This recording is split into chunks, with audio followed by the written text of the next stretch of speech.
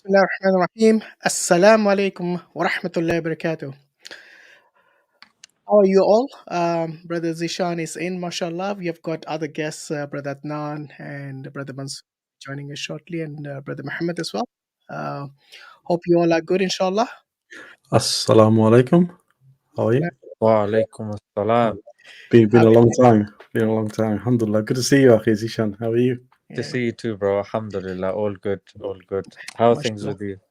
Yeah, it's good. I think just generally, I think the environmental geopolitical situation is a little challenging for everybody, which we wake up every day to hoping that something has changed, and in fact, it's just getting worse every day. So you're doing it well, inshallah. I mean, I've been watching your reports, by the way, as well. So it's already the 1st of February today.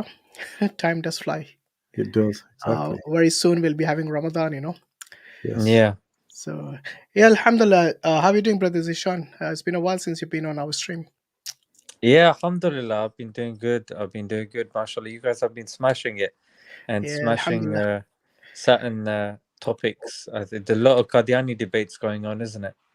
Yeah, not on Dawah-wise, but on Brother Adnan and Brother Imtiaz's channel. It's still ongoing. I think. Oh, really? 3 months for us. We had it with them.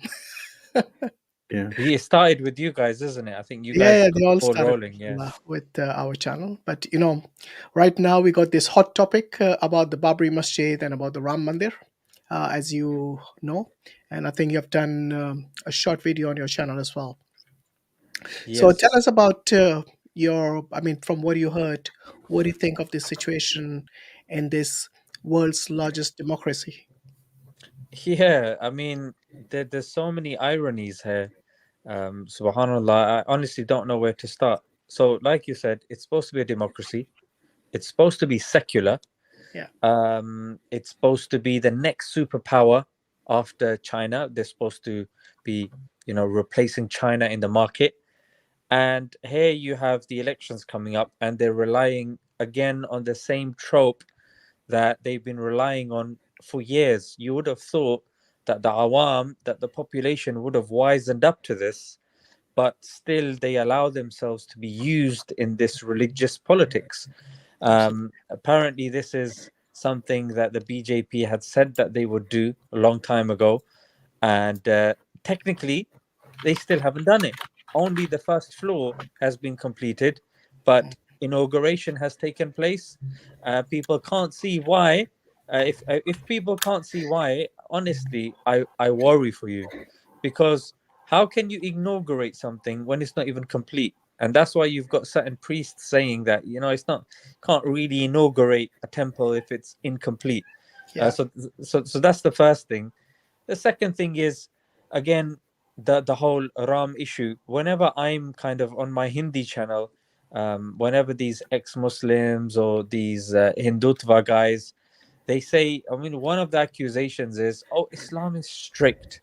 Islam is strict, is categorical. Religion should be fluid. You should be able to do what you want. It should be one's own journey. And here, I am not seeing that in the slightest. We're seeing one thing when it comes to rhetoric and talk and discussions, and another thing when it comes to actual practicalities. Because practically speaking, let's be honest, if religion is fluid, doesn't matter if there's a mosque there, doesn't matter if there's a temple there, doesn't matter if there's a Walmart there. If Ram, went there once upon a time, then so be it. Good for him. But just because he was there once upon a time, why do you have to knock down a masjid? Because number one, what they're saying is because there were Bollywood stars there as well. Amitabh Bachchan was there, Sachin Tendulkar was there. So it's something which is nationally accepted to be celebrated. What are you really celebrating? Are you celebrating that a masjid was demolished and a temple was made on top of it? Would your God be happy with that? That would be my first and main question. And secondly, does your God really need something like that? And is this something, because after this debacle took place, there had now been other places within India where they are claiming something similar. They have now got the ball rolling. They are now claiming all sorts of stuff. Yeah. Oh, over there, yeah, there was a mosque over there. Apparently, Sita did this and that. Over there, Vishnu this and that. This is ridiculous. Yeah, Yeah. where do you draw the line? That's Was my question. absolutely right.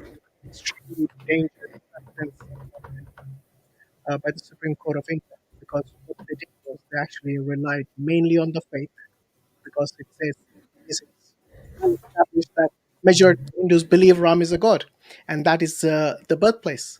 So let's give it to them. So I think they appealed to the majority rather than justice and fairness. And you'll be surprised to know there's actually an act. It's called the Place of Worship Act, 1991, which says that the religious character of a place of worship, as on 15/4/1947, cannot be changed. Yes, that's right. So that date is the date when, like, after the independence, when they actually put in all these laws together. So once it's a mandir, it remains a mandir. Is a temple, remains a temple. Once it's a masjid, remains a masjid. And this is actually from the Internal Affairs of India website. You can go and check it out, actually. The Ministry of Home Affairs. Yes, it's called the Place of Worship Act 1991, Special Provisions. But don't they also recognise that this situation with the Babri Masjid is the one exception to that rule? This is what they did. They say they have a rule and they made an exception in this case, which is again inconsistency. Absolutely. Which has never been enacted. This exception hasn't been made for anything else. So it just shows the bias of these courts, the Supreme Court, the judges of the Supreme Court, and it shows that they actually were pressured into this. It seems like it's something which they haven't done before. It's supposed to be a land dispute, and it turned out to be a national catastrophe, because thousands of people, literally thousands of people, died straight after the Babri Masjid was demolished. So is this how the Ram Rajya is going to begin? By deaths of thousands of people? Because what they're saying is they want to bring in Ram Rajya, which means the kingdom of Ram. It is like, to be honest, Ram is, most of the Hindus, they don't believe even existed. It's a mythological figure. So it's like someone telling a story of an ideal person. Yes. And this ideal person happens to be Ram. So his kingdom is perfect. His ideals are perfect, and everybody should try to imitate or try to be like him. Try to be like someone who is fair and just and loving, and who actually embodies justice and peace. You should be like Ram. This Purushottam, or the ideal human being. You should be like. And everything that BJP, the VHP, the Vishwa Hindu Parishad, and the RSS has done is the complete opposite. So what they are doing is they are showing the character of Ravan rather than Ram. They're actually selling India to these hardcore fanatics, radical extremist Hindus. It's actually a small minority, if you ask me. Just because they are all over the news, just like the IS and the Qaeda and all these people, they happen to be on the news all the time. So people assume that all Muslim countries are like that with these extremists, whereas we all reject them, because those people, extremists amongst the Muslims, they actually take the lives of Muslims more than anyone else. They are responsible for the deaths of Muslims all over, and we reject them. Similarly, I think the Hindus should stand up against these extremists who have hijacked even the name of Ram. Yes. So they lynch people and they force people. They tell them to repeat after me. Yes. Was that Jai Shri Ram? Jai Shri Ram has become a battle cry rather than a cry of peace and justice like Ram would have had in the Ram Rajya. It's the exact polar opposite of what they want to achieve through this means of force and of intimidation of even the courts and the justice system. It's basically all it's complete chaos. So I have another question. What's interesting here is, and this is probably something that was raised in several programs I watched, which is, how long does it take for a heritage to become native? Because this masjid was standing here made in 1528, which is almost 490 odd years, 500 years. So how long did it take before you can consider it as native heritage? I mean, is it 100 years, 200 years, 300 years, 400 years? Because if we follow this trajectory, then all you have to do is go back another 100 years and claim something else was there, or another 100 years earlier and claim something else was there. So where do you stop, and why do you arbitrarily stop at this particular point in time and not something else? I don't think it's got anything to do with the length of time that's transpired for something to become a heritage, a national heritage, or like we say, UNESCO protected heritage. Right. They just have to say, oh, there used to be a temple underneath it. So even a rumor can start off with a riot or demolition of a place of worship. Yes, exactly. So they're already asking for other places, because there's Yes. another battle cry which says that this Ayodhya was just a trailer.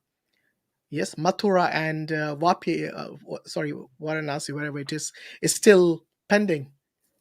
Yes, Kashi, Mathura and Kashi are still pending. So they already have this pre-planned, like decades ago, that when they come in power, they're going to appeal to the emotions of the Hindus, who are the majority, like 80%. And obviously, like Brother Zeeshan said, the elections are coming up in April. And this is all well planned. Every time there's an election nearby, some of the other rights come into play because of this. They stir up these religious sentiments, and that's exactly what's happened consistently. So I'm going to share a short video. So this is actually someone who is a former Supreme Court of India judge. So he's actually a former judge of the Supreme Court of India, and also the former chairperson or chairman of the Press Council of India. Now, this video I'm just going to play like 1 minute of it. So it's actually in Hindi, but I'm going to quickly translate it shortly. Just 1 sec.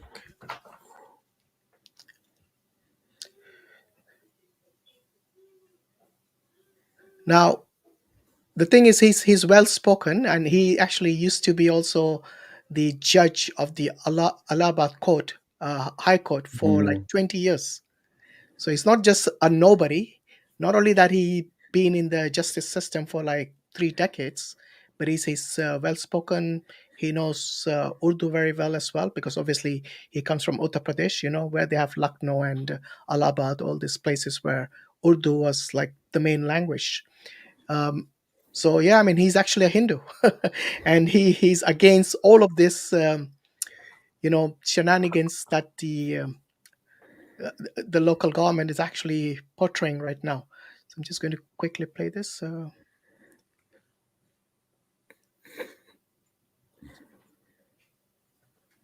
जो original Ramayan है वो संस्कृत में है, वाल्मीकि की।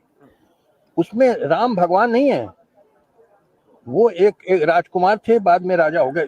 ही is not a god, he is just a human being. He was a prince, तो बाद में राजा बने अयोध्या के ही, but he is not a god in the original. जो ओरिजिनल रामायण, वो 2000 साल बाद जो रामचरितमानस लिखी गई तुलसीदास की, उसमें वो भगवान हो गए, मगर ओरिजिनल में ही is not a god, he is a prince. तुम जब गॉड है ही नहीं तो उसका मंदिर क्या बना रहे हो भाई? तो ओरिजिनल तो वो है ना। आप पढ़ लीजिए संस्कृत की रामायण, और पढ़े लिखे तो है नहीं लोग, जानते ही नहीं संस्कृत। अब उनको क्या समझ, वो तो पूरा खेल है कि किस तरह से वोट पाना, किस तरह नफरत फैलाना है, ये पूरा राजनीति है। राम मंदिर का इशू कोई इशू ही नहीं मानते, और मेरे सामने अगर आता तो मैं 1 सेकंड में डिसमिस कर देता केस कि कोई है ही नहीं केस, बिला वजह एक बात का बतंगड़ बनाना। Quite clear. Wow. Yes. Very clear. Wow. I mean, those who understand Hindi, you probably know. So the first thing he said is about Ram himself, that what Valmiki Ramayana wrote, which was actually in the 16th century or something, it is not the original portrayal of Ram as a god. So he's not this god. He's made into a god. Just like Jesus was made into a god when he was not a god. This is a similar story about Ram as well.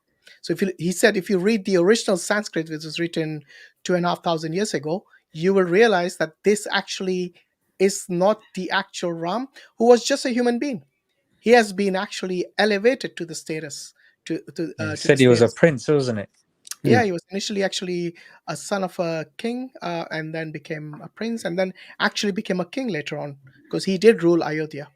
Mhm. And this is what it is. I mean, then he blamed the government, and obviously this all been done for the electoral vote and for the vote banks. And this is actually not just us saying it; it's also the Hindus saying it. It's their former judges saying it. Now, he actually said something else interesting in another article, which I would like to share as well. So this is from the Indica News. Just 1 sec.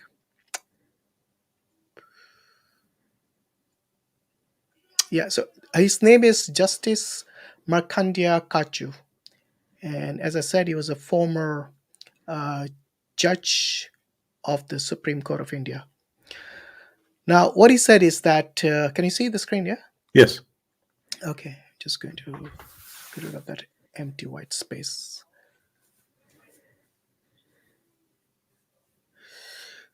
Okay.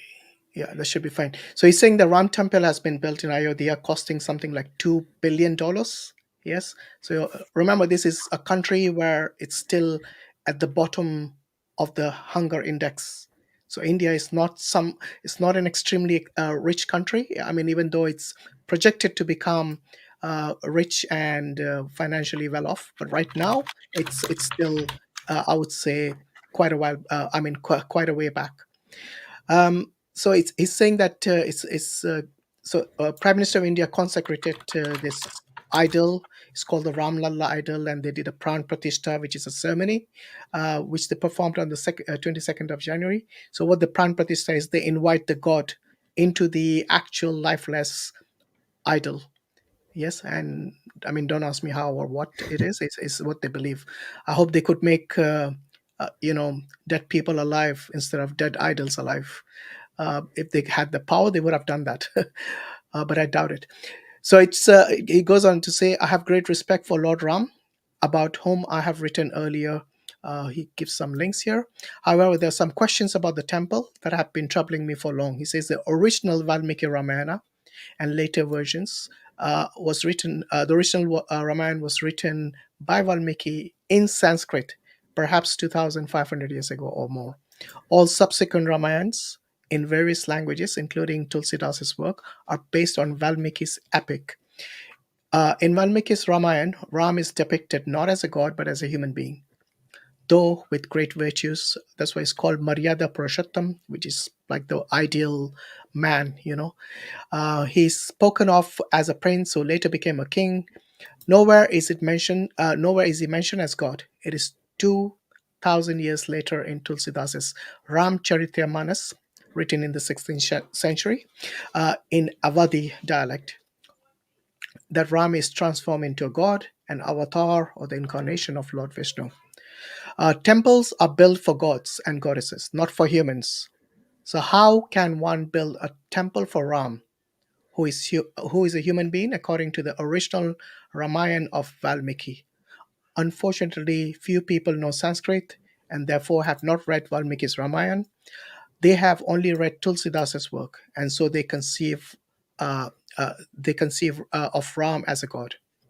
Now, then it goes on to say about certain things which have been mentioned in the Vishnu Puran. So it says in the Vishnu Puran is mentioned about the different yug, or the different epochs. So right now we are in the Kali Yug, and this will last for 432,000 years. Before that, we had the Dwapar Yug, which lasted twice as much as Kali Yug. Before the Dwapar Yug, there was a Treta Yug, which was thrice as long as the Kali Yug.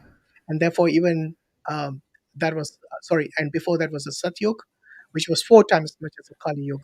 I know this can get all confusing because of the number of years that's been mentioned here, but this is the important bit. It says a Lam rod was said to have been born in Treta Yug, that is before Dwapar Yug, in which Lord Krishna was born. We could surmise, therefore, that Lord Ram was born about 1,000,000 years ago. Okay. Now he goes on to question then, how then can it be possibly said, where exactly was he born? How could it be possibly said that Ram was born on the very site of the demolished Babri Masjid. One may have heard where one's father or grandfather was born, but hardly anyone can go further and get to know the birthplace of earlier ancestors. So, how can one know where someone was born a million years ago? The mind boggles when people say Ram was born precisely at that spot. Right. So, I think that makes a lot of sense because we have been asking the same questions. Like, how can they ascertain exactly where Ram was born? The precise location. So there were some Hindus who came previously and tried to tell us that this is the east of this, the northwest of that, and tries to show us that, okay, this tells you the exact location. But no one can tell you when that particular Purana was written. Yes, I think they mentioned Skanda Purana. There's a lot of nonsense in the Skanda Purana. If you're going to believe everything, then you should also believe those things, you know. And this is really mind-boggling indeed, because where is the evidence that number one, Ram existed in history ever, or that the exact location where he was born? And I think the judge made a really good analogy. We can know where our parents are born, or grandparents, or let's say even their parents, great grandparents. But beyond that, you hardly would know. You would hardly know the date of birth. You would hardly know about the exact location that where they were born. Yes, so it's something which is bizarre that you would know something about this Maryada Purushottam called Ram uh, a million years ago. Yeah, let's say even if it was 10,000 years ago, you wouldn't know. Even if it was like 700 years ago, you wouldn't know the exact location, because at that time, unless there was an explicit record, yes, like the way we have for the Prophet, peace be upon him, and you cannot tell otherwise. You know, so we know exactly where the Prophet ﷺ was born. We know the year he was born. We know all these things. But do the Hindus know where their gods were born? Either Ram or Krishna. By the way, Krishna came after Ram. So you wouldn't know the exact location of Krishna either, where he was born. You can make claims, but still just claims basically. So let's see some evidence. If there are Hindus, this is our third stream, by the way. Those who haven't watched, please go and watch part 1 and part 2, where we discuss this also in great detail. And we have provided evidence for our claims. We asked the Hindus, where are your documents or evidence or proof of your claims? Where the evidence for that? And none of them were able to provide where Ram was born exactly, or which year even, because they all have different theories. Like this former judge of the Supreme Court said, there are many Ramayans, not just one. In fact, I think the people in Indonesia have a different one, because before the Muslims came there was Buddhism and also Hinduism in Indonesia. So they have their own Ramayana. I think the people in Bali have a different one as well. So where is even you're not even certain about the actual story of the Ramayana. And if it's all a myth, then why do you need a temple? Right. So brothers, you guys want to add something to that? Yeah, I mean, if that's the bottom line. I mean, when it comes to Hinduism, whoever you speak to, I mean, these streams have been a testimony to this. Whoever you speak to, they all hold a different view. They hold a different opinion, and most of them are very fluid. Doesn't really matter. What matters is, in other words, making the religion a subjective thing. So again, it comes back to this point. Practice what you preach. If it really is a subjective thing, surely it doesn't matter if there's a mosque there. Doesn't matter if there's a church there. Doesn't matter. And on top of that, if you are laying categorical claims to Ram, evidence the guy. Yep, present your proof if you're truthful. When it comes to the place, present some evidence. You can't provide some carbon dated, sources or, chains of narration or something. I mean, what we're hearing is very scanty evidence. Yeah. And to be honest, I'm going to be realistic. Yeah. We want India as a nation to do well. Yeah. Pakistan, India, Bangladesh. Yeah. Especially here in the UK, we feel a sense of community with each other. Yeah. And I'm sure you guys can back me up when I say this, but typically it has been colored folks against the non-colored folks. Yeah, so here we do feel a sense of community. However, since the Babri Masjid thing has taken place, there have been, somewhat celebrations, if you want to call them, here in the UK, in New York, Australia. There were like a bunch of countries I was seeing on a thread on X, and you know what? It's worrying. It's very worrying that people will take something with scanty evidence. And the point originally that I was saying was we want India to do well with Chandrayaan, going to the moon, and you know what? Then them trying to, sidestep China or whatnot. We want you guys to do well, but this is not the way to do well. Yeah. Yeah. If you're going to go with scanty evidence, if you're going to, rile up religious hatred, and Modi, seems to be the one that, is paving the way for Ram. I mean, let's be honest. Yeah, I'm sure you guys can find someone better than him. Yeah, Absolutely. Yeah. that And I would be the think first thing. the real Lord Ram, if he was there, and if he were alive today, and the King of India, would never have tolerated such atrocities on the Muslims, the Christians, the Dalits, and all the other, even the Sikhs and all the other minorities. But he would rather have given severe punishment, yes, to the assailants and offenders. And the real Ram would have protected all the people in India. Yes, whether Hindu, Muslim, Christian, Sikh, whatever the religion, he would have protected them all based on this, Maryada Purushottam principle which he held. Yes, and he would look after the welfare of all these people.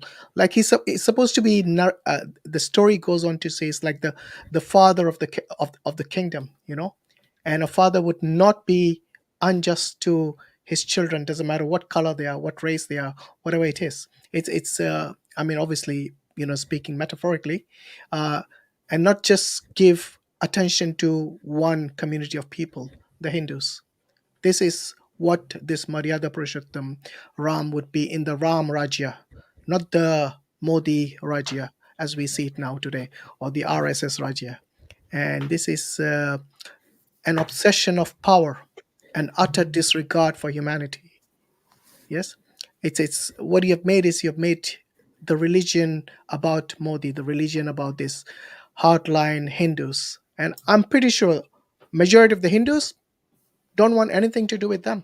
Just like majority of the Muslims, we actually say that we have nothing to do with the extremist Muslims in our midst, and there are black sheep in every community, and we are no exception.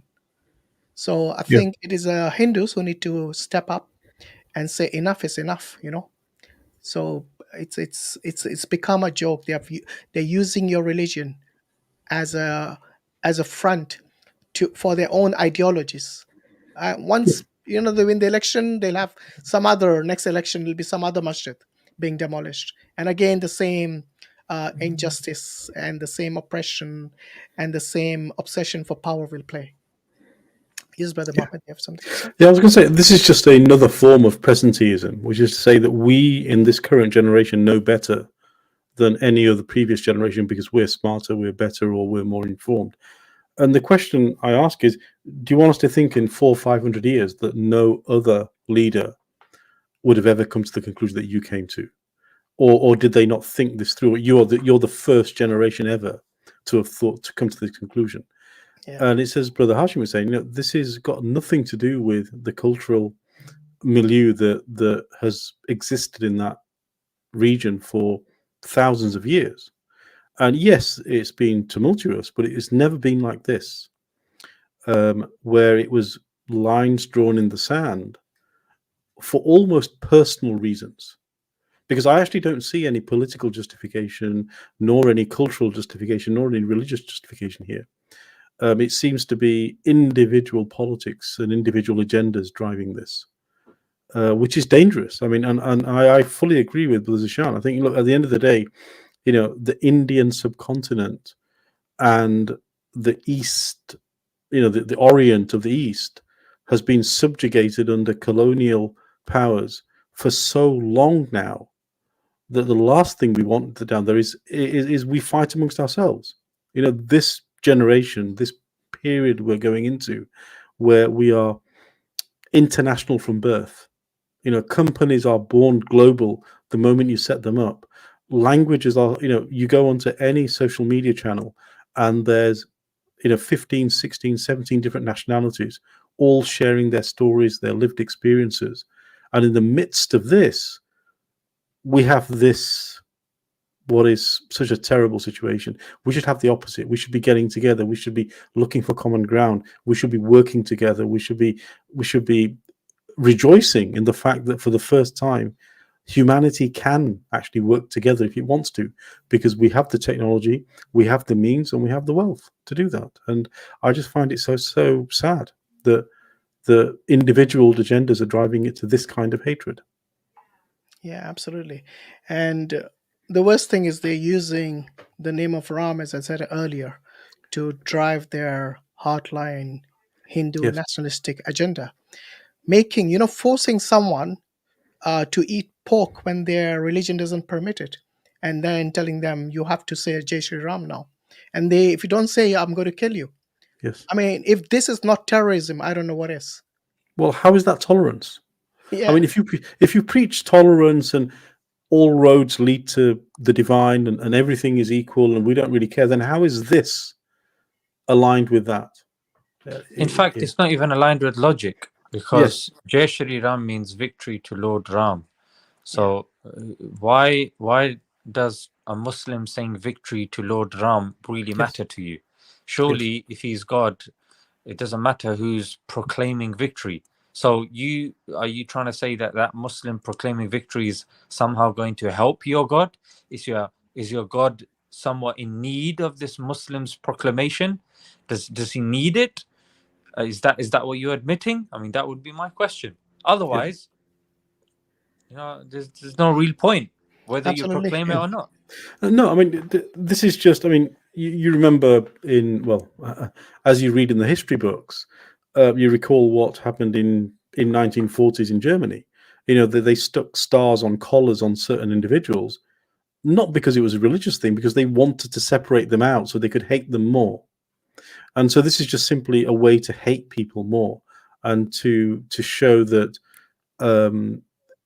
you're demonstrating your power over these individuals, which at the end of the day, appeals to terrorists. It appeals to individuals that have hatred to start with. I speak to quite a lot of people over here, and as you say, Brother Hashim, a lot of the diaspora that are abroad, many of them don't agree with this. They don't agree with this hatred. They don't agree with this, demolishing and building. And many of them are remaining silent because they know if they do speak, they will be the sort of be attacked. They will then become Mohammad, that's the problem, because silence nowadays is, some people say science is you being complicit. Yes. And that's what we're seeing. People being silent and not raising their voices is actually making it easier for them. That's exactly what I was going to say. Exactly. Yeah, exactly. Yeah. So being silent, while that's for self-preservation, in the long run, you actually create a social cultural problem that is even worse. And so I would highly, if you are listening and you are, you don't like this, then raise your voice. You don't have to shout and scream, but, go to the forums, go to the online panels where you can voice your opinion, come to, events like this online and just say your piece. You can remain anonymous, but at least if people are willing to at least voice their disagreement with the situation, then the more voices will eventually result in changing of opinions. And because you remain silent, you actually almost are tacitly agreeing to everything that's taking place. Yeah, absolutely. And the other important thing, which is also illogical, is where you value the life of a cow over that of a human being. Which humanity leads to such a psychology where you have actually become worse than the animals. Yeah, worse than the worst human beings. This is nothing like Ram. you know, because many people say that Ram didn't even eat meat, let alone kill anyone. Yeah, but obviously there are evidences which counters that as well. But the important thing is that why has this Gai Rakshak or the protectors of cow become these activists? They are going around and literally, like searching for people who they want to blame as someone who has eaten beef or something. That's So because just Gau Mata. yeah, I know. It's just a suspicion of having beef in the fridge is enough to lynch you to death. And this Gaumata is not, there was Gaumata all the time amongst the Hindus. But the important thing is that why has it become more prominent since 2014? Why not before that? Look at the history of India. Look at the newspapers. You will never find such activists where they go around, hunting human beings just to protect a cow. And most of the time it's just based on suspicion, based on rumors, because somebody doesn't like you, they will spread a bad rumor for you. And the frenzy with WhatsApp, the messages go around like in seconds, and that's enough to build up the hatred and the prejudice just because somebody is a Muslim, just because somebody might be a Dalit. A lot of Dalit actually don't agree with this, the Ram Mandir. They say we got nothing to do with Sanskrit or the Vedas or with Ram or with anything. Yes, all we need is food. I think these cow guys, Yeah. they call them cow vigilantes. I think they should apologize to us, because when it comes to vigilante used to be a cool word that was used by the likes of Batman. Batman was regarded as a vigilante. He would go out, fight crime. There was actually something of substance there. Absolutely. But Not cows, eh? cow vigilante, I mean, come on. Yeah. Like, It's like an oxymoron, right? It's an oxymoron. yeah, It Yeah, is. because emphasis on the moron there. well, yeah, no, I agree. I mean, look, at the end of the day, I mean, so patriotism, if that's what this is, patriotism is something that is locked into the idea of a nation state. And as far as I know, 5,000 years ago, there was no such thing as a nation state. Yeah. So you're appealing to a modern day concept of something that you love that didn't actually exist historically in your own culture. Then this idea of religion, that you say you can believe, you can not believe, you can do, you can not do, and we're all good with it. And then you actually, what you do and behave is completely opposite to this. This inconsistency, incongruence is illogical, is just so obvious. And then you try and preserve any sense of sort of loyalty that you have by saying, well, it's I'm doing it in the name of a so-and-so deity, of which only a small portion of your population even believe in this deity. So in whose name are you doing any of this? It seems to be like a minority of a minority of a minority is deciding what the majority should think. And the last time this happened, it caused world wars. When a minority gets into power and decides to tell the rest of the population what to think, at some point, the population fights back. The population says enough is enough, and the population will there'll be some.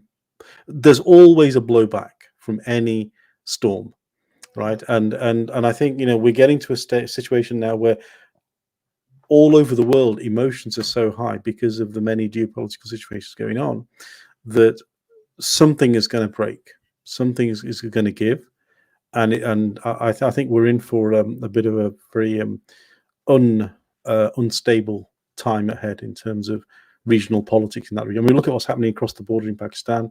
Look at what's happening in India. Look at what's happening in Malaysia, Philippines. Politically, there's a lot of tumultuous issues going on. So that entire region at the moment, and not forgetting China and so on, of course. I mean, that's just politically unstable already for other reasons. So I think that part of the world at the moment, right now, economically, socially, politically, there's a bit of a storm brewing, and what that's going to result in, I don't know. But I think we're going to get ready for something quite crazy. Yeah, absolutely. I just wanted to show you another clip quickly from the same former judge of the Supreme Court. पागलों जैसे बात कर रहे हो, दुनिया हंस रही है तुम पर, तुम गाय को देवता मानते हो। अभी मैं 6 महीने अमेरिका रह के आया हूँ, जून से दिसंबर तक अमेरिका में थे, मैं था। वहाँ के लोग हंसते हैं कि गधे भरे हुए हैं हिंदुस्तान में, गाय को माता मानते हैं। अरे कोई जानवर किसी इंसान की माता हो सकती है? कोई अकल है कि नहीं तुम्हें? Okay. Oh my God, this guy's a savage. Like, That last statement, how can an animal be the mother? I mean, wow. So he's saying that these people are crazy. How is He it said, I possible? went to America and they're laughing at you. Yeah. They're laughing that you think that animals can help you. yes. That's, you know, That animals can be your mother. Yeah, Animals and can your be your mother, mother. exactly. Yeah, I mean, Exactly. this is so it's just not. Look, we are not here mocking. We're not your jesting. practices Yeah, or exactly, your exactly. your Yeah, belief. yeah. What we are criticizing is the extreme and the radical terrorism that these so-called, hardline Hindus are spreading, killing human beings on suspicion of eating beef. I mean, if you go to Kerala, beef is still allowed there. Yeah, it's one of the states. I think one of the few states where it's still allowed beef. And last time I checked, Kerala was still in India. And it's I think it's unjust to impose on the Muslims your beliefs. come up If you with the don't eat proper cow, law, don't isn't eat it? it. Simple as that, Come up with the system. Come up with the proper law. Yeah. Do something. Look, I'm sure people will comply if there is a proper system in place, if there's a proper law in place. But when you've got people running around in hoods pretending to be cow vigilantes, and that's the extent of their crime solving abilities, when India has exponential rise in rape and child molestation and all that sort of stuff. With all due respect, why is it that you're only cow vigilantes? Can you expand? Can you maybe go into other facets of crime in which you can actually benefit the country? Because McDonald's seems to be making a lot of money from the beef that's exported from India. So cow Absolutely. vigilante is as moronic as it sounds, frankly, and as pathetic and cowardly as it sounds. You know what I mean? Use your crime fighting skills for something that will actually give the nation some use. How about that? Yeah. Or Yeah. better still, come on this stream and tell us what a brave young man you are if you're a cow vigilante, so we can have a few words with you. Yeah, I doubt they will come. Most of them, they prefer to be, keyboard warriors most of the time. Yeah, they're too busy jumping around on rooftops, trying to, you know what I mean, with Yeah. the God knows Well, what leather this is or the challenge. whatever. When you actually ask them to justify their position or logically explain what they know they cannot, and this to me, this is the epitome of the delusion and the lie that they are living, which is, on the one hand, they want to be so patriotic and right, let's call it, correct by their own philosophy, and yet they exist in a complete dichotomy of complete injustice, while trying to justify that injustice. And you sort of think, really, you think the whole world has come together at some level and agreed that human life is the most valuable thing that we can all have, which is why we spend millions on hospitals, on doctors. We spend billions and trillions every year looking for cures to cancer, looking for cures to why? Because human life is so valuable. And the whole population, it doesn't matter whether you're Muslim or Hindu or whatever, we have doctors and researchers from all walks of life who dedicate their entire lives to come up with cures so human beings don't have to suffer. This is the world has decided. We have decided this as a global community. And what you're telling us is they're all wrong. That's really that's the logic. That your logic is by this idea that because we can prefer this creature over a human being, you're saying a human being is now worthless. So you're saying all of humanity has got it wrong and we've got it right. This is how ridiculous this stance is. I mean, it's just abominable. You don't even need to be a Muslim to see the injustice here. Anybody with a brain and intuitive logic can see the inconsistency here. you know. Absolutely. Yeah. And so we're not criticizing you from a position of that Islam is somehow better. No, we're saying any human being who has a sense of justice, an intuitive, basic sense of logic, can see that everything you're doing is injustice and illogical. Yeah. So as I said earlier, we are not making fun of the fact that you No. actually, respect and revere and even worship a cow. That's entirely up to you. That's You can Right. do it in your own, as your belief. You can do it as your religious practice. The the line is drawn when you start hunting human beings for this. So let me just quickly share a video about these so-called cow vigilantes or Gau Rakshaks, as they are known in India. It's a video from I think about a couple of years ago, maybe, but it's paints a pretty good picture. So I'm just going to play maybe 2 minutes of this. So please bear with me.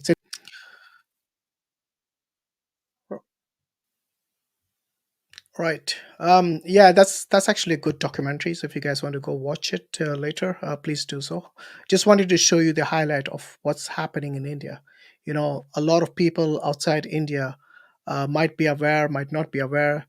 We just wanted to highlight this. It's a real issue for many of the minority people there. So when you call yourself the largest democracy in the world, then you need to act as one.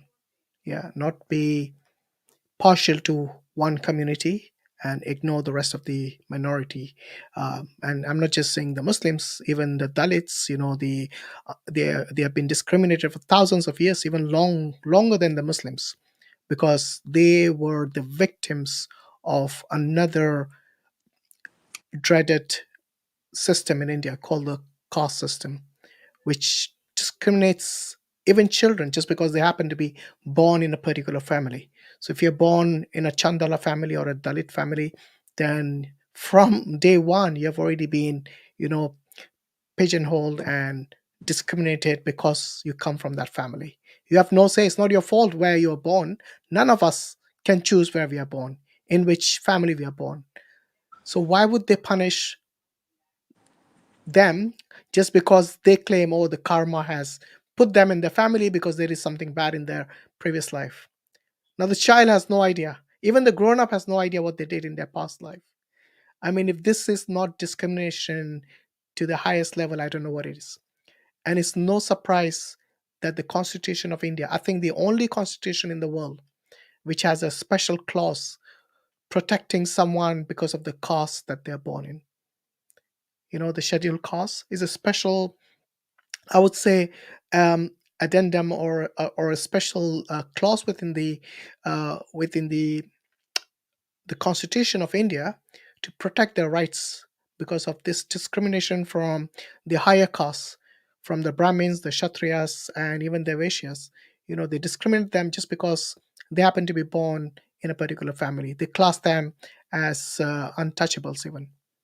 And this is a huge problem, and it's still there because it's so well, I would say, enshrined within their scriptures. There's no way for them to get rid of it. Doesn't matter how progressive you become, this will, unless and until it's removed from your books, it will remain there. The caste system is discriminatory from the fact that they believe in the karma system. So both of them are linked. That if you do bad karma, then the Chandogya Upanishad says you'll be born as a pig, as a dog, or as a chandala. This is how explicit it is.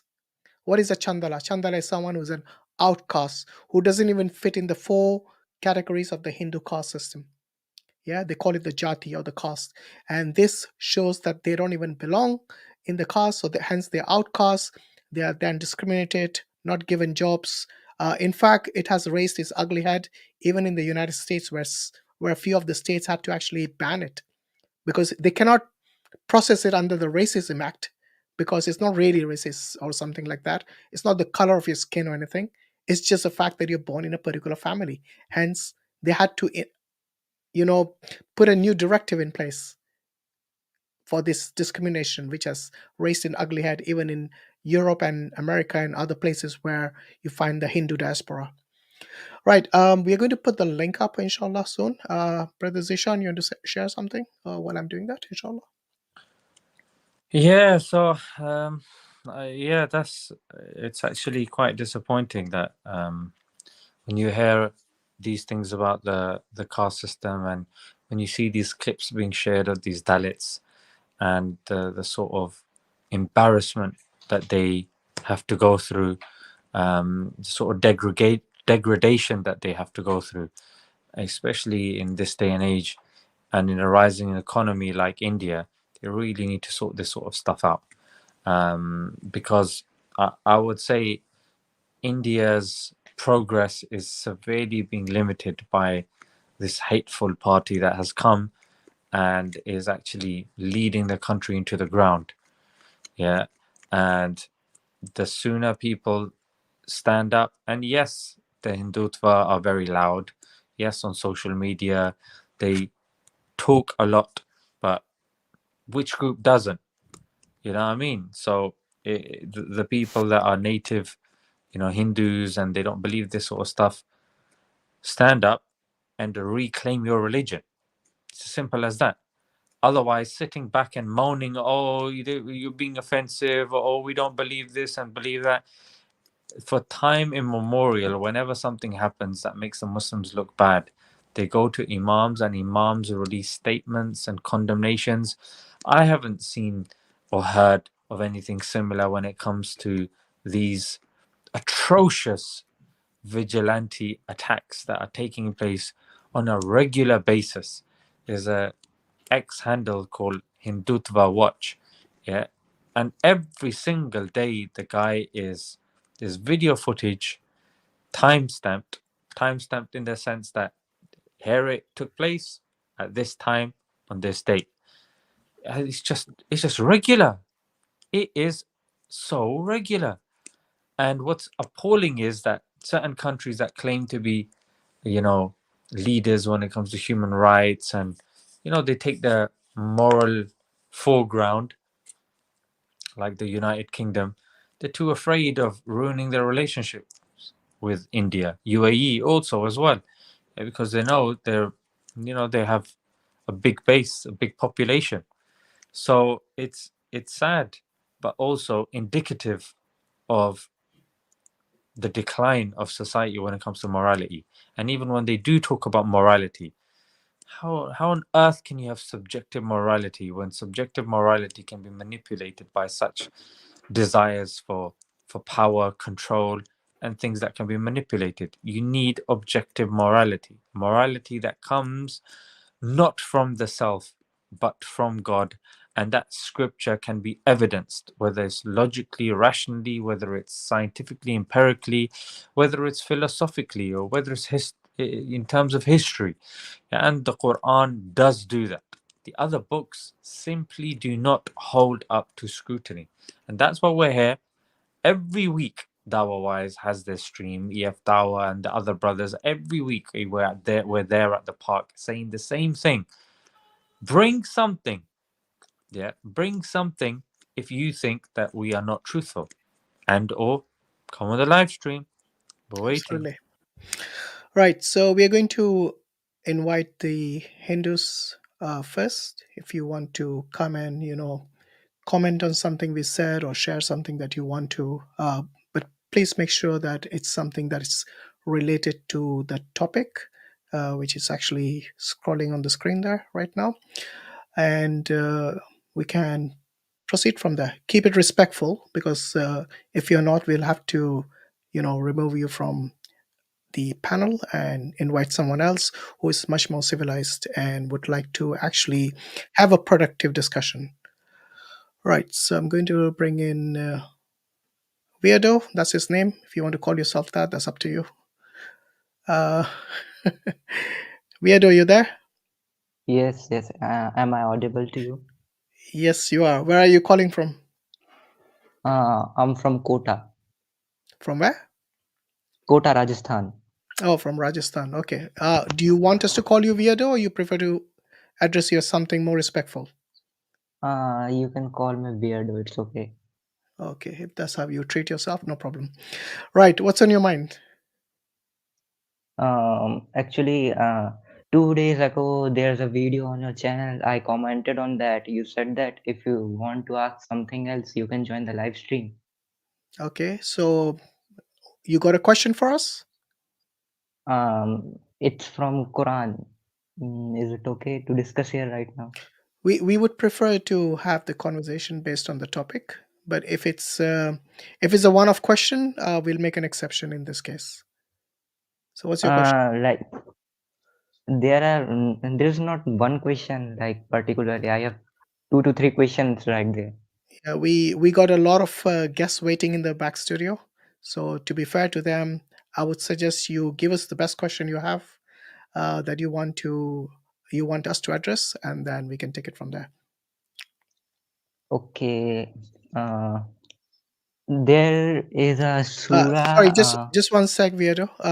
If there are any Muslims in the back studio, can you please leave? We'll invite you later, inshallah. So we're only inviting the Hindus, as you can see the text. So digital human, you do this every time. Can you please leave and come back later when we invite the Muslims? If there are any other Muslims in the back studio, please leave. Okay, go ahead. Yeah. There's a surah in Quran which is 39 and ayat 6, I guess. Yeah. What does it Can say? you open it? No, you say it. Read it. Okay, let me open it first.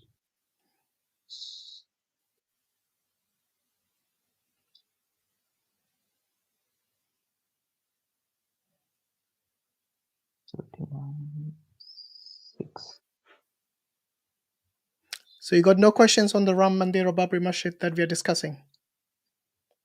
No, I don't have any questions. Like I don't believe in such things. Like You don't believe in Ram? I mean, okay, there is a philosophy in Hinduism, in Islam, that's okay. But personally, I don't believe in that. So do you believe in God at all? Like you can say it, yes, I believe in God, but I have my I own can't say, only you philosophy. can say, because you know your religion. So I have do my you believe own in God or you philosophy. don't? Just I answer believe this in God, but question. I have, Do you believe in God? Yes or no? yes, I believe in God, but I have my own philosophy. Okay, That's what so I'm saying. what would you call yourself? A Hindu or something else? Not Hindu. You can just call me a human that who believe in God. Come That's on. it. I don't expect you to be a monkey or to be an alien. Okay, because only humans are allowed here. So listen. I Don't have my don't tell own us the obvious. philosophy. Tell us, you said you have your own philosophy. What is that philosophy? What I is that mean that philosophy? like in Islam or in Hinduism, we talk about God. I think that God is not like that. What do you think? Like I will mention something. Like in Quran, it is mentioned that if someone who don't believe in God is worthy of eternal hellfire. Am I right? Yeah, if you reject God and you die upon that, and if you even, I mean, if you deliberately reject it, like you understood everything, and then you reject it, then you're entitled for hellfire. But ultimately, this is up to God Almighty. So we, as human beings, as creation of God Almighty, we don't make that decision. That is up to Allah. So, for example, let me ask you this: if you went for an examination, yeah, Yes, sir. and Yeah. you have an exam paper, Okay. and you decide to answer every question wrong, would you expect a Hmm. pass mark? No, Okay, absolutely so not. when you have been given all these blessings, including the fact that you can breathe and eat food and drink and speak as well, use your faculties of reasoning, all these things, and then you reject the very maker, your own creator, after he's given you all these blessings, and then why would you expect to go to paradise for that? It's like Uh, that student who answered everything wrong is expecting to pass. no, I'm not saying that. Like worshipping idols in Hinduism is also considered as sin in Islam. Am I right? It's also considered in sin, depending on which Hindu you ask. So if you ask the Arya Samajis, they'll tell you it's a sin. In fact, it's one of the biggest sins, they say. Are you aware Like of it? I mean, Are you aware a of that? lot of The Arya Samajis don't worship idols. sorry, I don't know about that. Yeah, so you are asking about Islam, but you're unaware Yeah, about your own faith, Hinduism. I'm pretty sure you come from a Hindu background. I come from a Hindu background, that's right. But from my birth, I didn't read too much text about Hinduism. I don't know Sanskrit. That's what the main Trust me, you're reason not the about only that. one. I would say majority of the Hindus would fall in that category. They don't know Sanskrit. They haven't read the scriptures. Most of them are based on just what their parents tell them, what the society teaches them, or maybe their WhatsApp university. You know, it's Like it's for me, it's a case in I like majority of Hindus today.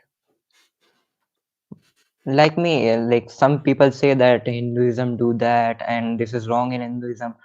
I feel like I will find myself by reading it or by searching about it, by learning Sanskrit.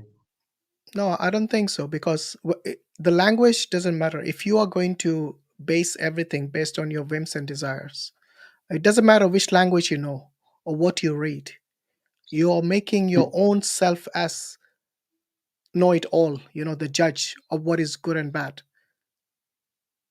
No, the thing is that there are many transcription in Quran also that transcribe the Arabic language in a wrong manner. You mean interpret it in the wrong way. Yes, interpreted in a wrong manner. Yeah. How old are you, if you don't mind me asking? 22. Okay, you're 22. Okay, so let's get back to the question that you had for us. In Quran, there's a Surah 39 and Ayat 6. He create you in the womb of your mother in stages, one development after another. There are 3 layers of darkness. Hmm. So I want to ask that what are the 3 layers of the darkness which is mentioned in this? Okay, so this is Surah Al. Yeah, the 3 layers of darkness are the Yeah. belly, the womb, and the amniotic sac. So that's how, that's an interpretation of the ayah. I want to ask something. Like the womb is itself is made up of 3 layers. No, not the womb itself. Yes. Where does No, it say the womb itself is made of 3 layers? It says 3 layers of darkness. No. If you will go according to scientific researches, there will be 3 layers of the womb, which is uterus. There is a perimetrium, there is a myometrium, there is a endometrium. Yeah, but what you're doing is you're reading science into it. Allah says the Quran is a book of science, So the 3 layers, we look at it in this way, like it's the womb itself is one Okay. layer, isn't it? And then Even you can, you got the embryo. sir. Yeah, go on. Sir, even you if consider the womb itself a whole layer, there is an additional layer of peritoneum which protect It the womb. it doesn't Okay. matter. Okay. So I think when I you gave you, missed. Wait. He missed the first sentence. Read the full ayah. Read from the beginning. He created all from a single soul. Yeah. So Then from it he made it made. stop there. Wait. Stop there. He created you from a single soul. Do you believe in soul? Yeah. What does science say about soul? Hmm? Hmm? Sir, I don't think that science say something about the soul. Why? You believe in a soul without science telling you about it. How do you believe in a soul? Like there are many experiences which can be experienced about soul. Okay, so it's not scientific experiences, it's your subjective experiences. Yes. Okay, so if something is subjective, Okay. would you consider that to be scientific?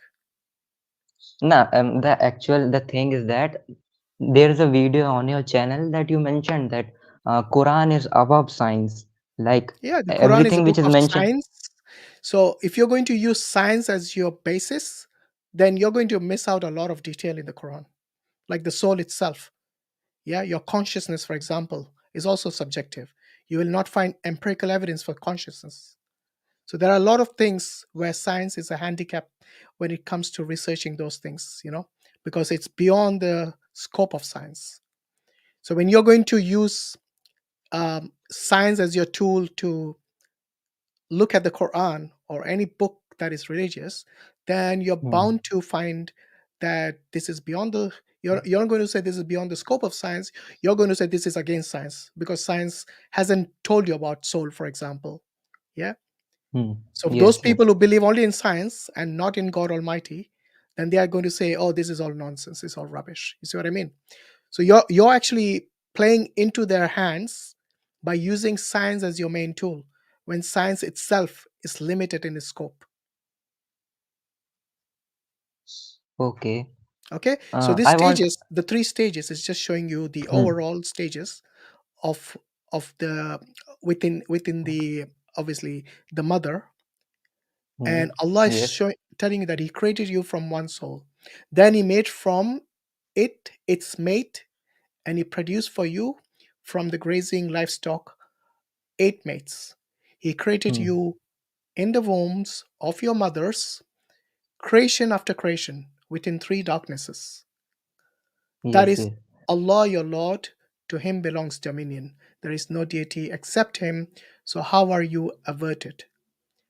So, Allah is telling you about His majesty, that He created you from a soul and then created male and female, and then created about the livestock, and then He created you in the belly of your mom, in creation after creation within 3 darknesses. So this is Allah Okay. showing you His ability to create. He's Al-Khaliq. One of His attributes is to create. And this is what He shows you. There are many such ayahs in the Quran.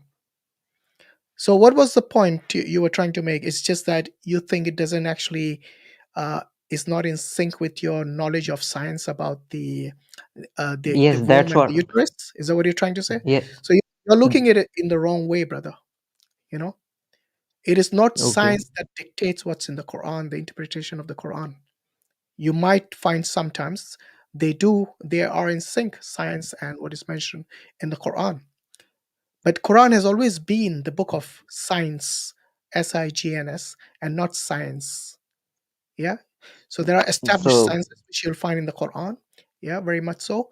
And you will find also a lot of things which science doesn't talk about, like the soul, like the angels, like in this case, Allah is a creator of the male and female. It doesn't have to be some sort of evolution as many people think it is. sir, I So would like to add a point here. Like yeah. in Islam or in Quran, it is mentioned that the first humans are Adam and Eve. Am I right? Yeah, but before you go to all these things, what you need to primarily focus on is your belief in God. So when you say you believe in God, what is God according to you? Let's start with that. God is someone who created the whole universe, the whole celestial body, everything. Right. And how do you know that? Like, there's gonna be something which created the whole universe, right? How do you know God created the whole universe? How did you come to that Like, conclusion? if you will ask the question where that the universe originated from, there will be some scientific theories like about Big Bang. But what before Big Bang? Someone say that there was nothingness. Right. I'm Then, asking, how did you come to the conclusion God created the world, the universe? How did you come to that sir, conclusion? Is it based on revelation? Because for me, it's based on revelation. Yeah. The observation and all that comes later on. For me, it's mainly sir, revelation, because we know that God knows His creation best, which includes the universe, which includes us. And we also know that such an almighty God is able to communicate directly to us rather than us having to go and, try to fit in the puzzle that many of the scientists are still trying to do, like when they come to investigate things like the soul or the consciousness. They still it's still the hard problem within scientific communities. So sir, let me but ask the you this: thing is how that, did you come to the conclusion Do you believe in revelation that God is able to communicate with you? God is able to communicate with us. Yes, I believe that God is able to communicate with us And how does he communicate with us? through the nature around us. What do you mean? I mean, like, see this. We'll talk about that. God communicate with us with the help of nature. How? Give me an example. For example, if I ask you the question, what do you know about God, or what is God to you? And you said he's a creator. And then you went on to say that he created everything, including the universe. How did you come to that conclusion? God help us to do everything. Like, if you will see that, Okay, you said God can communicate with you.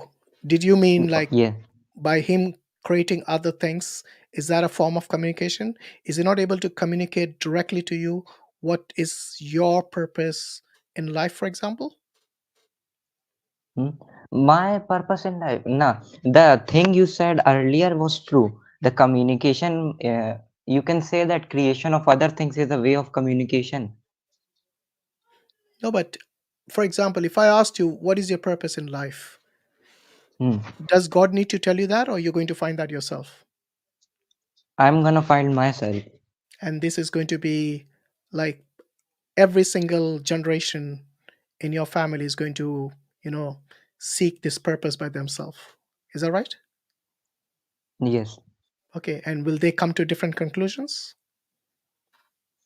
Like, for me, there could be different conclusion, but for me, my purpose is very clear. I Yeah, but want to if they live all like come a. to different conclusions, then the Hmm. purpose cannot be what your purpose is. You see what I mean? So let me ask you, what's your purpose in life? Hmm? My purpose is to live like a human, be kind, be cheerful, help others. That's Right. what the purpose of my life. Is so basically just to be a saintly person, yeah? Yes. Okay. Um, do you eat meat? No. You don't. No, Um, I don't eat. would you ever? No, I will not. Okay. It's because you believe in the harm principle, is that right? Yes. Okay. Zeeshan, you want to come in here? So where do you get your morality from? You said be a kind person and be a cheerful person. Where did you get Hmm? the two criteria from? Like, I don't want to hurt anyone. Whenever I see someone hurting animals or someone hurting each other, that makes me feel cry. That's why I'm So if something makes you feel bad, then it's wrong. like, yeah, there are something which makes me feel bad, that is wrong. Like, anyone can conclude that. Do you believe that though? I'm asking you. Yes, I believe that. So if you see somebody cutting someone open, do you think that's bad or good? Hmm? That is bad in a context. Like, if you will tell someone is cutting a person to do a surgery, to perform a surgery, it is helping him. But when you see surgery, does that make you feel good or bad? When you see someone cut someone open and take stuff out and sew it, does that make you feel good and happy and cheerful? Hmm? No, in that case, the surgery is going to help the person. But that's not what I'm asking you. I'm saying, does it make you feel cheerful or does it make you feel bad? It don't make me feel cheerful or bad. It make me feel nervous. What will happen to the person if the surgery goes wrong? So it That's the doesn't make thing. you feel cheerful, yeah? Yes. And it doesn't make you feel happy. Yes. Then according to your worldview, that's wrong.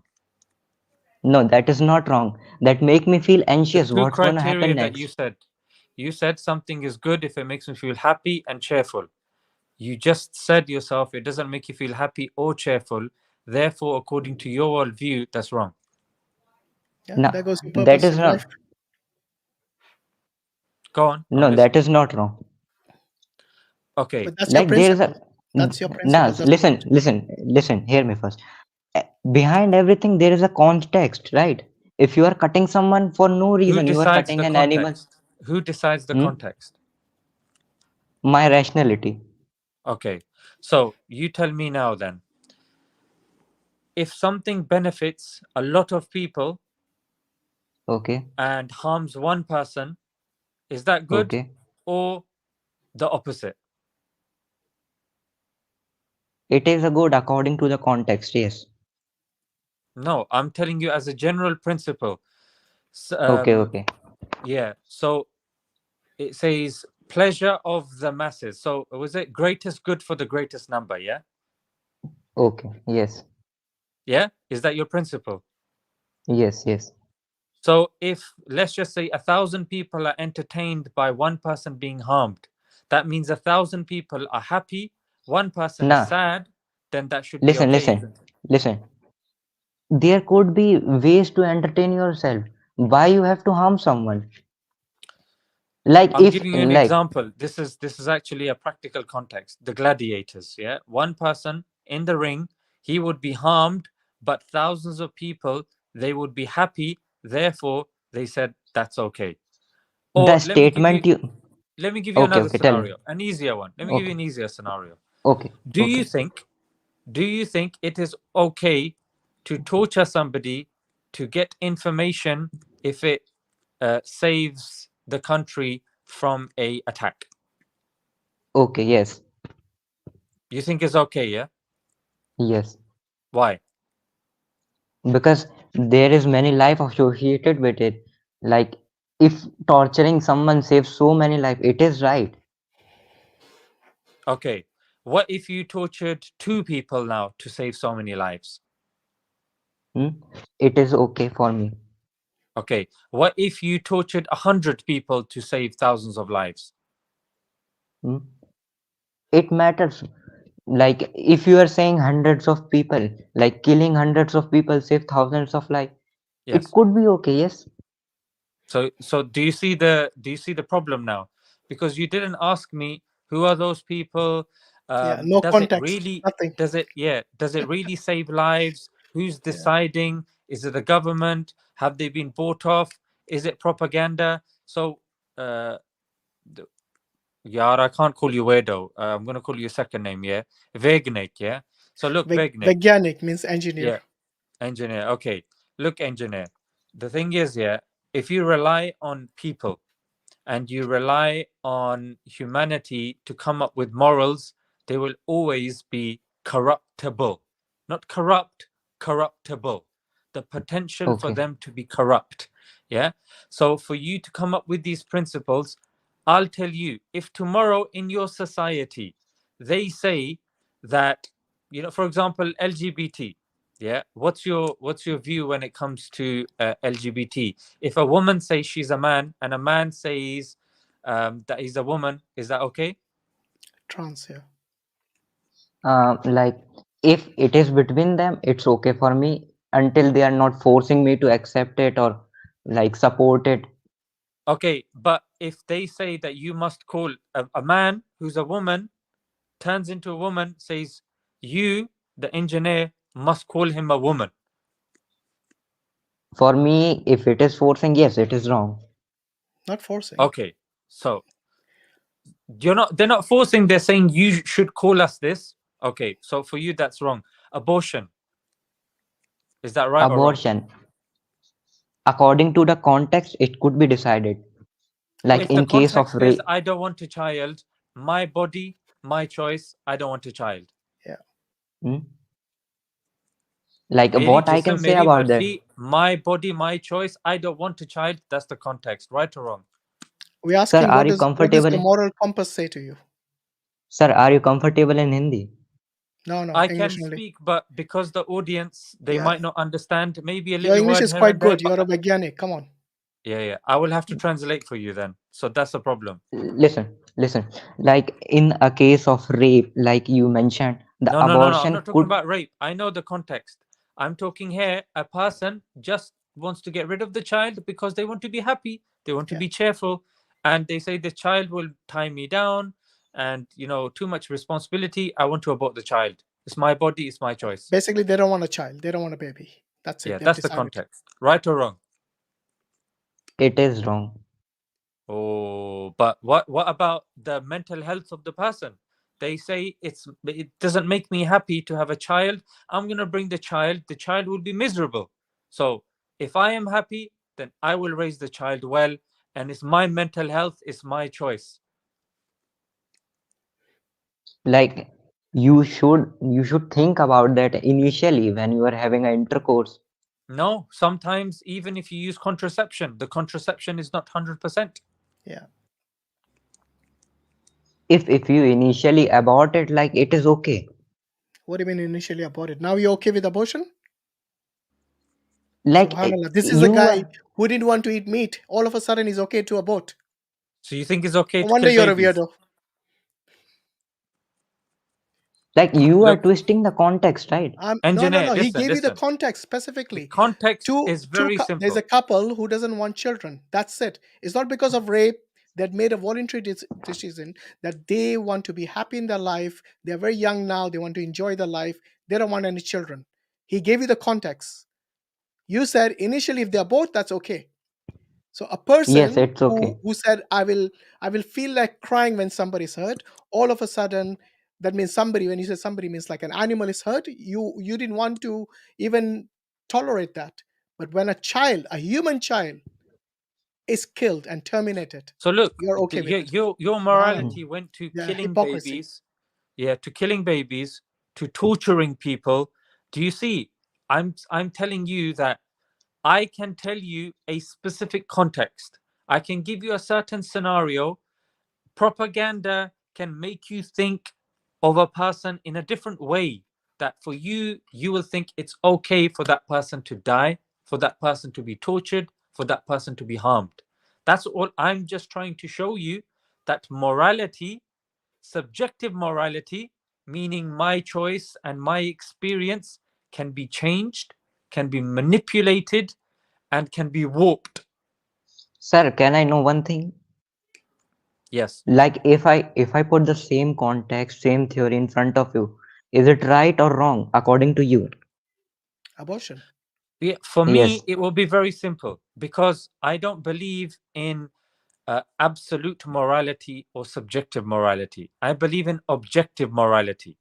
Yeah, because we believe whatever comes from God. That's why the first discussion needs to be, does God exist? Did God send a book? Let's verify the book. Did God send a prophet? Let's verify the prophet. Questions back and forth. But the thing is, once a person's established that and you believe there is a God, you believe that this book is the authentic book, then it follows that what comes from the book, it is also authentic. It is also the best way to live, because God, being the all-knowing, surely knows more than our methodology, the scientific methodology. As somebody that is familiar with scientific kind of inquiry, you know of the problem of induction as posed by David Hume. This is a severe problem of science. And this is the reason why no scientist can say that X thing is a fact. Tomorrow, that said thing can have more observations and there can be a paradigm shift, and it could turn science on its head, correct? Sir, listen. You said I am asking correct the or not? Listen, the bit that I said, have you understood this? Make sense? yes. Yes, Makes good. sense. The Okay, now say what you want theories to can say. be corrected. Can you answer the question which I asked you? If I put the same scenario in front of you, it is right or wrong? Just that Yes. is what So I'm asking. abortion past a certain period that's told to us in our scripture, that's wrong. Within a That's certain what time, that's what I'm saying. Initially, if it is aborted, it is okay. There is no nervous system, no respiratory system developed. Baby can't feel the pain. No, it's not as simple as that. When you were in your mother's womb and when she realized that she's pregnant, she called you my baby. She didn't call you my fetus who has no feeling, no nothing. She loved you. Why? Because this is potential Sir, life. Yeah. So you need sir, to respect. You need to respect tell me that one thing. potential life, Tell me one which will thing. become a Sir, tell human me being one thing. today. Yeah, go on. Sir, you initially said that she don't want that. She don't need the baby. She's gonna have a mental trauma, and now you're saying she loves him. No, I'm talking about your mother. I'm not talking about someone who aborted somebody. You're not listening. engineer, listen, brother. No, no, Look you, here. You need to differentiate between. I Okay, mean, so what engineer. Brother Zishan says. So there are certain no, cases in which Islam permits abortion. Yes, some of them say it's completely not permitted. So there's a difference of sir, opinion on that. One of them, which they do permit in many cases, is like you mentioned, exceptional cases where there's life is in danger of either of the mother, or there's a case of rape where there'll be trauma after that. Things like these, the scholars permit. Otherwise, it's mostly not permitted in Islam. And the thing is, look, sir, when you're saying, okay, I would say that abortion is permissible within this period of time. Yeah. Now that period of yes, time is reliant upon science, correct? yes, yes. And science can change, so that date can change, correct? Listen, Oh, answer the now, question. Can it change? n- no, it can't. So science is What's fixed then. Like, it is been already researched that, Nothing in science science is is not fixed. written in You should know stone. You this. know that. Nothing is It's fixed. bound to change. Science, if you are telling me that science is fixed, then you need to learn some philosophy of science, because that is Yeah. not what any philosopher of science claims. Not a single credible philosopher of science can tell you, even evolution. Even Dawkins says that if tomorrow there's contrary evidence, yes, that can be refuted as well. Yeah. So I sir, want to bring the sir, discussion back to the purpose of life. So you said that it's just something which makes you happy, which makes you cheerful. But in this little conversation you had with Zishan, we found out that your principle can shift. So even your own principle is not fixed, let alone science. sir, Now, my obviously, principle, your next listen, generation will have a different purpose in life because they'll do their own investigation. They, my, maybe in the future, like you said, you not accept the LGBTQ. Maybe your next generation will, and for them, that is something which is not a problem. You see what I sir, mean? my, So the purpose in life, if it shifts like the sands of the desert, then it is not really a true purpose, is it? It's just a subjective opinion. Now, sir, where like it you are differs, wait, saying, wait, have patience. Where it okay, differs is there, like when we believe in something as a principle, we look at the objective truth that has been revealed to us from God Almighty. Because you already believe in God, I'm not going to have a debate with you about God because we both believe there is a higher being, higher existence who tells us and who communicates with us as to what is good or bad for us. As you know, the Muslims, we have the concept of halal and haram. Yeah, the permitted and the prohibited. So this is sir, something which Allah okay, tells us in the Quran as to what is right and wrong. For example, you're saying you don't eat meat, but would you make an exception if you were dying, for example, and you had only meat as the choice? Like, for example, if you were, let's say, somewhere in the Arctic, yes, and there's no plants available for you to eat, and you only have animals there, that too very scarce, and you're forced to eat the animals, what are you going to do? Are you going to change your principle? sir, yes, sir, Yeah, so you see, your principles will change based on your whims and desires, or your requirements, or your circumstance. acha, But you see, we have already been given all this. We don't can have to you, like reinvent the wheel every time. In the Sharia, sir, all can you this is tell me, already sir, mentioned. can you tell me something? Go Sir, ahead. like, you are Muslim, which means you eat meat, right? Yeah, Alhamdulillah, I like my lamb biryani. Okay. Let's say you have option to eat lamb biryani, you said, or just a normal veg food, anything. I What like you veg would biryani prefer? sometimes. I like my variety. I'm not I'm not someone who is going to say this is not allowed, okay, or my it's my something that I feel bad because of this or that. The animals themselves eat other animals. So you feeling bad for the animals, your morality is something that you just made up because it makes you feel good. But when push comes to shove, you would even kill an animal to eat food because you're going to starve to that otherwise. Sir, according to me, I am not someone who is able to kill the creation of God. Like, if you will put me in a situation where there is only survival possibility that I have to eat the animal, then I will. But I don't if think you there were is a listening poss again. I don't think you were listening. I didn't say I made the rule. I said Allah communicated to us the halal and the haram. Yeah. So if you were So there's a listening, you will know difference. that Yeah. I didn't make that rule. There's Allah a Sir, permitted. difference. Yeah. There's a difference sir, between if something is permissible, non-permissible, as sir, tell me opposed to one thing. something that you want to do and you Yeah. don't want to do. For example, Sir, tell. eating. Listen first. Eating Okay. meat is permissible in Islam. That doesn't mean that you have to do it. So Yeah. when you become Muslim, engineer, if you don't want to eat meat, that's your choice. You don't have to. Yeah, that's not an obligation. However, if you were to eat meat and you're saying, oh, can I eat meat? Then that question is answered, and the answer is yes. So we're not forced to eat meat, we're not obligated to eat meat. However, is something right or wrong? On your side, you say it comes from my experience. And again, it's an inductive experience based on your limited observations. For us, we get it from God, who has the whole picture, who gives us the rule, and it makes sense to take what he's saying in this. Do you see the difference? Yeah. Yes, I can see the difference.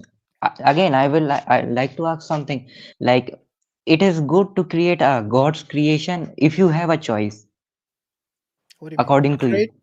Create the creation? No, kill the creation of God if you have a choice. Like, If I will it's give you an just option. for sport, then it's not permitted. If it is for your need, then it is permitted. Sir, that's what I'm saying. In extreme cases, this is No, our I didn't mean need. extreme cases. I said, some people, they just hunt for sport because they enjoy it. So they would kill the hunt and they would just leave it there, maybe to feed it, Sir, I let the vultures I have will. it or something. So that is just for sport, just for fun, for you, your principle of making yourself feel good. That kind of principle. The only thing is that principle is a bit different because they don't mind harming someone, unlike you. Sir, but you said that if I will give you an option to eat a veg biryani or non-veg biryani, you will eat a non-veg biryani most likely. Am I right? It depends who cooked it. No, and also it depends. Like, for example, if someone's going to the gym and they require protein, Yeah, then they're going to opt for the lamb biryani as opposed to the vegetable biryani. exactly. Yeah. So it depends. Because there are some cheap lamb biryanis out there which don't Yeah. look very appetizing, and there are some really nice, healthy food out there, like some veg biryanis. Then it would be good. But if So, something's healthy, sir, you'll eat. I sir, mean, look, for you, you have decided that you don't want to eat meat. Am I right? And that's it. So you're not going to compel us or, make us into vegetarians overnight. This is not no, something how it works. I'm not saying that you have to accept the vegetarian. You should be a vegetarian. I'm just asking that for your taste bud, you are going to kill an animal Look, For your taste buds. for your Yeah. taste bud. No, but that's the It's thing. You fail to listen to yeah, what I said. It's not for my taste buds. It's actually for my body. it's I need protein. certain vitamin Bs. I need Yeah, iron. I need zinc. I need protein. Protein is very important for somebody that's working on their body, because yeah, when you go to the gym, you're tearing your muscles. Yeah, and those tears get filled with protein. Your diet needs to have protein. And you need vitamin D, and you don't always get vitamin D from sunlight. You need vitamin D supplements as well, and meat is a good source of vitamin D, of iron, of phosphorus, of selenium. So meat is, and for a person to get the alternatives through veg, which again, veg and these sorts of plants and vegetables, science also says that they are alive, that yeah, they also react, that they also communicate as well.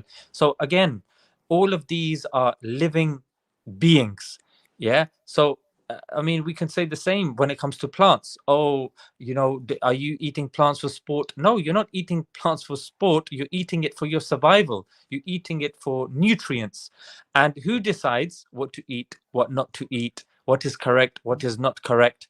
Either number one, your desires and your limited experience, or God in his all-knowing wisdom, he tells us. But yeah. to say that meat eaters eat it only for their taste buds, that's false, because Exactly. Yeah. the nutrients that are Sir, actually present in meat, it's first actually thing, well established within science. Go ahead. sir, first thing in India, I can see mostly people eat non-veg for taste buds. Okay, and No, that's you not are true. talking. That's not true at It all. is true, I don't think you have sir. actually spoken to someone who is actually in this field, who is an expert in how you can supplement things like B12 Sir, without meat. mostly people, And this is, mostly you will people. find out from these I experts. know that, sir. I Okay, know that, where will you get your B12 from? Let's see if you know. sir. There are natural sources, sir. Yeah, give me a natural source of vitamin B12. Where's he gone? Has he left? Okay, I guess he's left. Do you want to remove the screen? Okay, thank you. Anyway, that's the reason I don't want to go away from the topic, because this is what happens. We spend half an hour unnecessarily about things which, I think the B12 was too much for him, Hashim. yeah, I think so. He thought it was some sort of something that would be devastating for him. Right, who is next? Fateh is saying, I'm going to bring you in next. Are you there, Fateh? Hi. Yeah, I'm audible. Yes, you are. Where are you calling from, Fateh? Yeah, I'm from India. Okay. Are you a Hindu? Yeah. No, I'm a Sikh. Okay. Because there was another Yeah. Singh who came last time and he was a Hindu. That's why I No, thought. so Assalamu alaikum, Sat Sri Akal to you guys. Okay. Walaikum salam. So, So what are your yeah, thoughts on the topic? yeah, I'll come on that. And so before that, I would like to say that earlier, like I was, first of all, I would like to clear that I'm not a good person in terms if you talk about deep religious philosophy. Okay, I understand that there is God, but I'm not into too much into it. Okay, so that you cannot, you don't assess me on that basis that I'm a Sikh and I know everything, No, right? no, that's fine. So We don't expect yeah, yeah, everyone yeah, who yeah, comes here to be yeah, gurus, yeah, yeah. Uh, No, just share your for opinion, whatever you know. right. So look, as far as if I talk about the Ram Mandir or these current things that is happening. So uh, if I talk about being a Sikh, so I don't think it's a it's a basically I think it's a political uh, thing which happened because Would you like there. condemn the destruction of the Babri Masjid? So, destruction of any place of worship is worth condemning. Okay. So, I'll Let definitely. me say one thing. I Mm. have a lot of love for our Sikh Sir, I have love for brethren. everybody. Yeah. No. The Yeah. siyasat ko zara side par rakho, yeah. Let's put the politics to the side. This is compliment Mm. lelo, yeah. Because I'm gonna be honest, bro. When it comes to the Mm. Sikhs and with what's going on, Mm. again, just like you can't label everyone as bad, you can't label everyone as good. But Correct. from what I've seen from the Sikh community, they've been very good in being outspoken. They've been very good when it comes to solidarity with the oppressed, and Right, unfortunately, they right, have been right, oppressed right. I alongside the agree on that. Muslims as well. So yeah, I just Agree on wanted that. to say that as Look, well. Singer. sir, actually, the thing is, look, six, basically, it's Sir, like I want to quote from Guru Granth Sahib, there it says, "Aval Allah noor paya kudrat te sab bande, ek noor te sab jak upja kaun pale ko mande." So Guru Sahib says, "Aval is Allah, sabse pehle Allah. Allah comes first." Okay, and from Allah that noor came, that cosmos that was created, and from that the humanity started. Okay, so now if everything comes from Allah, then to whom will you say that this is a good person, or whom you can say this is a bad person? So don't be judgmental, practice or take the name of the Lord uh, like personally. So now, sir, if I say that about Ram Mandir or Babri Mosque, so the thing is that, sir, there is an act. I will talk on the legal basis. There was an act which said that like if in case the partition of country has been done on the basis of a religion, say India and Pakistan, so that act had to preserve the temple or be any place of worship. The act is known as Places of Worship Act. So it is the duty to preserve the place of worship in its original form. Okay, after the partition has been done. So this was something which was politically motivated. And I personally think, this is my personal opinion, that because I live with both Hindus and Muslim, and I find both of them very, good. And when it comes to politics, they have been polarized. So if I talk that Hindus themselves have been victimized, and there are many Hindus who understood it, there are many Hindus who are not able to, make understand that what game is going on with them. So this is a thing that I can say just this about it. So I cannot say. And besides that, like I have friends with Hindus and Muslims. I don't find any problem. But recent times, after the mosque and the Mandir case, and recently one more case has came up, the the temple, actually it's a mosque, and it's in Kashi. So in that mosque there are various symbols which were like the archaeological survey has done its survey, and it found out that those symbols which are from the Hinduism, and those are predated, like say 2000 or 3000 years back. So the Hindu community says that this place belongs to us because the the identity or the symbols of our religion are present here.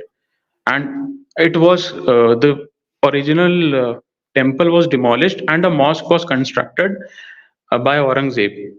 So this is the current going issue also. And I'm actually, as you said, sir, Zeeshan sir, that Sikhs are oppressed and suppressed. Actually, what as a Sikh, what I feel that we were the sufferers in case of partition also, because Nankanas have went to Pakistan. Sorry, before you move on, let me address that first point with regards to certain mosques which have certain, let's say, artifacts from Hinduism or any other religion. Right. India has an act, and this is what it's called. It's called the Places of Worship Act 1991, which Right. categorically states that the religious character of a place of worship, as on 15 April 1947, cannot be changed. Right. So Right. once it's a mosque, established as a mosque before that date, then it remains as a mosque. Once it's a temple before that date, it remains as a temple. Remains Once correct. it's a gurdwara before that date, it It remains will as a remain. gurdwara. You see what I mean? Right. Right. So Right. this is what they're doing, is they're now playing politics, even with the constitution, even with these acts which are enacted by the government. Mhm. And this is from the Interior Ministry, from the Home Mhm. Affairs. It's not some random thing which people just brought up. Yeah, you can find these things in the Ministry of Home Affairs on their actual website. It's Right. called Right. the mha.gov.in, Yes. Ministry of Home Affairs. So they can make these claims. The point is, if something has existed for 400-500 years, and now you want to stir up communal disharmony, which leads to thousands of people dying, as we saw in the Right. aftermath Right. of the Babri Masjid, then Right. who is Right. the one who is actually bringing in this division, which Sir, which for some reason they blame the British for? This divide and rule policy was theirs. Now they have sir. embodied it within their own politics because it serves Right. their Right. purpose, Right. their We agenda. are correct. Don't get Yeah. sucked into this You are correct. political what do you say, agenda, and these games that they play. And it is the local people, the people who are completely innocent, most of them They get are influence. Yeah. People get are the ones influence. victimized. For example, when do you remember during the event when Indira Gandhi was assassinated by Right. the Right. Sikh, Right. let's Right. say, By bodyguards? Bayan Singh, You Satwan remember Singh. what Right. happened in the aftermath of that? Right. Right. Yes, Many they were thousands and lakhs of literally Sikhs were chasing and massacred. hunting Sikhs wherever they saw. So Right. this is a corrupt and a terroristic And kind of mentality I would where like to add here. you go and kill and lynch people just Right. because Right. you see one of them doing wrong, or one of them, some king 400, sorry, some emperor 500 years ago decided to build a mosque in that place. First, you need to establish Sir, whether Ram actually existed, whether there was indeed a Ram as a real person, or it's just actually, a mythology. look, sir, if I talk about Rama also, so Rama is a very revered figure in India. We respect him. If I talk about myself, I respect him as a king. He was a good king of Ayodhya. Okay, but saying Rama as God is prohibited in Sikhism. Now, many people quote that Rama is mentioned in Sri Guru Granth Sahib. So let me tell you, Ram word was, prior to Ram coming into existence. In Sikhism, Ram means Ramya, which is everywhere. Ramya, Ram. Okay, Sorry, and say again. Ramya means ever present everywhere. Oh, you mean like Or omniscient? sir, I don't know the exact term, Yeah, but omniscient Ramya means means huh, everywhere. huh. And there is mention of Shri Ram also. Like in Guru Granth Sahib, there is mention of Shri Ram also, and it is in the different context, but not in the context as that Rama is God. So in Sikhism, God is, you know, there is God cannot be personified. So say and Rama was a king, Maryada Purushottam. So in Jainism also, like Hindus say that Rama is there, but if we talk to Jain particularly, so they say that Rama was not a god in Jainism, and same way Buddhism also. And even I have a Buddhist friend. He said that word Sanatan is borrowed from Buddhism, and there are many Buddhists who are claiming that the that old artifacts or old these idols which ASI excavates is from the Buddhist era, Yeah. Buddhism. So there is a dispute. There's a dispute going on everywhere. Like people are confused, and whosoever is powerful claim that this is their respective god, without knowing that God belongs to everybody. It's not any particular religion that God belongs. Yeah, I mean, there are people who don't believe in God as well, so we have to bear that in mind. But the important thing is that we are talking right now about a country which claims to be democratic, but Hmm. then its laws and everything seems to be going towards kind of a Hindutva, country where they want to have the country on a theological basis rather than a democracy. They want a theocracy. So this is what they're gearing up towards, and which is quite dangerous because you got like at least 200 million Muslims there. Hmm. Like More large than that, sir. minority. Yeah, yeah, it could be even more. So when you Hmm. got quarter million Muslims, where are they going to go? Sir, And the thousands thing of is, Sikhs and thousands of Christians, and then hmm, don't forget, majority of the population are actually the Dalits. They are the Dalit, right, right, they are right. the lower caste and the Suppressed Dalits. class. Yeah, yeah. Sir, So we got a actually, the lot of thing is, problems that can prop up. Yeah, sir, what we see, like there are many Muslims also who are in BJP, yeah. and But there are. we like I said earlier, we have our own share of black sheep. Just because Hmm, certain people in the BJP are Sikh or hmm, Muslim means nothing. If they want to right, sell their religion, their principles, their faith, and their hmm, morality, that's up to them. right, right, Okay. got But it. as far as I know, even the Hindus, the majority of the Hindus, don't agree with these hardline Hindus. They don't want, Right, right, you are yeah, right, they you are don't right. want this sort of Huh. injustice in their country. And I would say Hindus are very they are actually the peaceful. majority. I Right, would say right. they Yeah, are the Hindus. majority. These Yeah. hardline people, they are the minority, but they are Right, always right. hijacking the religion, be it in Yeah, any. Yeah, actually, the thing is that, sir, Hindu people are like, if you talk to them personally, very good people. Okay, but there are certain people who, because of whom entire Hindu people's image is coming down. Same thing is everywhere, sir. If I'm a Sikh, so I know that in our if you talk about 1984, there were many Sikhs who were like, they were involved. So the thing is that, and if you talk about Muslims also, sir, there are many Muslims in Gujarat who were, involved. Same happened with the Jews also. I read about Jews that I read that many as I Jews said, were there are good and bad people in every community. every Uh, religion, right? by the way, did you have any particular question or comment to make on this topic? Sir, I think that yes, sir.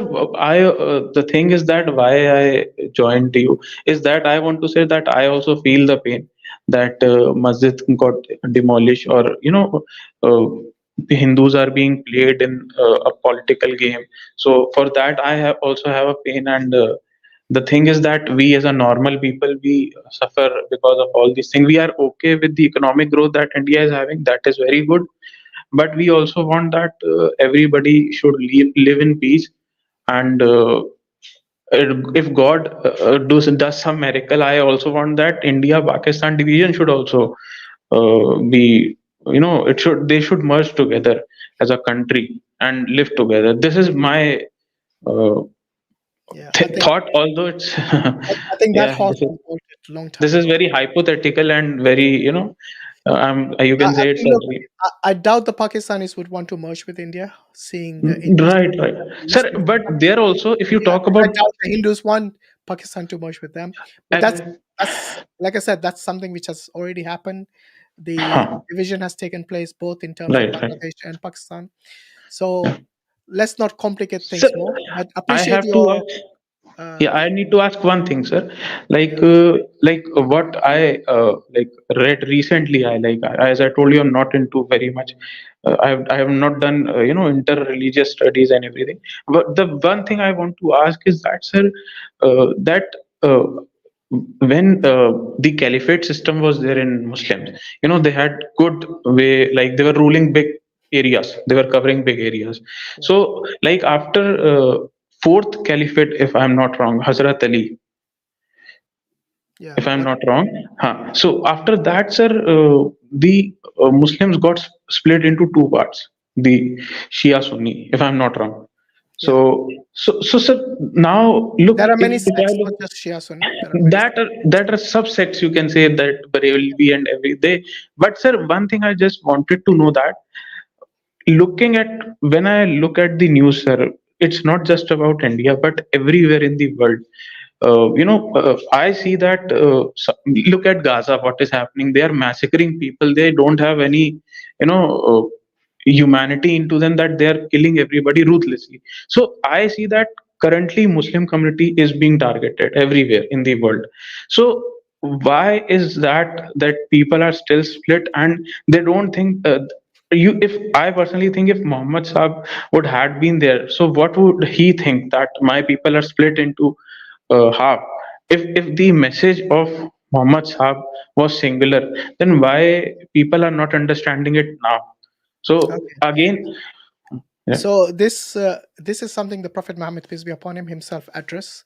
There's actually a hadith which says that uh, the the Christians were divided into 71 sects.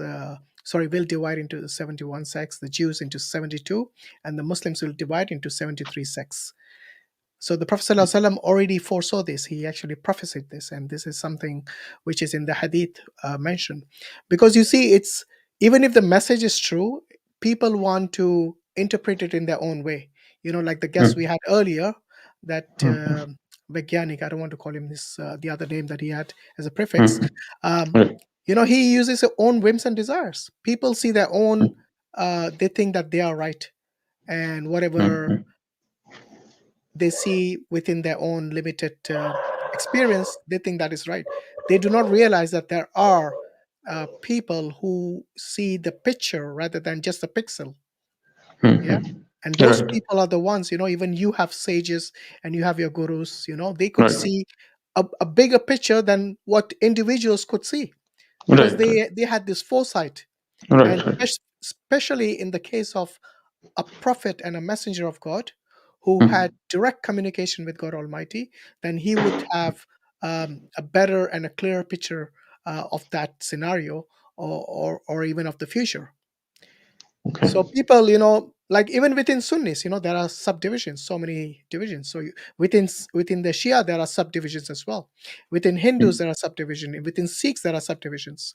You will mm, mm, always find people who are divided when, or rather, when their opinion somehow is against the opinion of the mainstream. Then they get mm, mm. separated as a different sect, or even as a different religion, like in the case Right, of the Ahmadiyya or the Qadiani, which the Muslims do right. not consider them to be God, from God, or sorry, not to be from Islam. They decided Mhm, to have a prophet other than the last and the final messenger, Prophet Muhammad, peace be upon him. mhm, So this mhm, is mhm. all your, let's say you make your whims and your desires as your Lord, as Allah says in the Quran, and So that's when the eventually, problem the comes. religion gets means that eventually, if I talk about in the religious context, then eventually all the religions get corrupt. If I'm not wrong. All the religions get corrupted except the true Islam. Because Allah Himself in the Quran has said that He will guarantee the preservation of the Quran. Yeah, Allah says, "Inna nahnu nazzalna dhikr wa inna lahu lahafizun." That it is we who have revealed the Quran. That means Allah has revealed the Quran, and Allah will preserve it.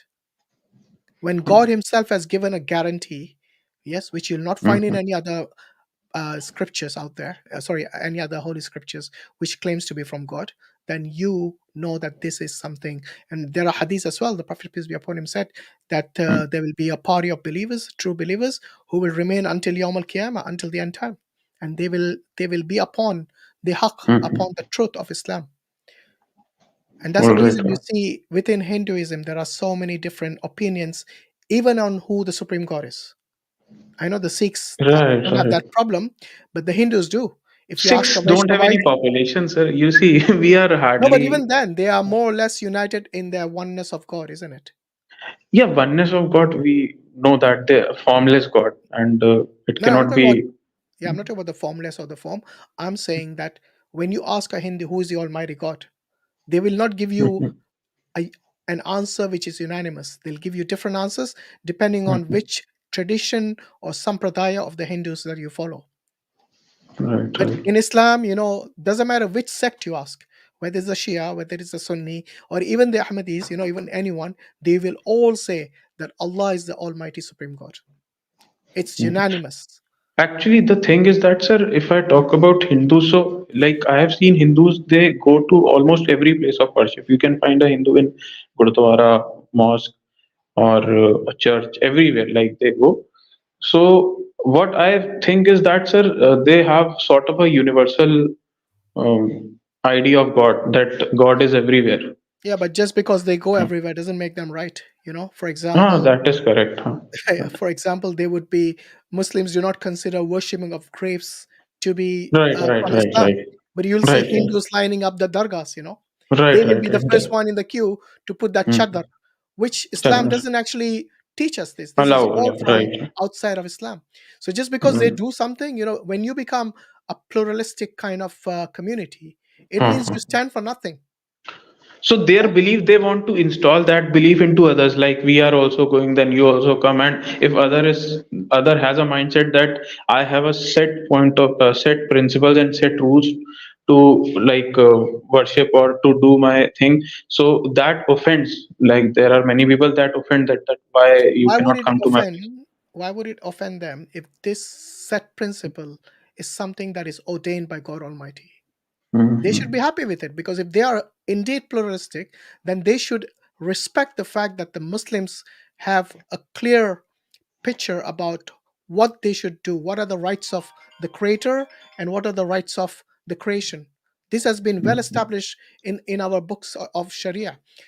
So we have a clear picture as to what we should do and what we shouldn't do. Mhm. Okay. All right. Yeah. All right. Yeah. Thank you, Fateh bhai. Thank you. Thank you, Inshallah, sir. next time join us, and we would like to hear Sure, from sir. you again. Okay. But thank you very much. Thank you.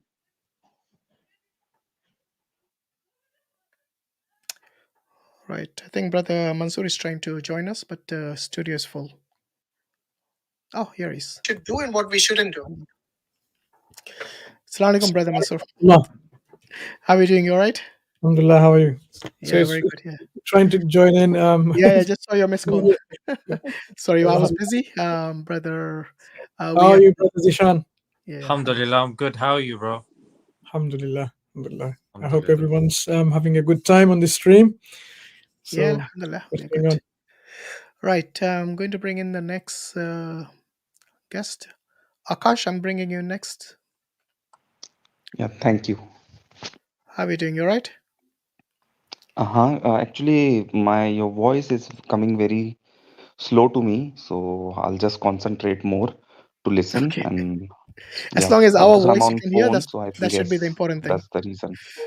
Yeah, so I joined this stream a little in middle, so slightly confused. The topic is Ram Mandir or the cow hunting you were talking. It's all related, isn't it? It's basically the reason the Babri Masjid got destroyed or demolished was because of this hardline Hindu, nationalistic activists and so on. No, And no, this is what has. Sorry, did you say no? no, no. Yeah, carry on, carry on. Yeah. Because if you disagree, I would like to know why you Yeah, disagree. Because I'll definitely they come to themselves that. agree that they are the ones who destroyed it. So the car sevaks, yeah, they were, you know, it was the Vishwa Hindu Parishad who led them to this destruction, and that includes also the RSS and the BJP. They were all involved. So the right-wing Hindu nationalist movement, which we see as a problem today, which they are playing the game just like the British are of divide and rule, causing communal disharmony, causing riots, which led to thousands of people dying in the aftermath of the destruction of the Babri Masjid. And all for what benefit? I mean, is this democracy? Is this what you see? Is this what India wants to become in future as a Ram Rajya? Because I doubt very much Ram would want to agree with this kind of discrimination, prejudice, and atrocities that the minorities are facing in India, and that includes Muslims, that includes Sikhs, that includes Christians, that includes the lower caste and the Dalits and the Chandalas, the Hindus as well. So what are your thoughts on that, Akash? Okay, so my thoughts I'll just present. Okay, so there's a belief that that land usually belongs to the Hindus. Okay, and why they say that is that Lord Rama was born over there. Okay, so how exactly that is true, we can't say that. Okay, the reason being, it's like a very old story, that because Ram might be born like 8-10,000 years back. So to trace that is very difficult. But over the years, if you have seen, earlier it was that Ayodhya, where this Ram Mandir is there, people used to worship over there. Then what happened is like Muslim rulers came, and they actually destroyed the mandir, and then this masjid was built. Okay, so there was continuously fight that was happening between Muslims and Hindu to claim that land. And then after independence, this case got shut. Even in British time also, they didn't support it. So since there was no support, this masjid was there. But this masjid, they say that it was built by not by Babur, it was built by the last ruler of Muslim,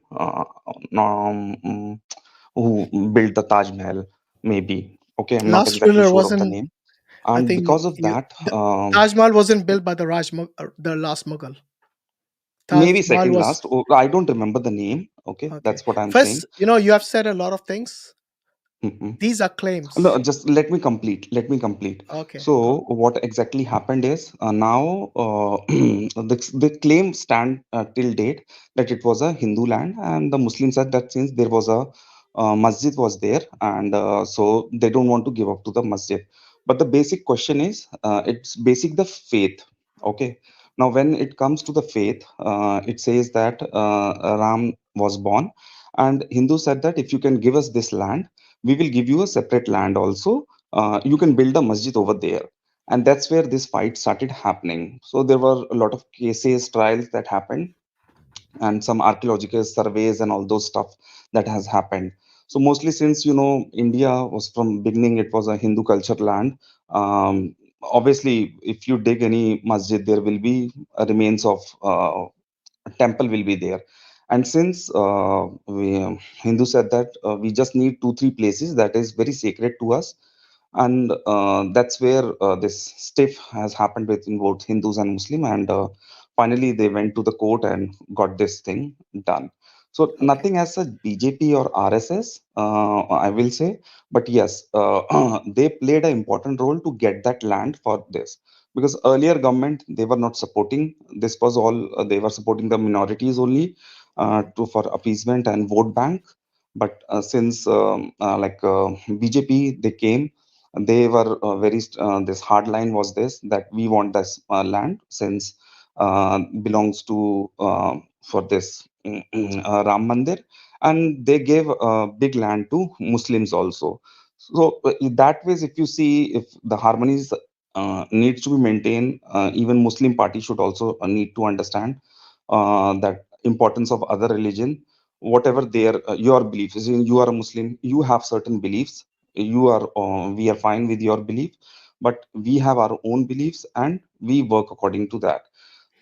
Had Okay, it be so only if somebody says, okay, somebody Mhm, makes a claim on your house and they say this mhm, originally used to belong to my great grandfather.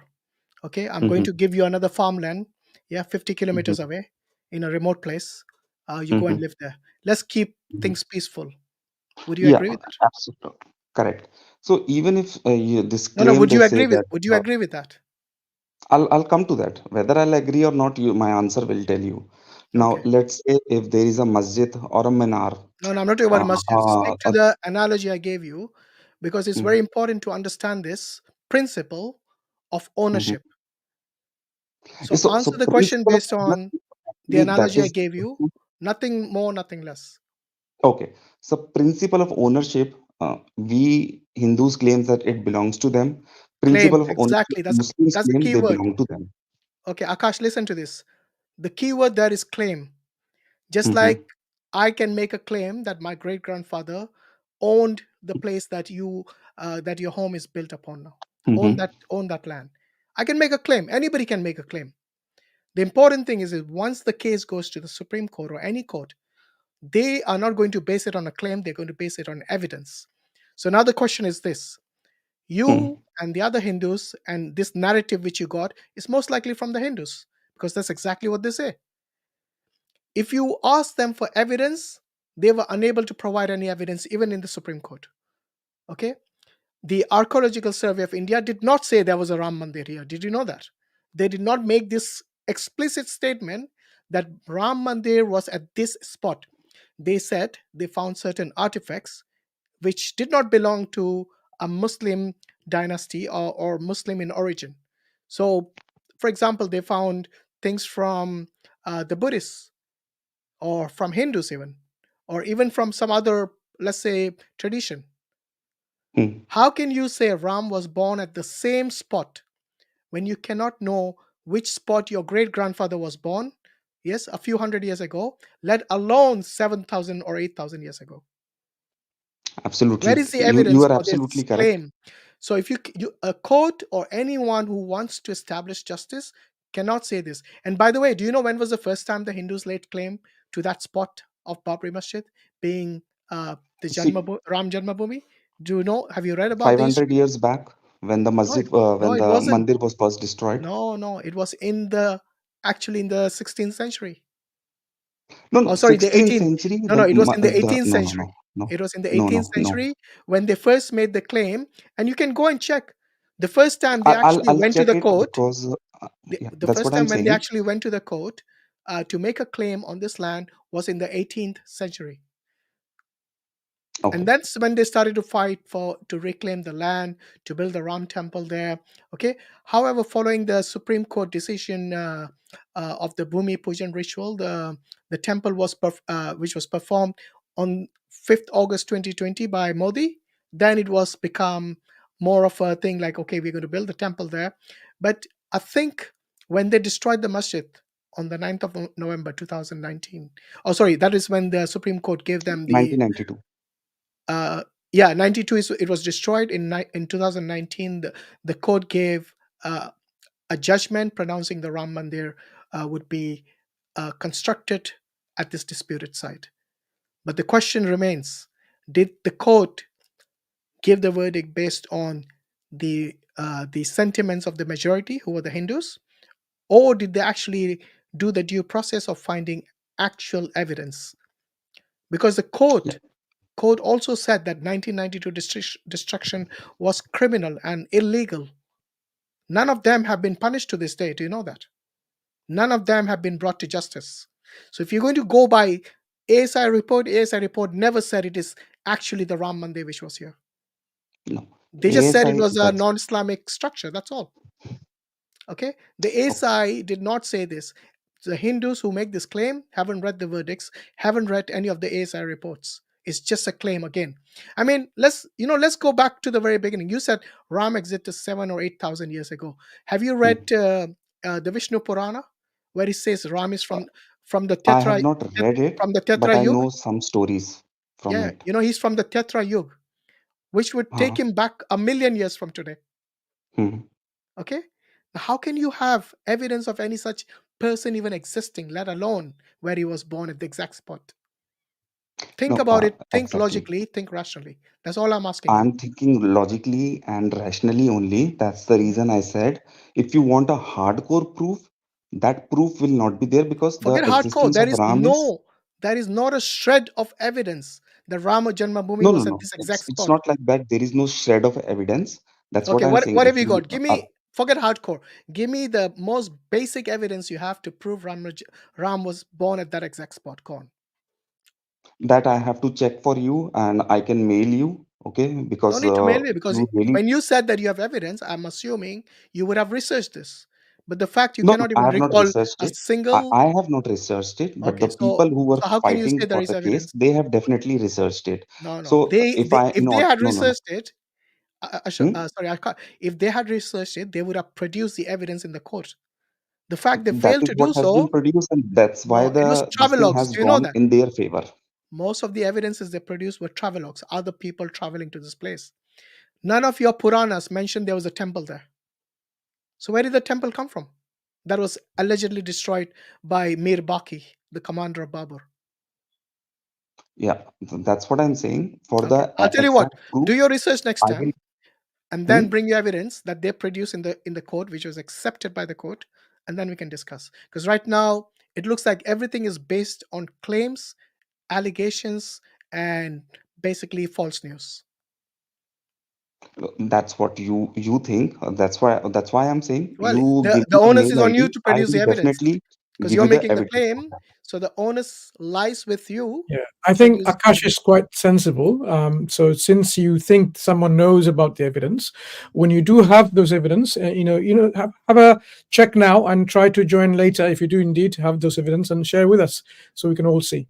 In the meantime, because So there are a lot of what people email waiting, I have we'll let to others to send? join in, and while you check those references, Yeah. that While you're sounds really researching that, find evidence of Ram's existence as well. I'll be interested in hearing that, inshallah. Ram's existence. You want to know the evidence Yeah. that is there in the Vedas and all those Vedas the doesn't mention Puranas Ram. book. You haven't read the Vedas. Come on, stop it, Akash. No, no. There's What no I am mention saying. of See, Ram or Krishna in the Vedas. Do you know that? if you let me speak, then only I'll. You I'm spoke. You just said it's in the Vedas. speaking. Everyone here heard you. That's what I'm saying. If you let me speak, then only I will tell you. Na? What I'm saying in Vishnu Purana and all those, these you will have evidence that's of not Vishnu. Veda, is it? That's not When Veda. we say it's in the Vedas and you bring Vishnu Purana in, If you wait, then only other person can speak. Okay, I'll tell you what. I'll make it simple for you. Is Ram mentioned in the Vedas? No. Okay, thank you very much. let's Let's move on then. fine. It's Let's simple move as on that. then.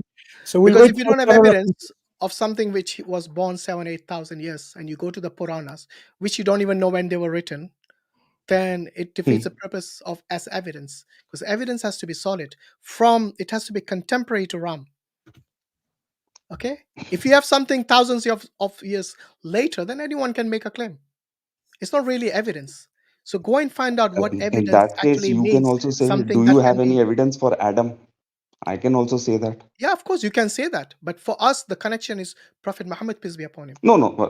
Can I If you are finish? asking me an Yeah, evidence, let me you finish. I'll give give you me the an answer. evidence. Yeah, I'll give you the evidence. For us, there's something. Evidence doesn't mean just hard evidence like archaeological evidence. Testimony is Then why evidence, are which is you asking me a hard evidence? Akash, if you let me finish, you'll understand. Okay. One of the key evidence which is accepted in the course is called testimony. For example, if you did not have your birth certificate or your parents did not tell you that you are their son, and you happen to be a stranger to them, but you're actually the biological son, how will you prove it? DNA analysis. Without DNA, will you believe? Have you done DNA right now? No. So how do you know your father is your father or your mom is your mom? They have told me. Exactly. That's called testimony. Now you see why we believe in the testimony of Prophet Muhammad, peace be upon him, who communicated directly to God Almighty, then if that is the case, then just like you believe firmly your parents are your parents based on testimony evidence and not DNA evidence, okay, not empirical evidence, then that is acceptable to you. It is acceptable to us. It is acceptable to the courts as well, because testimony is one of the forms of evidences which is accepted even in a So court of law. Hashim, in this case, you can apply the same logic to others also, Yeah, go on. because Give me an example of Hinduism where you can apply the same logic, where you have evidence of someone who communicated directly to God, and you have evidence to say that that that testimony is accepted to you. Go on. Give me anyone. who has Ram, communicated Krishna, directly to any one God. of them. Go on. Rama has communicated. I can say that. You don't have evidence for Ram's existence, let alone communicate it. No, but see, Rama existence. If you say what exists, what evidence do you want? How do Just, you count just an like we have evidence as an evidence evidence? for, just like we have evidence for Prophet Muhammad, peace be upon him. We have manuscripts of the Quran which date to his time. We have actual. So in that Can I case, finish, man? I Come will on. say I'm still talking. I got it. I You're got already it. I got it. interjecting. Calm down.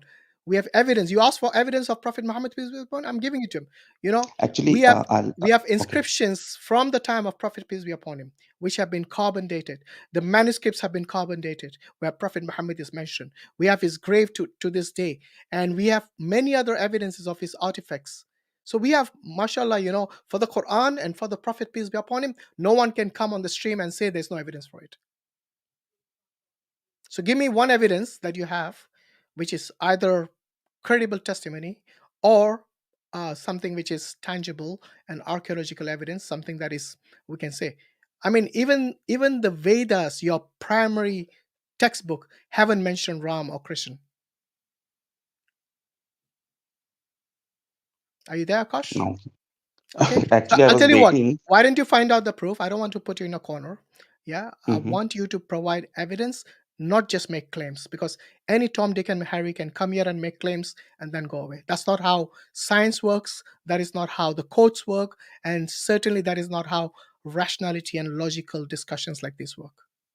Okay, so you tell me which email I have to send you the evidence to. Give me The that now, email? where I will send. No, you Maybe I come might not be able come to next join stream. the. Come on our next stream and bring the evidence yourself. Because email only I and you can see, maybe just our team can see.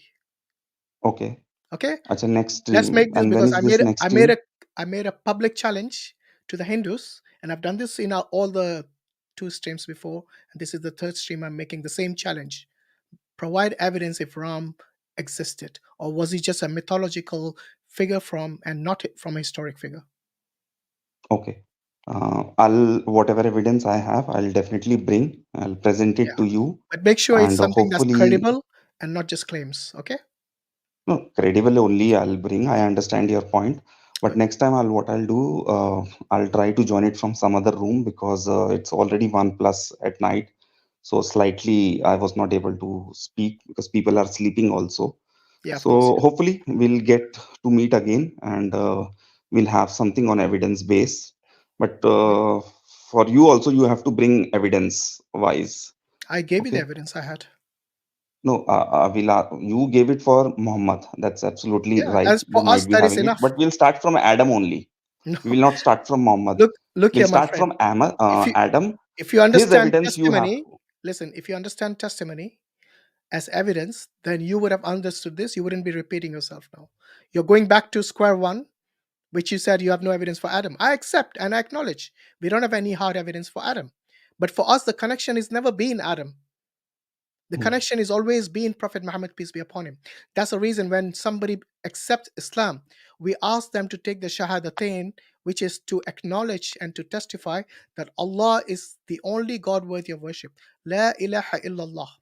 And then we testify that Muhammad, peace be upon him, is the messenger of Allah, Muhammad Rasulullah. We don't tell them to say all the way from Adam unto the last messenger, give the names of everyone. Because once you acknowledge Prophet Muhammad, peace be upon him, is the true messenger, then the entire Islam comes into play, because you have the 5 pillars of Islam, which were taught by the Prophet Muhammad, peace be upon him. We have the 6 articles of faith. And one of that article, it says, Amana billahi wa malaikati wa kutubi wa rusulihi. That is, means we believe in Allah, the malaika, which means the angels, wa kutubi, the revelations. Yes, wa rusulihi, which means the prophets and messengers. So we, Hashim, Adam it comes in sounds that. Do you very, understand? very, Adam very, comes very into that good. automatically.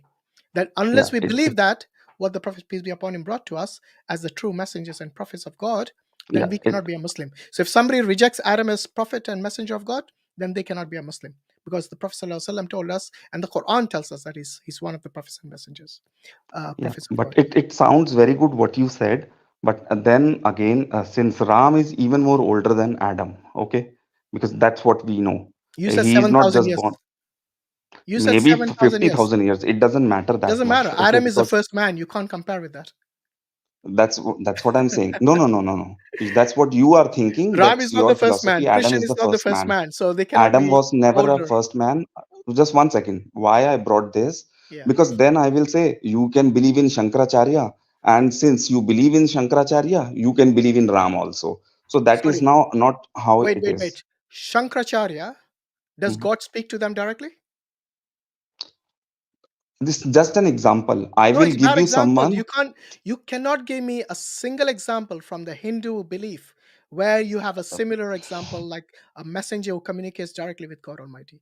The That's what I'm closest saying. things you had Hashim, were the one Sapta second. Rishis, who are What long gone, Saptarishi also will give you, but what I'm saying, Even that is a it claim, is by the way. just an There's no example. evidence they If you existed. let me speak, see, I can't speak Yeah, go that on, loud speak. because there are people who are sleeping. What I'm saying, if you let me speak, Yeah. I will give you an example. I just gave you an example of a Shankaracharya. Reason being, next time I will come, I will bring you the person who has directly spoken with the God. Okay, that is what your this thing. Okay, So so when give me you some say, time. yeah, just a minute. When you say spoken directly to God, which God has he spoken to? Obviously, Hindus God only. No, but there are many gods in Hinduism, not just one. You can Which God say has he spoken all to? gods. See, He's all spoken to Hindu all gods, gods. they have. Okay. Let me complete. Either, see, I'm the speaker or you are the speaker. You have invited No, me, so you're finish your not letting me point. speak. Go on, finish your point. So what I'm saying, I will give you someone who has directly spoken with the God. That's what your claim is. Like you said that Muhammad has spoken with the God. So I have to also search my this thing who has directly spoken with God with some evidence, so that credibility of others also built. That's what your claim is. Since Yeah. Muhammad has spoken to God, and so the credibility of Jesus, Moses, and other prophets, By the whatever way, we one lakh believe twenty Jesus four thousand. is a prophet of God. Do you know that? Muslims. Come again? We as Muslims believe Jesus is a prophet and messenger of God. Do you know that? We also believe there's nothing wrong in that, in believing. You believe Jesus is a messenger of God? I believe Jesus is one strong messenger who has come, but somehow people say that he has attained divinity. Okay. You Now believe that? that is I'm not talking about also, people. I'm talking about you. Do you believe that? I don't believe. Okay, so don't say you. This is we also believe. Don't say like that. Anyway, look. If you believe your Shankaracharya have spoken to God, okay, then bring that Not evidence. Shankaracharya. That was Oh. an example. I will give you the name who has spoken to God. By the way, do you know that the four Shankaracharyas, they all did not come to the Pran Pratishtha ceremony? Yes, I know. Do you agree with them? I agree with them. Good. So they are right and Modi is wrong. No, what their claim was, if you listen, then only you will come. What their claim was, why a Baniya is sitting in the puja. It was Shankaracharya, Pandits or Brahman was supposed to sit, but there were some, those who were sitting in the Sorry, Pran which Banya Pratishtha, was sitting at the puja? like they were those who were sitting in the this puja, No. they Before were they not even went to the Brahmans. puja, they already rejected the invitation. And the reason they gave for the invitation was Pran Pratishtha cannot be, the ceremony cannot be conducted because the temple was incomplete. That was the reason No, they gave. but yeah, absolutely, you are right here. But what the this thing was, where I don't have the exact words, where you say in Hindi you say कि जो उसका गर्भ है, गर्भ in a sense the womb of the temple was already established, so we can do the pran pratishtha. So The there is a slight fight Sanctorium, over there. the Center Sanctorium, they said that the Shankaracharya said this Pran Pratishtha is against the scriptures, because the scriptures say that it is as if a body that has no head. So that's the analogy they gave about the temple, which is incomplete. They said there's Yes, no point in you are putting correct on life that. into this idol when the body doesn't even have a head. That means the temple is You incomplete. are correct on that. I don't deny you on that fact that two of the Shankaracharya, they rejected the invitation on what you are saying. I don't Yeah. deny it, but What was the other reason? they still went ahead and did the puja. Yeah, So so I Modi will was say, wrong. They are going against the scriptures. All four Shankaracharyas gave this reason, not only two. All you four of can them. say on this point you are correct. I will Yeah. not deny it. So if something is I will against not the deny it. scriptures, then hmm wouldn't you consider that to be wrong? I'm saying, I'm not denying it. I'm Because saying I'm your view confused is whether correct. you agree with Modi or you agree with the Shankaracharyas. Right now, you yourself are confused. No, I agreed with Shankaracharya what they said, but now the mandir has already established. Okay. Okay. So if you agree Secondly, with I the would just like to Shankaracharyas, mention one. no, Akash, if you agree with the Shankaracharyas, that Hmm. automatically concludes that you disagree with Modi. Oh, You can't that's have it. okay. You You can't can have it both disagree with ways. Modi. There's no harm in disagreeing with Modi. If I My friend, disagree do with you not Modi, it realize doesn't that make me less Hindu. the whole thing is based on not only going against the scriptures, is going against Ram's principle itself to destroy a place of worship. Do you think Ram would agree with such a thing? Can't say on behalf of Ram, to be honestly speaking. The Hindus say a lot of things on behalf of Ram. Let everyone say. It doesn't matter what everyone say. I'm Okay. saying I can't speak on behalf of Do you Ram. know about the kind of person Ram was? Yes, Would you consider him to be unjust with anyone? I hope I am not. No, No. Do you no. think the car savers were unjust when they destroyed the masjid? Uh, I can say yes. There was Okay. some, they should have waited. They should Yeah, have obeyed the law, whatever the judgment was there. And they should have not gone and destroyed the masjid. Okay. And they should have not done the killings. I agree with absolutely. all Yeah. those points. They were Because wrong. because of that injustice, and I appreciate you acknowledging that was wrong, because the court also gave the What is same wrong is verdict. wrong. I don't deny it. Yeah. Now, if a place of worship has already been established as whatever mandir or masjid, and I would say the same thing. If you were living in a democracy, then you have to obey the rule of whatever the law is in that country, because the law dictates that, like I said, the 1991 directive, which I mentioned Absolutely. earlier, Correct. you know, You're correct. You're correct yeah, in that sense. this one is the Place of Worship Act 1991 clearly indicates that anything that was built before 15th April 1947, their status remains unchanged. The Correct. religious character of a place of worship before that after that cannot be changed.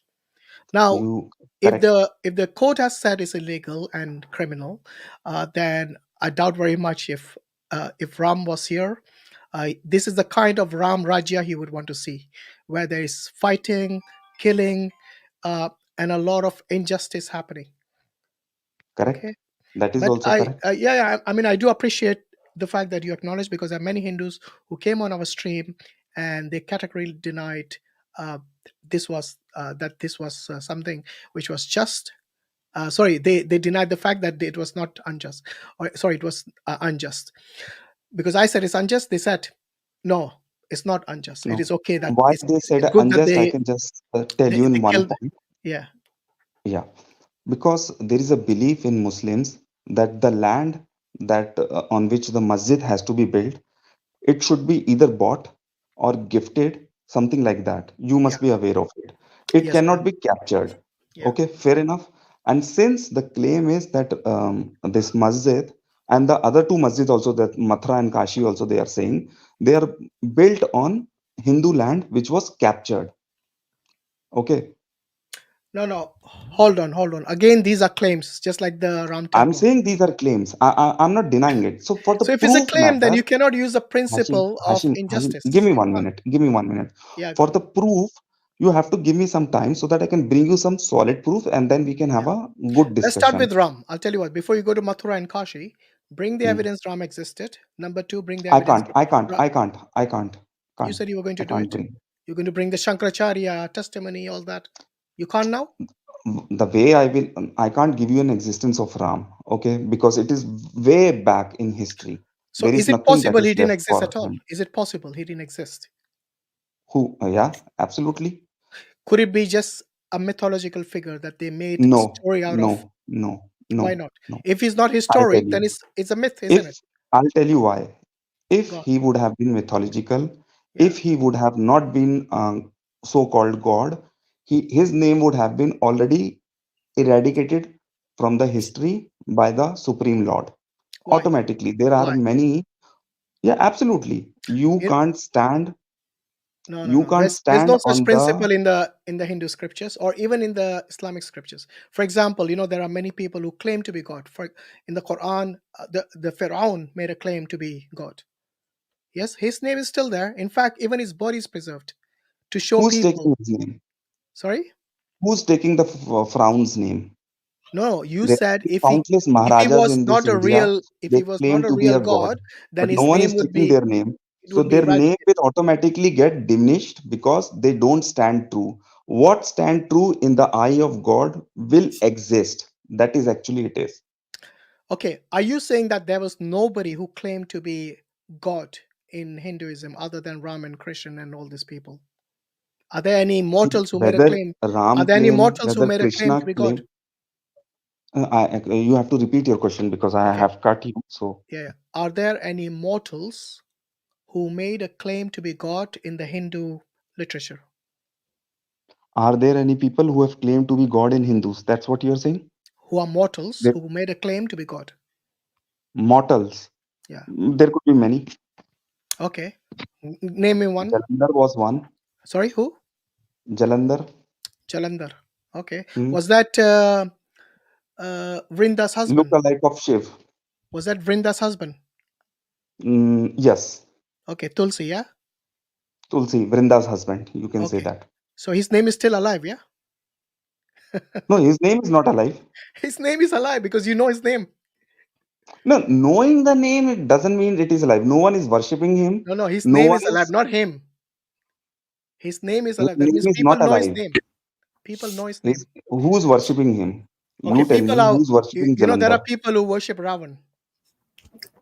There are people who worship Ravan. Yes. Is he God? No. Exactly. So false gods are still, their names are still alive. I I think you am should go not and do denying more it reading, that my friend. false god do not exist. I'm not denying it. But who's worshipping them? That's what I'm I saying. just told you, Even if you people say do worship Ravan. In people fact, there do are worship temples. Ravan, but There are temples in his name in Lanka even today. yeah, there are temples in the name in Sri Lanka for Ravana also, but Yeah. they are not like worship like as gods. They are So worship for some other reason. you're telling me temples are built for other than gods. I can't say that whether temples are built other It's than God illogical, because my we friend. have Think seen about it. temples for God only. Temples are only made for gods and goddesses. And that's the God and reason they goddess, correct. accept Ram as a god. So they build a temple for him, even at the expense of thousands of people dying. Okay. Okay. But anyway, nice talking to you, Akash. I'll tell you what, do some I'll research. definitely see. I At just least on need the 1 Ram minute. Janmabhoomi, because you already said you can't find evidence for Ram, because it's been No, many one second. millennia ago. This is So a fine. stalemate situation, Hashim. It It's. is, I will call it a stalemate I would situation. say it's a I dead will end, come back again. not a stalemate. Correct. It's a The dead end for truth. you. See, Ram's existence cannot be proven from any source of history let us other than find. Na. Let us find. these books which claim that he existed many millennia ago, which is a claim again. Then, in that case, Hashim, even Allah or Moses or Jesus, their existence cannot be proved. You're going back in the full circle again. We discussed this already. Go and watch the stream again. Anyway, Okay, thanks a lot, Akash. We hope you'll come back with some positive evidence next time. definitely. Yeah, We'll you can come back speak. on Ram Janmabhoomi, Yeah. all the sources, and some. I'll read some more content to enlighten you. Okay, appreciate All that. right. And thank you for your time. I Thank know you, both you of you. stayed awake Doing until good quite job. late. Thanks for the stream. All right, take care. Bye-bye. Okay. Mansur, Right. how are you doing? You all right? Alhamdulillah. Who's next? Kiran. Oh, was that Kiran? No, Kiran is another one. We got a Karan and a Kiran, yeah. Yeah, take them in order they are there.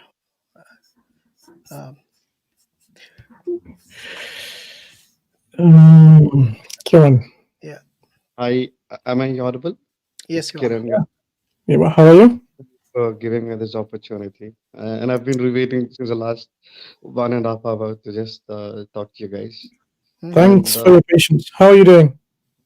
I'm doing great. It's early in the morning, and I've been waiting since the last 1.5 hours to have a Okay. productive discussion rather than a banter at each other. Let me just Okay. quickly tell you about myself. My name is Kiran. I come from the south of India, and I'll be honest. I work in the big four consulting companies, and I'm really not good at Hindi or Urdu because I speak a regional language called Telugu. I'm from Hyderabad, Okay. You're in the and right place as long as you speak English. No problem. perfect, because I get to see a lot of podcasts coming from the Indian subcontinent, especially I'm interested in geopolitics, and I get to see a lot of podcasts coming from the other side of the border. However, I only understand half of what they are telling. I rarely get to see a different perspective or a different narrative, especially speaking in English. So I'm glad that I've come across your YouTube channel a couple of days ago, and I've commented on a couple of your videos as well, the reels as well. Uh, I don't know if it's unfortunately or fortunately, I haven't got any reply, but yet I'm happy that I get to have this conversation with you. So basically, my problem is, because Ram Mandir is done and dusted. I really do not understand why the world is, still having a discussion about the issue which is already sorted out, because there is If you no way that. if you think Ram Mandir is done and dusted, you do not Mhm. realize the problem is going to cause in the future, because now they I are not mean, only asking for Ram mm, Janmabhoomi, they're asking for Krishna Janmabhoomi and whatever gods. You gosh, guys, Vishnu. there are thousands and millions of gods in Hinduism, so they're going to ask for Hello. everybody's Janmabhoomis. Where is going to stop this injustice once it's Excellent. started? Because the court has set a very I- I- dangerous precedent by allowing Perfect. this verdict to be You know, passed. I came to a conclusion that you belong to the right wing group, Right? extreme right wing, BJP, and as far as I see you guys, whatever job that you're doing, I believe that you belong to the What right do you wing. mean by right? Which group Somebody do you who think we believes in belong to? extreme religious texts. No, no. Which group do you think we belong to? I belong to centrist. I'm a centrist. I No, no, believe something like not you. No, which group We. do you think we belong to? And what is your right wing. understanding of right wing? Obviously, because all I say is you propagating religion. So anyone who Hold on. propagates So religion is anyone, the right so you're wing. wait. You believe if somebody like Ram propagated religion, would he be right wing? Obviously, absolutely, I believe it is right wing. OMG. If that is what Okay, you believe, then you don't know what right wing means. it Are is you right my. wing or left wing, Kiran? No, I'm a centrist. I do not believe in communism or socialist philosophy. Neither do I believe in right wing Do you BJP or propagate any religion? I do not. Okay, so what do I you call look at. yourself? What do you call As yourself? I just told you, I'm a centrist. No, but as a religion, which religion do you belong to? Okay, if you want to know about my religious belief personally, so I'll tell you. I've born in a Hindu family. Mhm. I've studied my entire education has been in a Christian institution, and I've studied in one of the prestigious Ivy League universities, the same universities which Sundar Pichai or Satya Nadella has graduated. And I work in one of the big consulting firms, which I asked many about your Indians. religion, not your career. Exactly, I've told you. Somebody who's educated will never ever, who is read and seen the world, will never ever identify himself with any religion. Is what I feel. Well, Satya does. Absolutely, it's his personal choice. It doesn't mean that everybody does it, right? Okay, because you're saying that somebody who studied this and that, they will never believe Absolutely, in I religion. just told you, Uh, Satya okay, Nadella, so he do and I you come from. am Yeah, I right in understanding you don't believe in God? absolutely no, Okay, so you call yourself and an that atheist? doesn't mean. You call Sorry, yourself an atheist? absolutely, I can for surely tell you I'm an atheist, but Okay. again, don't give me that Zakir Naik bullshit that you are No, no, already no. half Trust converted. me, Is we will be even more gentle than Zakir Naik to you. So, Brother Mansur, absolutely. you want to take it from here? How Yeah, to yeah. deal with Because an atheist? I think when you say you're a centrist, actually, it doesn't really justify your position because you are Okay, I'll tell close-minded. you one thing. Okay, That's if you allow me to have my statement in. What I'm disagreeing with you respectfully is you cannot be a centrist. You seem to be close-mindedist. If I want to use a new word, if I invent it, close-minded. you would have to Because define what the close moment is. you're interrupting me while I'm speaking, so Yeah. that I can Okay. start Kiran, giving you for another label. somebody coming from an Ivy League, you need to understand that this is Yeah, a two-way communication. So wait yeah. your turn. let I Mansur mean, finish, and then you can speak. Okay, no problem. yeah. Mhm. Since you keep interrupting, Let's keep it civil. even I couldn't get my half a sentence in, that is not demonstrative of someone's been to an Ivy League. Maybe you have, but you haven't actually learned anything from there. So what I was saying is, your understanding, the way you spoke about, oh, don't give me this Zaki Naik BS and stuff like that. This is not an approach of someone who is really, knows what's going on and is a critical thinker, who weighs the rights and wrongs and the pros and the cons and takes a position. You seem to be more right wing than any of the other right wings. Okay, so that's not a centrist position. It's right wing as we understand from the political scene what a right wing is. I mean, this is your position. So let's leave all of that. I mean, this is like going in a personal attack, which you don't want to. We want to have a nice, fruitful discussion. You've been waiting for that all that long, and we don't want to lose your brain cells in this or our brain cells. When you say you're an atheist, so an atheist, from an atheist perspective, the idea of a Ram Mandir and so on, of course, we agree with you. It doesn't make much sense because there is no religious claim in there, because you don't believe in a God who gave the authority or the right of someone to actually have a mandir or a temple there. So we can talk to you if you're interested in terms of your belief and see whether this belief is something that makes sense or justifiable or not, and then we can proceed whether from that perspective one can talk about the desecration of Babri Masjid and then making up the Ram Mandir there. Then that can have a geopolitical understanding from the understanding of your ideological standpoint. So do you want to talk about your ideological standpoint or not? Okay, so what I believe is, the current state of the matter is that what I believe is normally the world should move on from religious aspect and think about wealth creation and see toward that everybody is getting employed and see that we make a better world and diverting our focuses on our energies rather than religion and being doing something really productive. And I don't see that happening in major parts of the world. Europe is moving extreme right wing. The same thing is happening in India and also in South America as well, in Argentina. Yeah, I So I understand believe you. you should be kept out of geopolitics and be more rational and then think what's going on now. Because in the history, whatever I've read until now, in my like 28 years of a career, so religion has killed more people than any other war or any other disease or any other famine. Can you So give an it's time for example? us to think beyond our religion and then, because Can World you give War an II has, example of that? I've just Religion told has. you the number of crusades that the Christians have done, Mhm. the How many Islamist. people roughly? Give me an estimate on how many people of non-religion. You see, we can talk about the casualties caused by religious wars and the casualties caused by non-religious wars, like when there's no religion involved, and we can compare the estimates. Okay, Have you done that? okay. I may not be able to give you an exact number how many I people didn't have ask for been kept exact. I asked for on an the estimate. basis of. Huh? Sorry. Estimate. I'm not asking for an exact number because it's difficult. So, do you have an estimate when we compare casualties from religious wars comparing with casualties from non-religious wars? I believe all the major wars fought in It's not about Europe. belief, my friend. You're a rational person. We're not talking about belief. We're talking about evidence. I've just told you, because I've not come prepared with the exact number on how many I'm not wars have asking been for fought exact on number basis either. of religion. So why That's don't you what I'm just trying to say. yeah? I On mean, major. So what you're trying to tell me is there's been never a religious war that happened in the entire world. no, you're moving the goalpost. I mean, you've committed about 5 or If 6 logical fallacies question, already. I will have So, to. my friend Kiran, you made a claim that Okay. the casualties in a religious war is more than on a non-religious war. So I stopped you there, and I just wanted to know what basis you're coming from. You said you believe in that. You can believe that the moon is made of cheese. That's up to you. I can't really debate you on that or quarrel with you.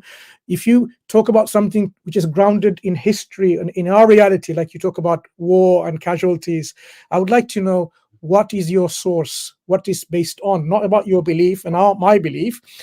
Where did you get this information from? Do you have any stats from anywhere, from any peer-reviewed article, journal, books, from any sources that are reliable? Because you said you've been to Ivy League institutions, so you should know what counts as credible evidence. Absolutely. So if we look at the Indian subcontinent, so before Islam has come into existence, I know that again you will start with Adam, but before Prophet Muhammad has come into the face of the earth. Indian subcontinent was following one religion. There are again many sects: Shaivism, Shivism, Skandas, and there's Shaktayas. So there have Mhm. been many religions was happening within Indian subcontinent on which religious philosophy one has to follow. So the conqueror has forcefully forced their religious beliefs onto the losing side. The same thing happened in the Europe as well, where the Catholics have killed Protestant Christians or the Orthodox Christians and forced their religions onto the others as well. If you look Okay. at the Middle East, the same thing happened after the Prophet has been born. Yeah. So you're So giving me Shia, examples of my friend Kiran. I understand what you're doing. You're giving me examples of where there has been, religious wars and casualties. But what I'm interested in is for you to give me comparisons between non-religious wars and the casualties and religious wars and the casualties. Because you made a claim there. You can just simply say, look, I don't have the numbers, even estimates. I believe so, but I can't give you anything there. Then that's fine. We can move on. But the moment you make a claim, it needs to be backed up by solid evidence. And solid no, evidence has to be from that, history, of course. okay. So my understanding, as far as I've read my history, all the Mhm. major wars are fought on the basis of religion. If you have any other evidence other than if you want to prove me wrong, World War II or all the crusades that have happened from Europe onto the Middle East or How the many idolatry casualties were in World War II? And was it religion or non-religious war? religion. It's because of Hitler wanted to prove that he's again is a No, fascism. He wanted the pure that's German not a bloodline. religious war, my friend, Kiran. Would No, you that would has you be come able from the to would hatred you for be able to Jews. No, quote me? again, you need to understand the underlying factor. No, Jew, that's what I'm asking. Hitler, hmm, I'm saying, would you be hmm. able to quote me a credible historian or source or someone who studies history of the World War II or World War One in which they considered this is purely a religious war? Any credible source, so that our Okay. audience can be enlightened on this issue, that actually in There fact. is always, somebody who is intelligent will always read in between the lines. Any No, major I'm war, not asking to, you need you to see, understand Kiran, in between there there are is the. Hmm, internal motives. Is very difficult to establish, but when we okay. look at, you said you're interested in geopolitics, so when we look at geopolitics by the experts, those who are experts, I mean, we have a historian among us, Adnan Rashid. I mean, I'm sure he will speak to you in a moment. What Hmm, credible source tells us and informs us that the First and the Second World War was because of religion? I would like to know, and so does my audience who wants to know and learn. okay. So you want to know the reasons what everybody wants to believe, or you want to No, read in between lines and then no, come to a conclusion? absolutely not. I asked you for a credible source from historians and those who study the world wars and understand why the world war has happened. And from them, what did they say was the reason for the First World War? Was it religion? Was it not religion? You see, when our children go to school, they learn about these world wars.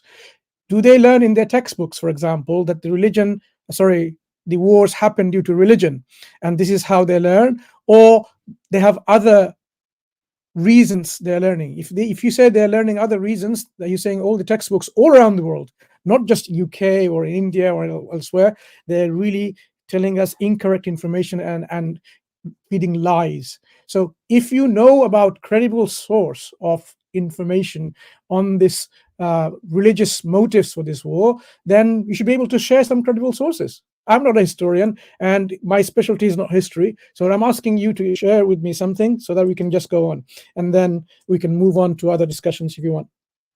Perfect. Okay, I'll answer you. If you could just let me speak for like 2 minutes. So you just talked about the reasons for World War One and Two, and the history thought, whatever history that we've been taught here in India or in Europe for you guys, or in Indian subcontinent, Pakistan, Bangladesh, or in the America. So history is always written by the victors. So as far as I understand, history is always suited as per their requirement, the country's requirement, whichever narrative they wanted to teach their citizens. If you go to Pakistan or in Europe, in Europe, in Britain especially, the country where you belong to, they always believe that European colonization has done greater good to the world. Whereas we in India, we think that the exact opposite way. In Pakistan, I think in Pakistan has won all the four wars that they've fought with India. So the narrative depends on the person who is dictating the terms, which is the politicians. The same way, World War One and World War Two, the narrative depends. So the underlying aspect is always the religion, and I understand the political supremacy is also there, which is the major reason. The underlying aspect is also religion, which nobody wants to talk about. Everybody wants to keep it under the dark because Hitler obviously hated Jews for XYZ reasons. So that is the underlying factor. Just because we come from a certain community and we believe in only our narrative, which suits our interest, doesn't mean that we cannot deny the others. Okay, so we got you there. So basically, you're saying the victors, the one who wins in this war, are the ones who write histories. Okay, I mean, generally speaking, I mean, there's some truth in there. As well. So no, what I'm saying is, but we also have the losers still around. The losers didn't just disappear from history; they continued in their existence. So we should expect the losers to continue writing, at least in their country, for their people, for their students, the causes of those wars. So would you be able to kindly provide now, before we move on, from those losing countries and what they taught and are teaching their students, the causes of the World War I and World War II? Absolutely. As you've mentioned, you are an expert in your religious study, which is Islam. I'm an expert in my own domain, which is I'm into artificial intelligence and machine, which is my expertise. If I ask you questions about my domain, I'm sure you will not be able to answer, and the same goes with you as well. Okay, I may not be able to provide you the exact sources for sure. However, do you have any? I mean, do you have any sources? Do you have any sources? Yeah, we can hear you, Kiran. Do you have any sources that our audience in the chat, for example, they would like to learn? Let me just complete my what I have to tell you. So you're just talking about the loser side. Since you're from UK, so do you guys believe that European colonization has done greater good to the world? No, we're moving the goalpost once again and shifting the discussion to somewhere else. So instead of saying, look, Kiran, you could just simply say, you could simply say, Kiran, that I don't have any information at hand to share with you. Then we will move on. Okay, so actually, let's move on because you don't have any. Yeah. Sorry, Mansur. Let's introduce Brother Adnan. Assalamualaikum. How are you doing? Sorry. Can you hear us, Adnan? Just one sec, Kiran. You can hear us, huh? But we can't hear you, Adnan. We can't hear you, Adnan. Try again. Try unmute and speak. Maybe try without the headphones. You need to unmute. Speak now. Can you hear me now? Yeah. Now it's clear. Alhamdulillah. Okay. Yeah. Okay. So, Bismillah ar-Rahman ar-Rahim. Thank you very much, guys, for inviting me and letting me in. This was a very interesting discussion. This gentleman, Kiran, he's claiming that the Second World War was a war of religion. So I would like to ask him, what religion were the Japanese fighting for? What religion were the Russians fighting for? Okay. What religion were the French fighting for? And if the Germans were Christian, what were the French? What were the British? What were the Americans? This was not a war of religion. It was a war of egos. It was a war of ideologies, secular ideologies, in fact. Okay, communists, Russia came in for their own communist interests. Hitler was a Nazi, fascist Nazi, and Mussolini. What religion was he representing? Mussolini in Italy. So look, it's like wasting our time on this. This is so clear to any historian, any basic historian of the Second World War, that it was a conflict of no religions. Okay, there was no religion involved in this. People did have religions, those who fought, but they didn't fight for religions. These are the things you have to remember. In fact, one of the biggest players in the Second World War was Russia. Okay, and Russia, what religion did they follow? The communists. Actually, they were anti-religion. They were wiping out religion. I literally, I doubt your because you need to. I guess the sources that you're referring to might be incorrect. because Brother, okay. there is anti-Semitism.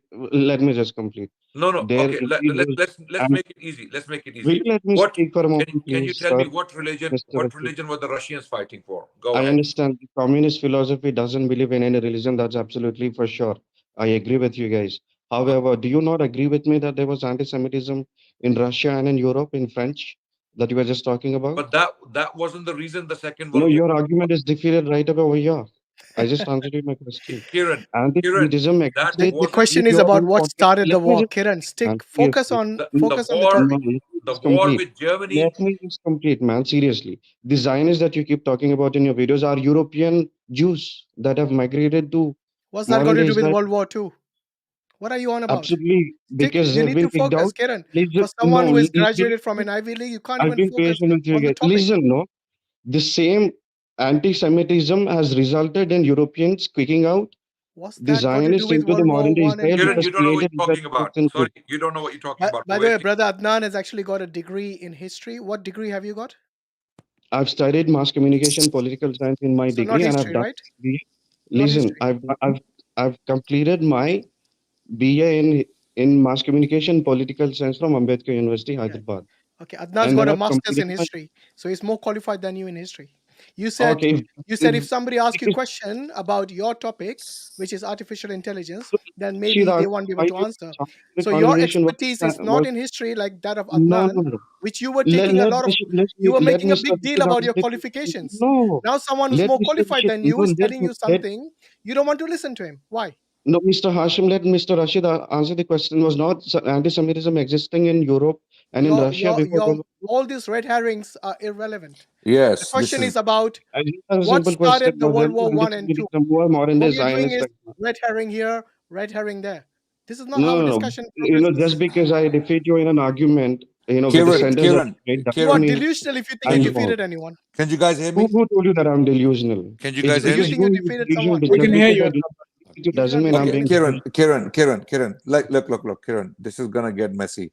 Look, let's go step by step. Can you answer my question? What religion was Russia fighting for in the Second World War? It is conflict of interest. Okay, you're Because making my somebody point. You just made my point. absolutely Okay, 1 second. You just made my point. What religion was Japan fighting for? conflict of interest again.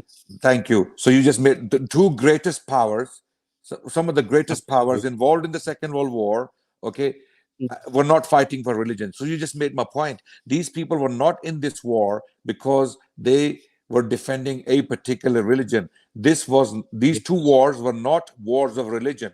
Okay, these two wars, the First and the Second World War wars, they were fought for conflict of interest. They were fought for geopolitical No, no. geopolitical You're reasons. taking They were my answer fought. out of They were context. fought for secular ideologies. They were fought for secular I'm ideologies. afraid you're taking my responses out of context. Russia and Japan, they never had any religion. My answer was conflict of interest. World War II happened in Europe, which is against anti-Semitism. Europe and Japan had to intervene in between. They Wait, did not. wait. Russia They came had into to intervene. no, wait. Russia came into Germany to crush anti-Semitism. Is that what you're claiming? Germany invaded Russia. Okay. They had When Russia arrangement. came, when Russia came into Germany, when Russians ended up in Germany, okay, with the No, no, no. with the Sorry, Western sorry. coalition. It Okay. was the Nazis who first entered into Germany. Yes. Sorry, into Russia. Was the reason for And that they religion? Was Did yeah. they invade on religious Okay, are you an basis? history expert? If you want to talk about religion, we can do that as well, Hinduism. Oh, Because you Okay, I want to think go? You want to change the topic guys, completely? I think we're wasting time. Why? Because you got defeated? because I think we're wasting time. you Yeah. claimed yourself as I Kiran, think we're talking to someone yeah. ignorant. We're You talking to know someone what? ignorant. Because he's an Yeah. atheist, I would rather focus on. Yeah, let's just talk about something about your Yeah. ideology. What we said. Okay. So remember, Kiran, you said you're a rational person. Do you think atheism is rational? to a certain extent. Okay, fair enough. This is a good Because way of what I believe is not. Yeah. Let me complete my answer. Not everything can be black or white. There are always shades of gray. Fair enough. Okay, That's fine. everything cannot be So, binary. Yes or no. Nothing is binary. Yes or no. Everything. No one is saying no, that. there are things which can be binary. Let me give you an example. No, he said Yes. everything cannot be binary. That's what he said. Yeah. I said there is an option. We Everything don't cannot be dispute that. Let's focus on the main thing. So if I were to ask you this question, do you believe you exist? to me. Yeah. I breathe, I eat food, so I definitely exist. Okay. Do you believe the universe exists? I do not believe in, I believe in universe, but not creation. Universe is created by an I didn't accident. ask you to label Creation, it. I just no, asked no, you if the universe exists, because you're part of the universe. If you yes. exist, and you Universe otherwise, if you think the is universe an doesn't act, exist, then your no, existence would be questionable. no, So once universe is again, an do you believe the universe creation. exists? Religion believes in creation, which is created by a creator. Why are you And using semantics here? All I did was ask you, does the universe exist? as I just told you, not everything can be yes or no questions, my friend.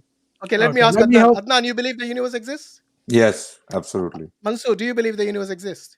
I need to answer in a way like Kiran is saying. Look, there are things which Kiran, you know, even in artificial intelligence, either artificial intelligence exists or it doesn't exist. You cannot have a third option here. Something's existence is a binary question. This is a fundamental concept when we study. For example, either you exist or you don't. There isn't in between, like I exist 50-50. You don't. It's 50-50 mean if 50% exists and 50% doesn't exist. The existence of universe, likewise, either it exists or it doesn't exist. The question of the creator of the universe, either there is a creator of our universe or there isn't. This is a binary question. So Hashim is coming to ask you on this point, do you believe there is a creator for our universe? Either the creator exists or doesn't exist. Which one do you take? The moment we come to that question, if there is a creator, obviously the next question is who is the creator? Which Before I you don't ask like. the next question, we deal with the first question that comes in mind. I guess So will not because the universe exists, the question is, was a creator who brought this into existence, or it existed by itself, or it was existent because of another entity called nothingness brought it into existence? Three options I've given you. Which one seems right? Just give me 1 minute so that I can complete what I have in my mind. You know. Did you understand my question? Sorry. Did you understand my question? I give you three options. Obviously, I understood. I definitely, because you're repeating the same question multiple times. I understood. So could you just repeat before you answer what was my options? The question is, do you believe in universe? Do you believe in creator? I understood that question. So my answer to that question is, the very last thing I said, three options of what? Yes, no, or binary, something of that sort. So I'll tell you something. No, Kiran, you weren't paying attention. Let me just remind you for the benefit. I'm saying, given that we all understand and agree and accept that the universe exists, I am asking either option one, the universe was created, originated, brought about by a creator, but that's option one. Option two, the universe was always there in existence. Option three, something else other than the creator brought the universe, like nothingness. Nothingness brought the universe existence, meaning nothing did. So which option seems to be rational to you? None of the above, because the question itself is wrong, is what I believe in.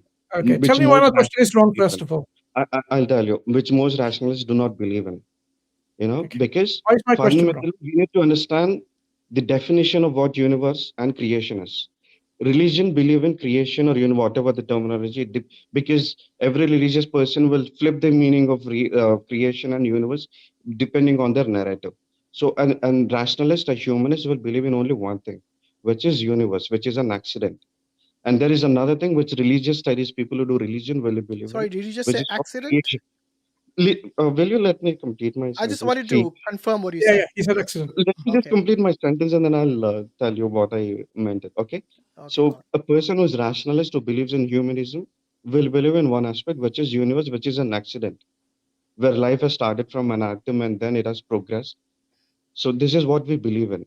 So whereas people who believe in religious study, let it be Abrahamic religions, religions, forget religions for a second. They believe in creation. Forget creation, you will have to believe in a creator. Listen. And they name the creator as God. Kiran, let's forget creation and religions. Let's stick to your point. It's an accident. The universe is an accident. So you're telling me the solar system, which is finely tuned, was an accident. The sun is 93 million miles away from planet Earth. It gives us the right amount of heat, the right amount of light, the right amount of radiations. Okay, and if we move the sun from its constant, then life would cease to exist on our planet. It doesn't stop there. Coming to our planet, we have mathematical events taking place whereby sophisticated species are walking around on the planet. Okay, there are different plants, different species. For example, human beings, animals, different fruits, different all sorts of different things happening, and all are mathematically functional. So my question is this: first, you can say the universe came about as an accident. There was a giant explosion, and then as an accident, everything fell in its place, right? So you're saying the solar system got finely tuned by an accident, and not only that, then billions of other accidents are taking place every single day on planet Earth. Is this what you are postulating? Okay, if you could give me like 2 minutes, I'll then tell you. If you're not interrupting me, that would be Yeah, really great. if you respond to my I have answered. points directly, Yes. is this all an accident? I'll answer all the questions, but you should not interrupt me for 2 minutes. Okay, perfect. So the first question is if this is an accident or not. So since you belong to the okay, I'll just answer in this way. So what about the archaeological evidence? You come from a Western world where the Western nations always believe that they are very good at their scientific achievements, and they look down upon third world countries. They believe on their scientific achievements, right? So what does the study show? The dinosaurs or whatever. Does religion talk about it? No, they don't talk about it. So we have live proofs. Let me just complete my Kiran, sentence. you're See, waffling. Kiran, you're Again, not dealing with the subject matter directly. let me just What is complete my no sentence. the reason why we can't be constantly charitable to you, because you need to have a fruitful discussion. Is it because I do meaning not suit your narrative and you cannot me right? you're not addressing the topic, and this is called waffling. I can name several logical fallacies you're committing here. The question is, if in your concept the world is an accident, what it means is the world came into existence or it was always there. Can you just narrow it down? Was the world, our universe, our cosmos, always there in existence, or it began to exist at some point? Can you narrow it down? Okay, I'll tell you from scientific perspective what. No, I don't want you scientific perspective. I want you to just tell me two options. Our universe was always there, or it wasn't always there, and then we can move on to the options. Universe, again, it was the modern day that we are living in right now. It was not the same like million years ago or tens of millions years ago. That wasn't the question. What I'm asking, Kiran, is whatever our universe is, whether it's a product of a multiverse or many universes and so on, this reality of ours, Kiran, listen, reforming itself. Kiran, depending upon the proof, science will change it. Kiran, Okay. I want you to listen and then address the question, please. Our universe, the cosmos, the reality, okay? Whether it started with a big bang and prior to that there were other universes and we are a product of a multiverse, whatever, either these material universe, matter, energy, interrelated, was always there from eternity in some form or another. So there has been some changes and alterations to this universe, but it was always there, or it wasn't always there. That's the two binary questions. The one binary question asking, which one is it that you think is rational? And we will move from there. Because you either expect me to answer an yes or no question, which I'm really not in a position to answer. That's only a binary question. This is a binary question. There is no third alternative. Told you, there are always shades of gray. Not Gray,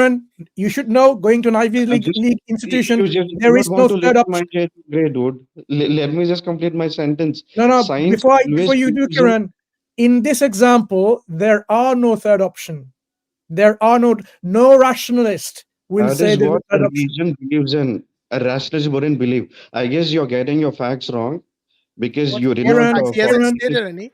He's Kiran, asking you a I'm only question. He's not telling you, making as any. a rational human being, any as a rational statements. human being, every just- rational human being will say that there are no third option on this option. Two options are the only options available. Can you tell me what's the third option here? Let's check how much you understand about rationality. Okay, now I'll tell you.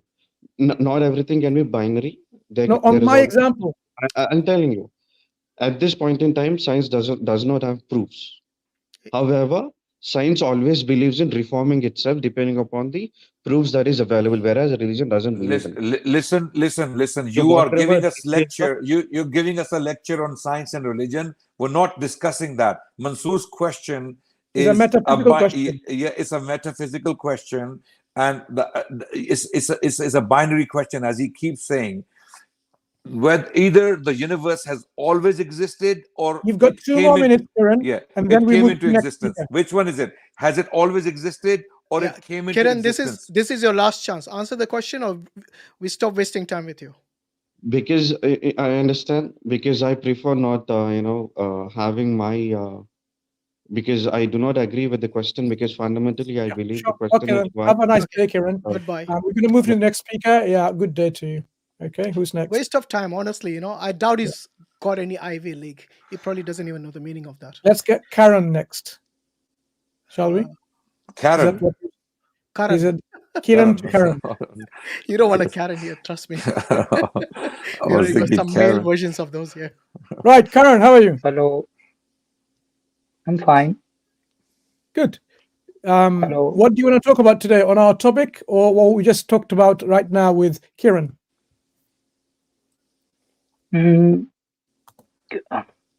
Whatever you want to talk. Okay, the topic is about Babri Masjid and Ram Mandir. What's your background? Are you a Hindu? No. Although I'm born in Hindu family. Okay, so do you believe in God? Yes. Which God? The God. Everyone claims the God. Which one is yours? Just simply God. But then you might be a Muslim. Yeah. Does your God have a name? No. Your God didn't tell you his name. Why? I don't know. What do you think about Ram? Does he exist? Yes, he may exist. May He have may existed. exist. Based on what? Based on Ramayana or other Ramayana texts. Ramayana were written thousands of years after his existence, allegedly. Alleged existence. And if Ram may have existed, then Hanuman and Ganesh may have existed as well, right? Yeah. So this word may can go anywhere. It can go into anything. Like you can imagine all sorts of things. They may have existed, but may is not good enough for a question of religion. You can't just put your entire belief in may and then start killing people over this may. Something may have happened. Someone may have existed. Therefore, we will do X, Y, and Z for that person who may have existed. This is very, very important for you to, where did the balloons come, man? I don't know. Is it because, I don't know. Yeah. Right. Okay. So the balloons. You're celebrating your birthday or something. Yeah, the balloons may have existed. So look, the point is, may is not good enough for us to start drawing lines and start killing people over may. It has to be certain. This is the question we've been asking the Hindus for so long, that your religion may be, it is myth, it is mythical, it is a mythology. Okay, Mahabharata is a mythology, right? These are Ramayana myths. too. Yeah, Ramayana too. Yeah, these are all myths. Unless you can prove to us by presenting physical, tangible evidence that these stories, like for example, I'm being fair with you. For example, the Bible and the Quran allude to stories of the past. For example, the Quran alludes to the Israelites and the Egyptian civilization. We can actually go and check it out. They were Egyptians. They were pharaohs. They were very powerful. This is what they were called. So we can actually archaeologically, physically confirm the narrative of the Quran and the Bible. where they actually agree, okay? With your mythology, with all your wars and Mahabharata and Ramayana and all these individuals and characters, none of them can be confirmed archaeologically. Yeah. Not one of them can be confirmed. Even the books don't have manuscripts that are ancient. Yeah, They're all yeah, modern, yeah. manuscripts. So Yeah. that claim that it was preserved orally, there's no proof of this unbroken chain of transmission, or independently attested by so many different authors and transmitters. None of that. So, Karan, on what basis do you believe God exists? On the basis of surroundings around me. What is that? I mean, if you look at sun, moon, etc., these things, Okay. So the so they are nature, obviously, you're saying the yes, nature gives you indication that there must be a creator. I wouldn't say creator, but transformator. Sorry, transformer. Transformer. This is not a car we're talking about. We are talking about the Almighty God. So anyway, let me ask you this. If you believe God exists, is it possible for God to communicate with you? Yes, How would he it is communicate with possible. you? How would the transformer communicate with you? He can come in my dream. Yeah, but that's a dream, right? You can Yes. dream about anything. You can dream about unicorns. Doesn't mean they exist. So what are you saying then? Where are we going from I'm now? asking you, if you have belief in God and you believe He's powerful, He's capable of doing what is befitting His nature, then He should be able to communicate to you, to tell you about the do's and the don'ts in this world. Yeah. So my question is, No, I how don't would think so. you don't think so? So how would you know what is No. right or wrong, whether it's something which is righteous or a sin, whether it is something from dharma or adharma? How would you know that? We can deduce from ourselves. Could you be wrong? Might be. Okay, so it cannot be dharma or adharma based on your own whims and desires, because that is subjective. And like you said, you actually can make mistakes and you're prone to errors. Yes. So Yes. it is not something that God would want to communicate with you in such a manner which is prone to errors. The communication from God should be clear, unambiguous, and it should be free of errors. But because your system has errors, so that system that cannot be a communication from God. Look, the faith, the belief cannot be proven.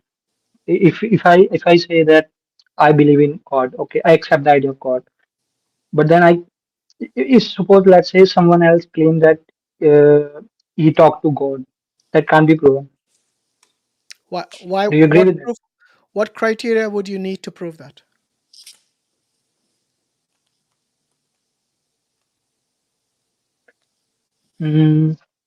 Karan, The accuracy of the how old are you, Karan, if you don't mind me asking?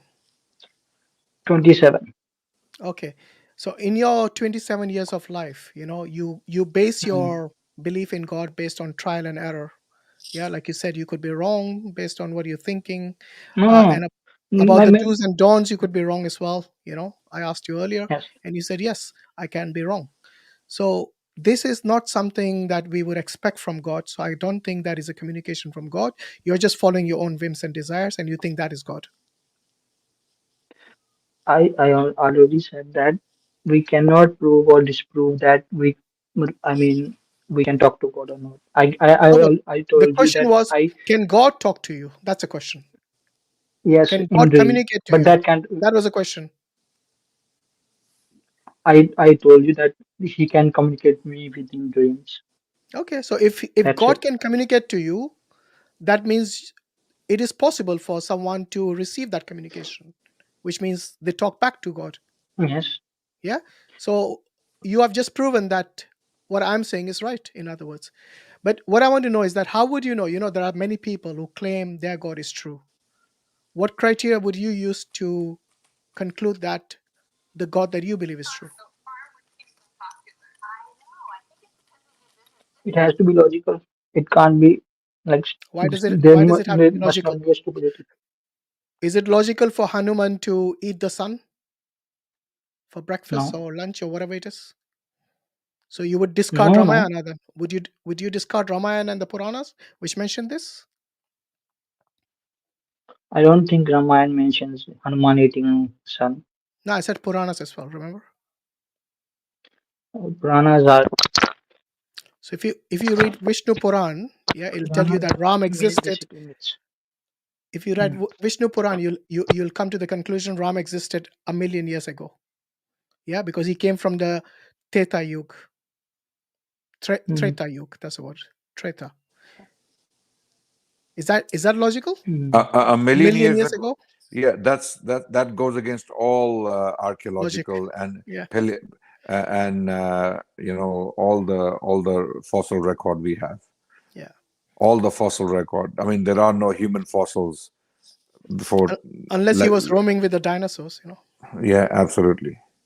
So Karan, look, you said logical. What you just said about the Ramayana is illogical. Many things are illogical, and I can list you quite a lot of them. Okay, for example, Sita going into the fire and coming out alive. Is that logical? No. Is it or not? Okay, so you will discard No, the, I said no. It's based not on your logical. criteria, you will discard the Ramayana.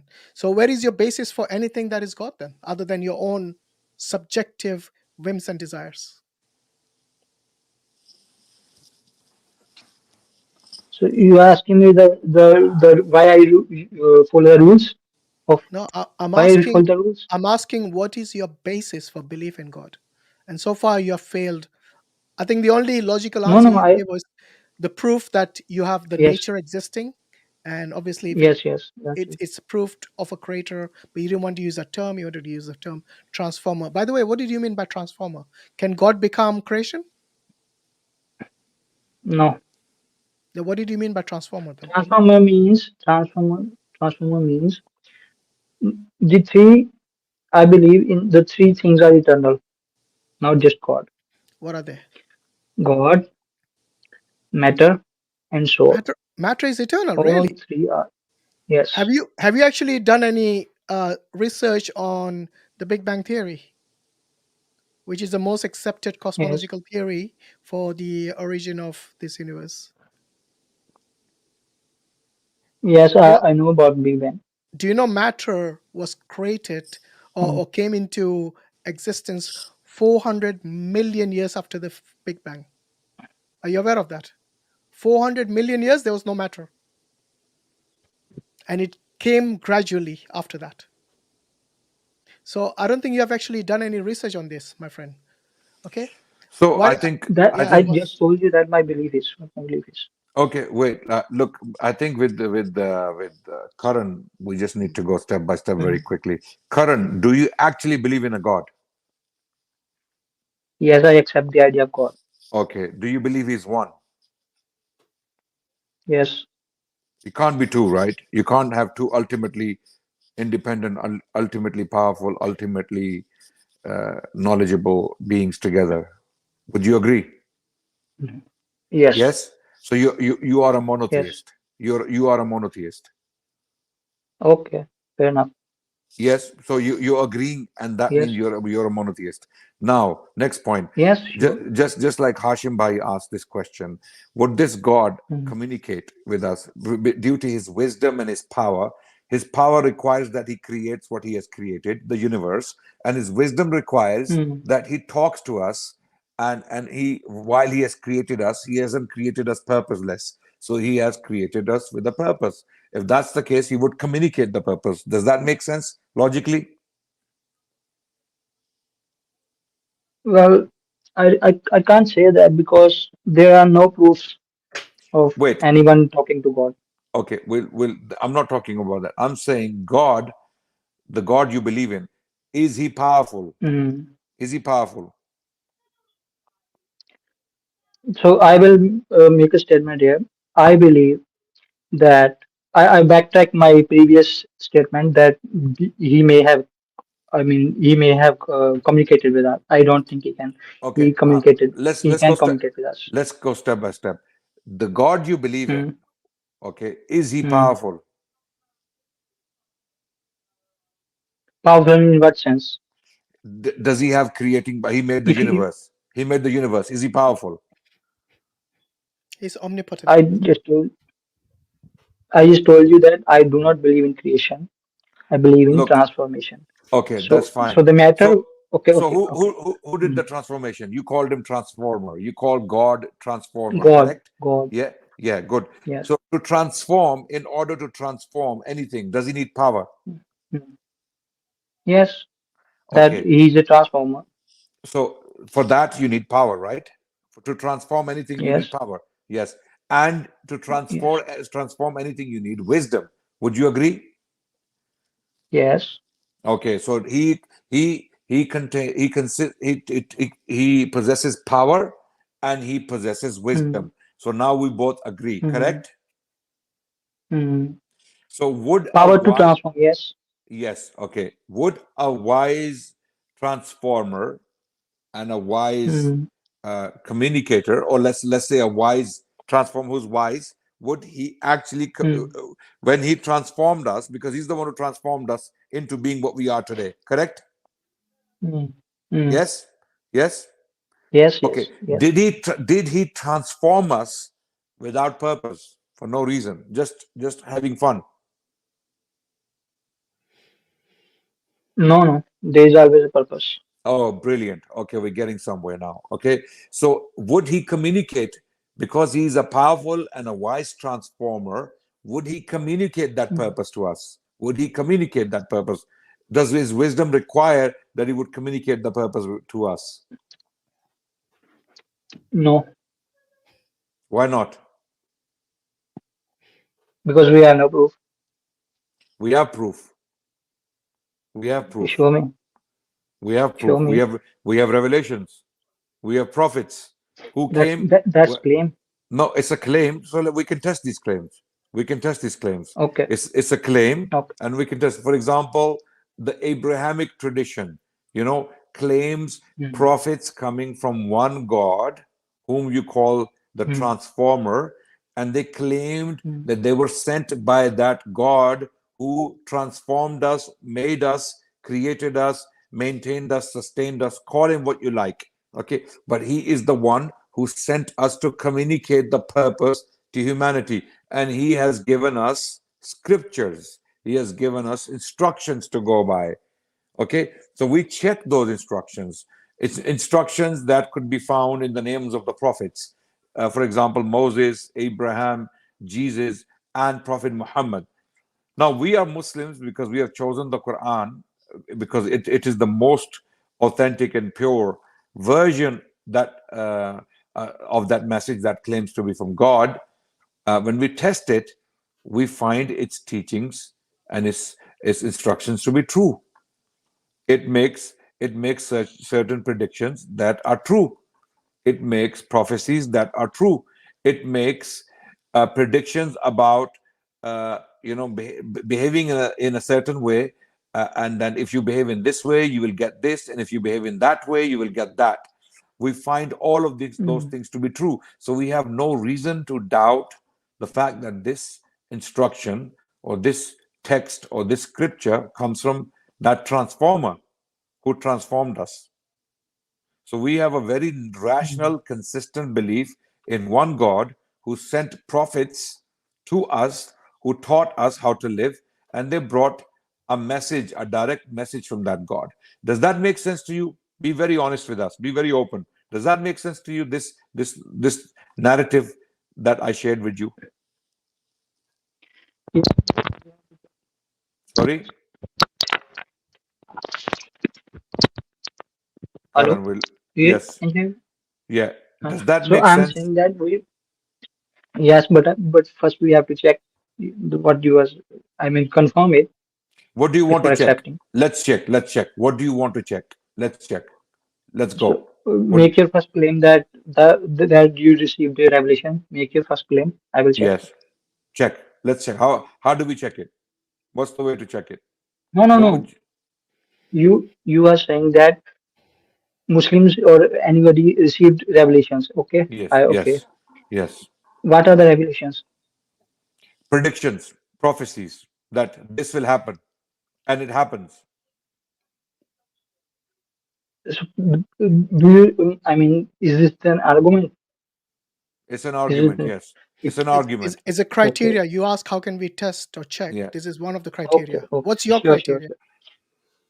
No, no, no. But So if I there if is I if a I if guy I called, show I you think. if I show you Quran made a prophecy, an exact prophecy, and Hmm. it came true, it was fulfilled. How about that? But But that Nostradamus also made prophecies. They are also coming no true. no no no. Nostradamus's prophecies were always Hmm. interpreted by people to reach conclusions. Quran makes categorical prophecies that this will happen. This will happen. And it happened exactly like that. Nostradamus, there's no prophecy of Nostradamus like that. It can be challenged actually. Okay, You let's let's give challenge. me the verse. Okay, chapter 24, verse 55 of the Quran. Mhm. Go to it. Do you, do you have a Mm, copy or shall I read it? you can read to it. It says in the Quran, Mm, speaking directly to the Prophet and his immediate followers, that it is a promise of God to those who mm. believe among you that he will give you succession in the land, just as he gave succession to those who came before you. These people were the most powerless people in the world at the time, the Arabs. They were the poorest, they were the most powerless, and they were the most unsophisticated people on the planet. God is telling them something absolutely mind blowing, something crazy, something like unbelievable, that you will become the rulers of the world. Okay? Are you with me? Mm. Yes, Okay. yes. Okay. So these very companions of the Prophet Muhammad, they defeated the Mm. Persians and the Romans Okay, at the same time. Within 100 years, of this prophecy, the Muslims were ruling when the companions of the Prophet themselves were alive. These people who were given the promise, who were made the promise to, they were still alive when Muslims came to dominate Spain and parts of China and even India. Okay, let me give you names and okay. dates. Muhammad bin Qasim landed in India, in Sindh, in 92, in the year 92. Tariq bin Ziyad landed in Spain in the year 92. Qutayba bin Muslim was at the borders of China in the year 92. In the year 92, one of the famous companions, disciples of Prophet Muhammad, was alive. His name was Anas bin Malik. The promise was made to these very people, okay, and it was fulfilled word by word by a people who were the most unsophisticated, okay, and some of the most poorest people in the world. How did that happen? It was a very direct, specific, and categorical prophecy that was fulfilled in front of the eyes. That's Okay. why we believe. But That's why is we it believe the Quran is from God. It's not from so that from. that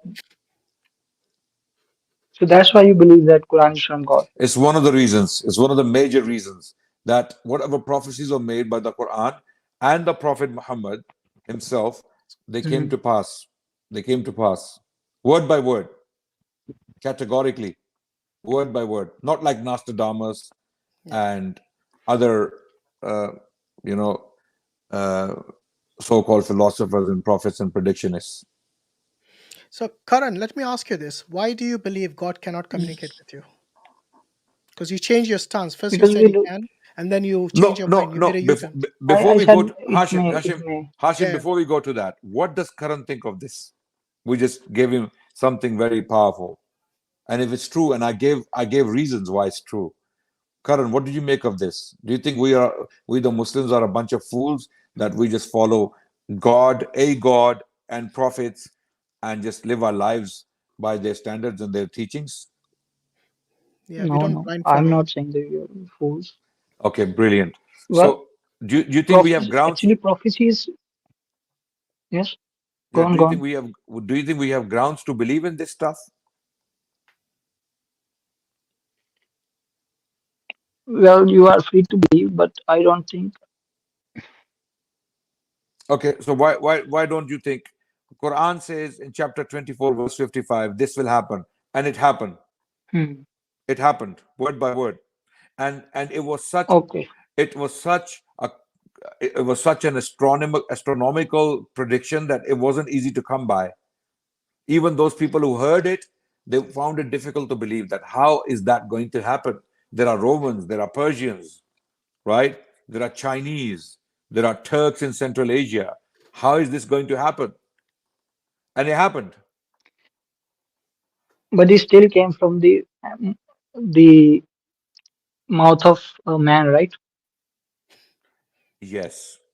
Yeah, a prophet and messenger Okay. is So usually a man. if I claim, A messenger, yes. yes. If I claim something now, and after 200 years it happens, will I be also be a prophet? Not necessarily, no. Not So necessarily. Because why then because Muhammad? because we have to look at your teachings and your status comprehensively, not in light of just one prophecy. We are giving you one piece of Okay. evidence. We have many reasons to believe in Prophet Muhammad and Islam and the God they preached. The God they preached, the prophets. They preached one God who was the creator of the heavens and the earth, whom you believe in, by the way, without realizing that you call him the Yes. transformer. You call him the transformer. Hmm. Okay. So we have very I have powerful. a reason for it. What is the reason? Yeah. Okay. So actually the discussion should be like this. You believe that God created everything, right? Yeah. Right? Okay.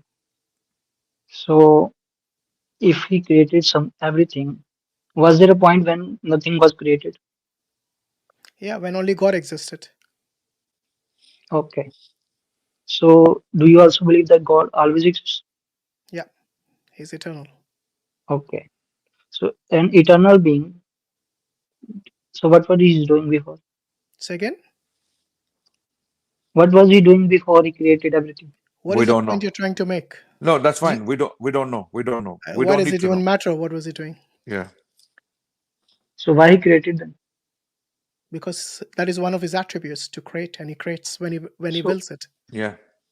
He creates when he okay. wants. So when he was not creating or haven't created, when he wasn't created something, was he creator? Yeah, of Was course. he? He was always a creator before the first creation. He had the qualities, the abilities, and when he chooses to exercise those abilities, it's up to him. He Yeah. decides. But he's Okay. always had these So qualities. how long? Okay. How long did he wait to create? It's irrelevant. What is the point you're trying to make? Why not? Why Because it's not? irrelevant. Like I If said, God can okay. create. Oh, exactly. God can create whenever he wills it. Okay. How long he has to wait for that is irrelevant to this No, point. you as if Imagine. Karan, as if you're trying to actually do your best to disbelieve in God. You're just finding any lame excuses to disbelieve in God, asking stupid questions. The first thing is, How is this wait, stupid? How is I'll this tell you, stupid? Explain to me. why does it matter when he creates and when he does not? Yeah. And why does it matter to question his ability to create if he does not create? What the question you should be looking at is there a creator? Number one. Did he create? Number two. And if he created, then what did he do with that creation? Number three. These are the things you need to be talking about and No, thinking of. these are the question. These are the question when we actually accept that God actually created. Yeah, The but premise is that he's a Karan, creator, right? what is the point? Because you said you I have a think reason why you called him a transformer. I think you have something up your sleeve. So why don't you just tell us?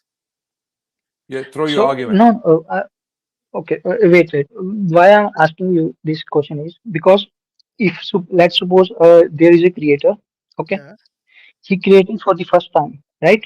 yeah. Or was he creating before as well? I just want to your answer. What is the reason you called him a transformer? Just come to the point instead of beating Okay, around the bush. and it, okay, I will ask you a question. No, no, I no. You expect asked enough you to questions. Now it's time for you to answer the question. Why did you call the creator a transformer? What's in your head? Let it out.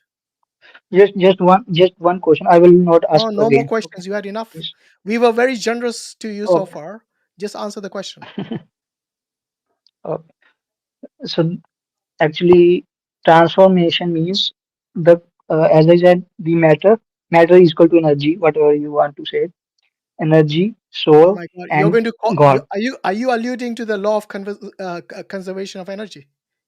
Is that what you're alluding to? Matter can neither be created nor destroyed. Yes, it's also yes. I Okay, think, let me ask you guys, this. Does this apply before the universe was created or after? This first Does it principle, say does, this does this okay. principle of Does thermodynamics, the first principle of hmm, thermodynamics, does it apply hmm. within the creation or outside the creation? So this law states that it doesn't apply before. Well, have you read the first law of thermodynamics? Tell me the complete principle of the first law of thermodynamics. So you brought it up. Yeah, because I know where I you were know headed. the I basic. read your mind. I know I'm not a prophet, but I I read your know the mind. basic thing. I Okay, think wait. Complete Okay. the sentence. It Let's goes something like this. let's make it simple, Hashim. I think. I mean, No, no, he let me. didn't. He wants to know what it says. It says matter can neither be created nor destroyed in a closed system. The bit all Hmm. those pseudo scientists leave out. They do not read the full first law of thermodynamics. They only read half of it. So tell me, what is a closed system before the universe existed? So do you believe that this No, law no, is? don't answer. I Don't mean, answer with a question. Answer my question. Does the first law of thermodynamics apply before the creation of the universe or after? Or do you believe the universe you are is eternal? Which one is it? eternal. Ah, I knew it. Is that scientific? Why not? There is a theory Which scientist very says similar to. the universe is eternal? Which credible scientist says that? I don't mean just There a is a theory. postulation. I don't mean just a There is a postulation. theory. Yeah. No, there's There not is a a theory. theory. It's called a Eternal universe theory. postulation or an opinion. After postulation is peer reviewed, then it becomes a theory. A postulation is just like you giving your opinion, I giving my opinion. Now it has to be tested by the panel here. And then they decide whether it's a theory, it's something that cannot be uh, disproven or something, then they'll make it a theory. So answer my question, which credible scientist has Hmm. evidence that the universe is eternal? You know what the scientists Do say you, in this field of cosmology? That the universe is 13.8 what? billion years old, which means it had a beginning. That's a It theory. began to exist. That's a And they theory. have evidence for this, the redshift. Have you studied this? clearly not. No. You Hashim, haven't. So Hashim, don't Hashim. don't this pseudoscience doesn't work here, my friend. I think we're just talking to people who are not very knowledgeable in this, and then Yeah. just let's move on. It's gonna get very boring Just and tedious for the people who are watching because it's not getting to any conclusion, and we're gonna keep going on just like Yeah, you're absolutely right. Kiran and no. Karen. Just one Sorry, question. Just one Kiran and question. Karan are, Please, please, are please. very similar. Just Okay, please one so question. Okay, Just go one yeah, on. Last question. last question. Go ahead. Okay. last question. We're gonna Can move on. okay. Yes. Sure. Can an eternal entity and create anything for the first time? Just answer me. Logical. Can a eternal entity create anything for the first time? Yes, if he has a will. You said God is eternal. Yeah. You If said God is eternal. I'm If just God is telling you, eternal, he can Karen, create when he wills. eternal entity is only able to create something if the Hmm. the thing or the agent that we're talking about, Hmm. eternal entity, Hmm. has power, ability, and will. Without willing, it's not going to happen. So what it demonstrates is when the creation takes place, that means You the didn't answer entity my had question. will. He Hmm? did. You didn't understand it. He You said said if he an wills I it, asked, eternal then he can. can entity. eternal thing create anything for the? Yes, if he If wills it, let's he suppose can. Hashim, you are eternal. If you are eternal, can you do anything for the first time? Why not? When you say first time, whatever action an eternal thing Yeah. takes, the question of time is irrelevant, because from eternity, that if you grant time existed side by side, then there is no time involved here. Okay, Yeah. it's an action that plays within this time. But if you think time is a creation itself, Karen, you should be aware that there are theories about origination of time, that the current understanding is time, space, matter, all of these were created in the Big Bang. Okay, so you need to widen your scope, try to reflect. But I'm saying, No. Before you challenge him, did you understand what he said? That time is he created. said that time is created. So time has a beginning. Yeah. So the question. No. Wait. When you say first time, so you are now you're now binding the act of creation by time, but time itself is a creation. Do you get the point? Do you get the point or not? I think he doesn't understand the difference between the agent and the mechanism. He's mixing the two. Once you understand this, then it'll be much easier. Karan, were you created before or for the first time, or did you exist before? My body always existed. Okay. Not your thing. I don't think this guy's scientific anyway. it's okay. Right. Let's take someone else. Okay. Yeah, I think we should stop wasting our time on people. Yeah. Stop wasting time. Stop wasting time, because people get very Is frustrated. there anybody who wants to discuss the Ram Mandir? Everybody is agnostic, atheist. Are there any Hindus who actually believe in Ram? Where are they? Where are the bucks of Ram? Yes. Look, looks like we lost them all to the atheists and agnostics. Just like the Zionists don't believe in God, but they believe in His promise. These Hindus don't believe in Hinduism. I don't want to Hinduism. bring another agnostic. They don't believe in Hinduism, but they believe in Ram Mandir. This Bharat talk. Hopefully, he'll talk about Hinduism. Yeah. Bharat, are you there? Agnostic Hindu. Yes. How are you? How are you? We are good. How are you? How are you? I'm good too. Actually, I'm listening your questions from the backstage, like last 1 hour. Good. So You're not the only one. Trust me. Yes, I know. Yeah. And I, got some of your questions, and I want to give you the answer of these questions.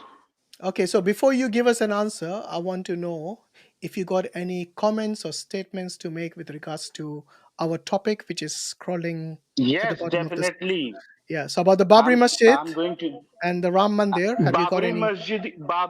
Wait, make a second. Let me correct you. Babri Masjid or Masjid Janamasthan. Janamasthan? That masjid have two names. Masjid Janamasthan. That the Muslim party. Who's Janamasthan? That's the name of No, but he's making a point. When you talk about Janamasthan, who's Janamasthan? Whose place of birth? Lord Rama. Okay, did Ram exist? Yes, do you have any evidence for the existence of Ram? Skanda Purana, chapter number 8, slok number 18 and 19. And I have many proofs that... No. Wait. You mentioned Skanda Purana. What is the proof given in there? Listen, Bharat, listen to the question first. Bharat, I didn't ask you for the location of the mandir. Listen to my question. Do you have any evidence for the existence of Ram? Not his place of birth. Yes. What is the existence? Definitely. What is the proof of his existence? Go on. Okay, I'm going to show you. Okay. Did I read the sloka too? Oh, brother, you don't understand his question. He's not asking He's not asking you to read something that was written 1,000 years ago. Okay. He's not asking you to read something as evidence. We want proof. Archaeological proof. We want actual something that is tangible. Okay. Empirical evidence of Ram's existence. Yes. The story of Rama, like the places that is mentioned in Ramayana, Oh yeah, this guy Just doesn't right understand the now. question. Like, do you lack basic intelligence, or is it comprehension? Which one is it?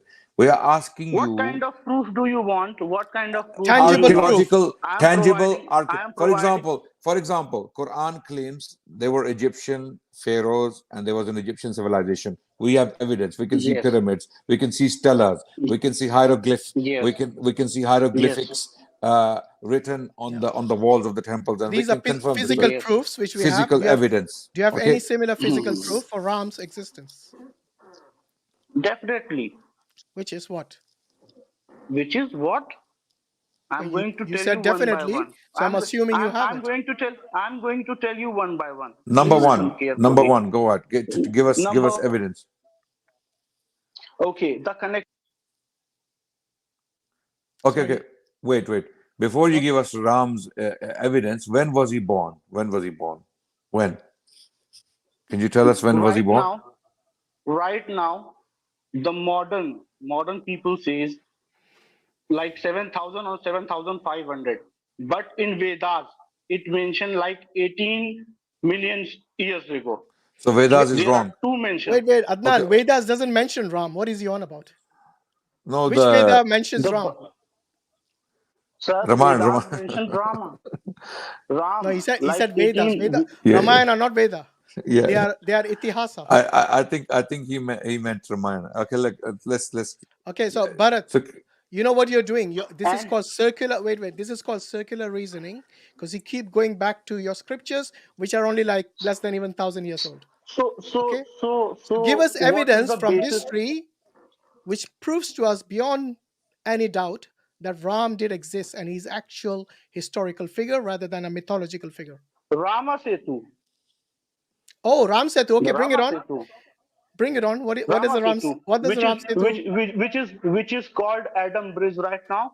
Yeah. Because, And what is the evidence? Because of capitalism.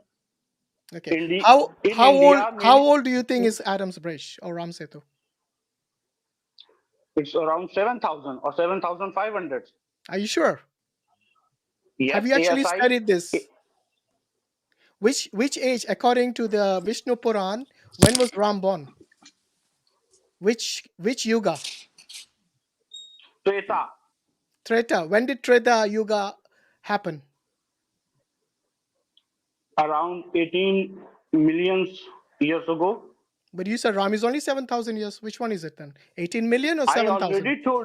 already told you there are two types of concept going on, like date No, but of the year, the date of birth calculation of of the Lord year. Rama. Wait. The calculation of the year cannot be either 18 million or 7,000. There's a huge discrepancy in that evidence. Sir. We are not talking about a 1400 year ago old story. We are Actually, talking about we got an the ancient benefit civilization. rather than an 18 million year old God. We got the benefit because we can provide the evidence. The longer you go in history, the further you go in history, the less evidence you have. So we are better off in 1400 years. We have twice the amount of Muslims than the Hindus. Let's make it conclusive. Listen. Can you prove Ram's existence or not? Just be very clear. Adnan Bhai, he said Treta Yuga happened 18 million years ago, but Ram only existed 7,000 years ago. Huge discrepancy in the evidence. Listen, sir. There are many evidences. Even if Lord Rama connections is not only in India, it's in Thailand, it's in Indonesia, it's in The Ramayans Korea. are different over there. Do you know that the Ramayans of Indonesia is different? Do you know about Princess Suriratna or the Queen? I'm saying the Ramayana You heard of about Indonesia is different to the Valmiki Ramayana. Do you know that? Yes, there are. So which one is true? There are different. The Indonesian version, the Nepalese version, the Indian version. Which one is it? They all are not the same. In rich Indian history, there are different kind of versions in different era. Listen, we're gonna waste time again. We're gonna time alarm, please. We're gonna waste time again. I'll tell you what. Before he goes, let me read to him. I'm sure there are intelligent people out there who will. But Bharat, let me tell you something. Do you believe? Wait. Do you believe in the Archaeological Survey of India on their verdict? Do you believe in that? Yes. Okay, this is what the Archaeological Survey of India said about your Ram Yes. Setu or the Adams Bridge. It says a report from What? the Archaeological Survey of India found no evidence for the structure being anything but a natural formation. The Archaeological Survey of India and the Government of India informed the Supreme Court of India in 2007 affidavit that there was Hmm. no historical proof of the Hmm. bridge being built by Rama. What do you have to say now? Hmm. Hmm. And what KK Mohammed said? Do you know who is Okay. KK Mohammed? Chalo, bye bye, you're done. KK Mohammed pe aa jate hain. You know, this is a problem when you do not research and you come here on and make claims. So the same Archaeological Survey of India, who did survey of the so-called, Ram Mandir, yes, tells you Ram Setu is just a natural formation. There's no evidence at Yes, all that absolutely. Rama constructed this. Yes. The fact So that they it's can't even get the age right, forget about the exact spot, yeah, shows us that it's full of just it's mythology, it's a myth. blind belief. It's a myth, and over this myth, they're killing people. They are causing division. They're spreading hate. They're making up stories, and based on these stories, they're disturbing the peace in their own country. They don't. You know? They don't call it a myth, brother. They're watching the Bollywood and Hollywood and Nollywood movies on these Yeah. Ram Yeah. Setus, You know, and there's that's why they actually believe in it. Hollywood It's made a historical. movie on Ram Setu. And these guys all watched the movie and said, hey, Ram Setu is the evidence for Ram. Yes. Seriously, man. Yeah. Yeah. Get your heads straightened. Get evidence which is credible, not from Bollywood movies. Please, guys, come on. Okay. We need to Have bring something. Agnostic into, but his device is not connected. I mean, something's not quite connected. Yeah, Audio, video, maybe. it's fine. Get somebody else in who's okay. Yeah. I'm going to bring So Rahul. apart from Agnostic, we need to. RM. Okay, the Muslims can join in now, inshallah. We have already gone over nearly 4 hours. We are calling the Muslims to join in, inshallah. RM, are you there? Hey guys, yeah, are you able to hear me? Yes, we can. Where are you calling from? India, of course. Why, of course? You think Indians are only in India? Not really, but that was my suggestion. Actually, That's okay. I'm I just was joking, Ram. disconnected. No, that's okay. That's okay. You can joke. That's fine. So, what brings you to the stream? What's on your mind today? Well, I was just hearing this, stream for last couple of weeks. I really wanted to join and see what's coming up, right? Like again, guys, not a scholar. I'm a Hindu by default, by my belief. So I can debate with logic. Of course, that's the only trade that I can discuss. Not really history, not really the exact books, but yeah, I do hold some knowledge of my religion as well. So yeah. Good. So I'll ask you the same question we've been asking throughout the streams. If you were watching, you would know. Sure, of course. So, by the way, when you say you're a Hindu, you mean Hindu, but as in culture, or you actually believe in the religion or the philosophy of Hinduism? I believe in philosophy of Hinduism. I am not devout to one god or worshipping a god. I am devout to my karma. So that's a facet of Hinduism wherein you do not believe in a specific god really, but you can have an aspect of divinity and and follow that. Yeah. So when you say you don't believe in one god, I'm assuming you believe in multiple gods. Yeah, you're a polytheist. Not really. Not really. For me, every god is just a version of the Almighty. It's the aspect of Almighty which brings on in forms of different gods. So yeah. Well, what does it mean, aspect? So is the avatars, are they For gods or they are example, not the gods? fatherly aspects for me comes via Shiva, the motherly aspect via Durga, and so on and so forth. Mm-hmm. And these are all gods. These are all gods. Yes. These are all aspects of one god. Yes. And who is that one god? Our Brahman. Does Brahman have a will? Brahman is not really known to us. We know Brahman via his aspects. That's what we worship, right? So can Brahman do anything? Brahman is almighty, but Brahman doesn't interact with us directly. It is in form of. So basically, he cannot even move a leaf. Brahman has like he is created. I mean, he is the transcendental form of all the energy. Of No, course, he no. can do The whatever it. question is very simple, But my friend. since no. What I'm saying, we Allah in the don't know Quran, He Brahman tells us directly, so that I can't not answer even anything on not even a Brahman. leaf moves without His permission. See, as I said, Can Brahman even move a leaf? That's a question. Very simple question.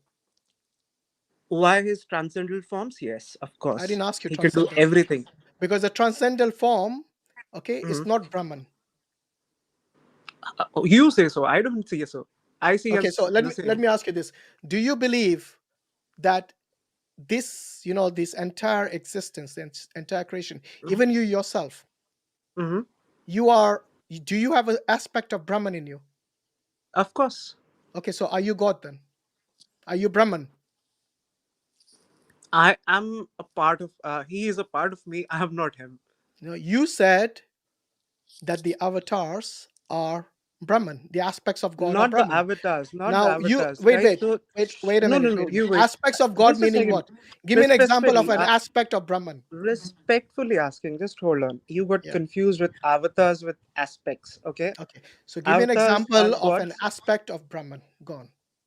Shiva, he is Okay. aspect of Brahman. So Vishnu is aspect of Brahman. that's good. Brahma is aspect of Brahman. Okay. Did Brahma sin? Sorry. Did Brahma ever do adharma? Yes, I know where you're hinting to, and I know exactly what answer you want out of me. Yeah. But If you know what I'm but saying, look, no. Brahman. Wait. But You said aspect of Brahman is Brahman. So yep. if Brahma sins or does adharma, then that is actually Brahman doing it, according to your logic.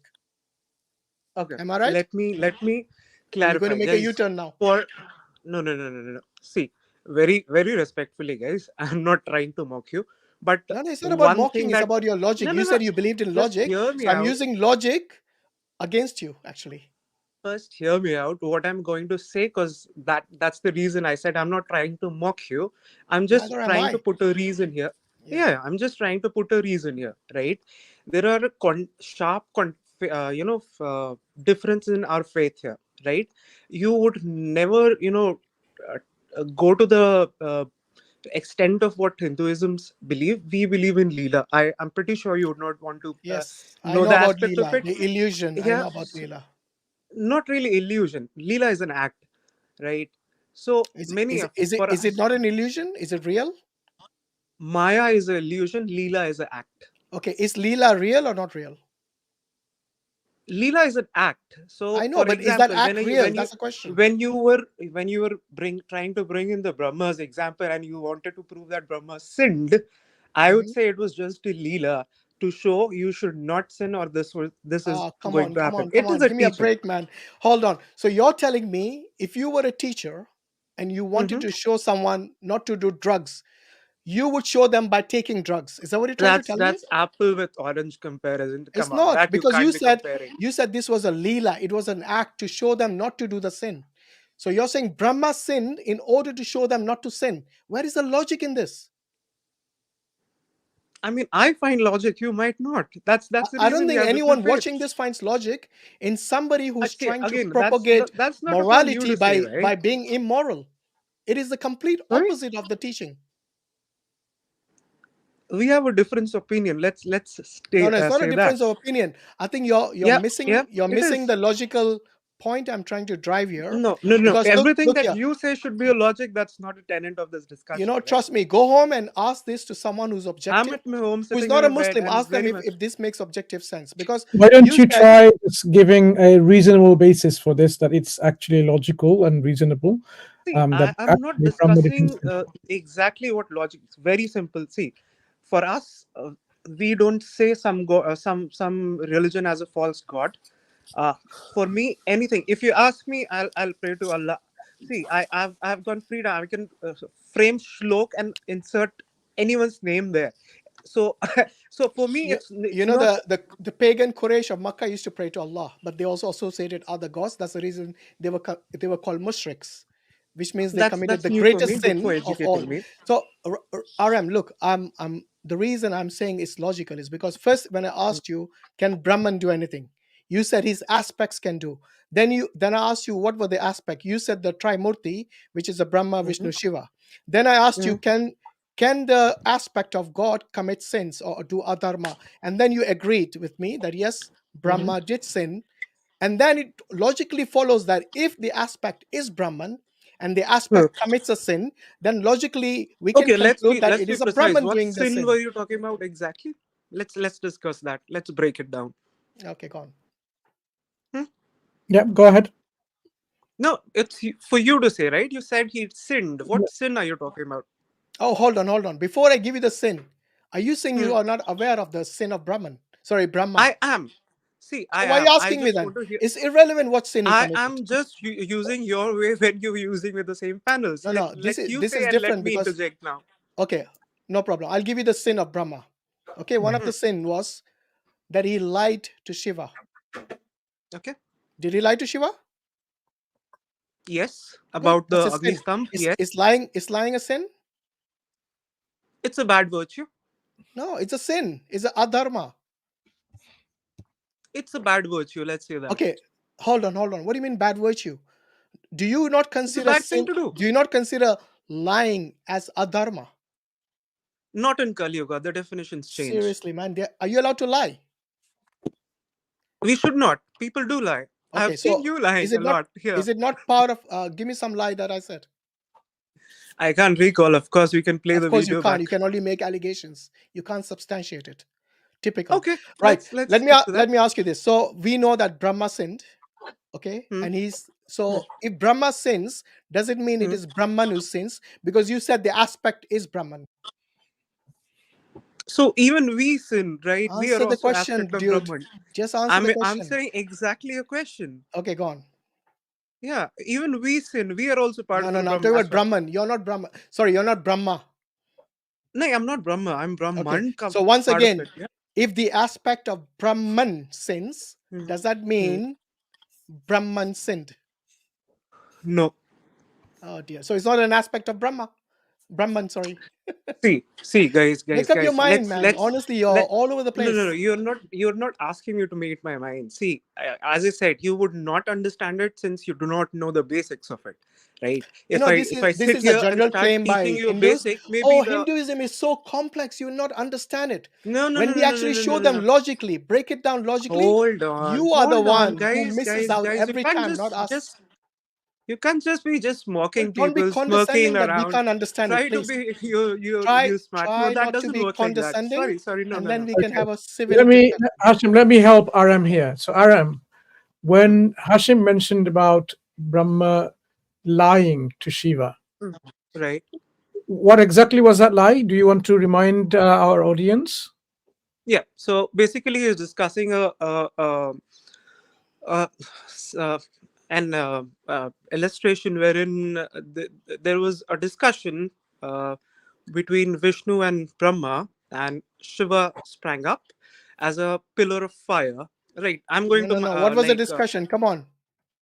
What was the discussion Who is greater about? out of them? Who is Don't greater try out to of them? conceal the truth. What was they I'm not. arguing about? I'm just trying to be concise. I No, mean, you're I not being could bore your concise. You're audience missing out the main bit. What were they arguing about? Who is more supreme, basically. Exactly. So the gods are discussing between them, or the Bhagwans are discussing between them, who is the most supreme? Is it Brahma or is it Vishnu? And then Shiva intervenes. Carry on. Right. And he appears as a pillar of fire. Brahma goes up, trying to see where it ends. Vishnu goes down. Brahma could not get the end of it. He Was comes that a back. pillar He of says, fire or was that the Shivling? it is Agnistamb. It's not Shivling? It is not Shivling yet. No. Okay, not yet. Okay, go on. Yeah. So he couldn't find. He comes down. He say, "I got the end of it." That was the lie.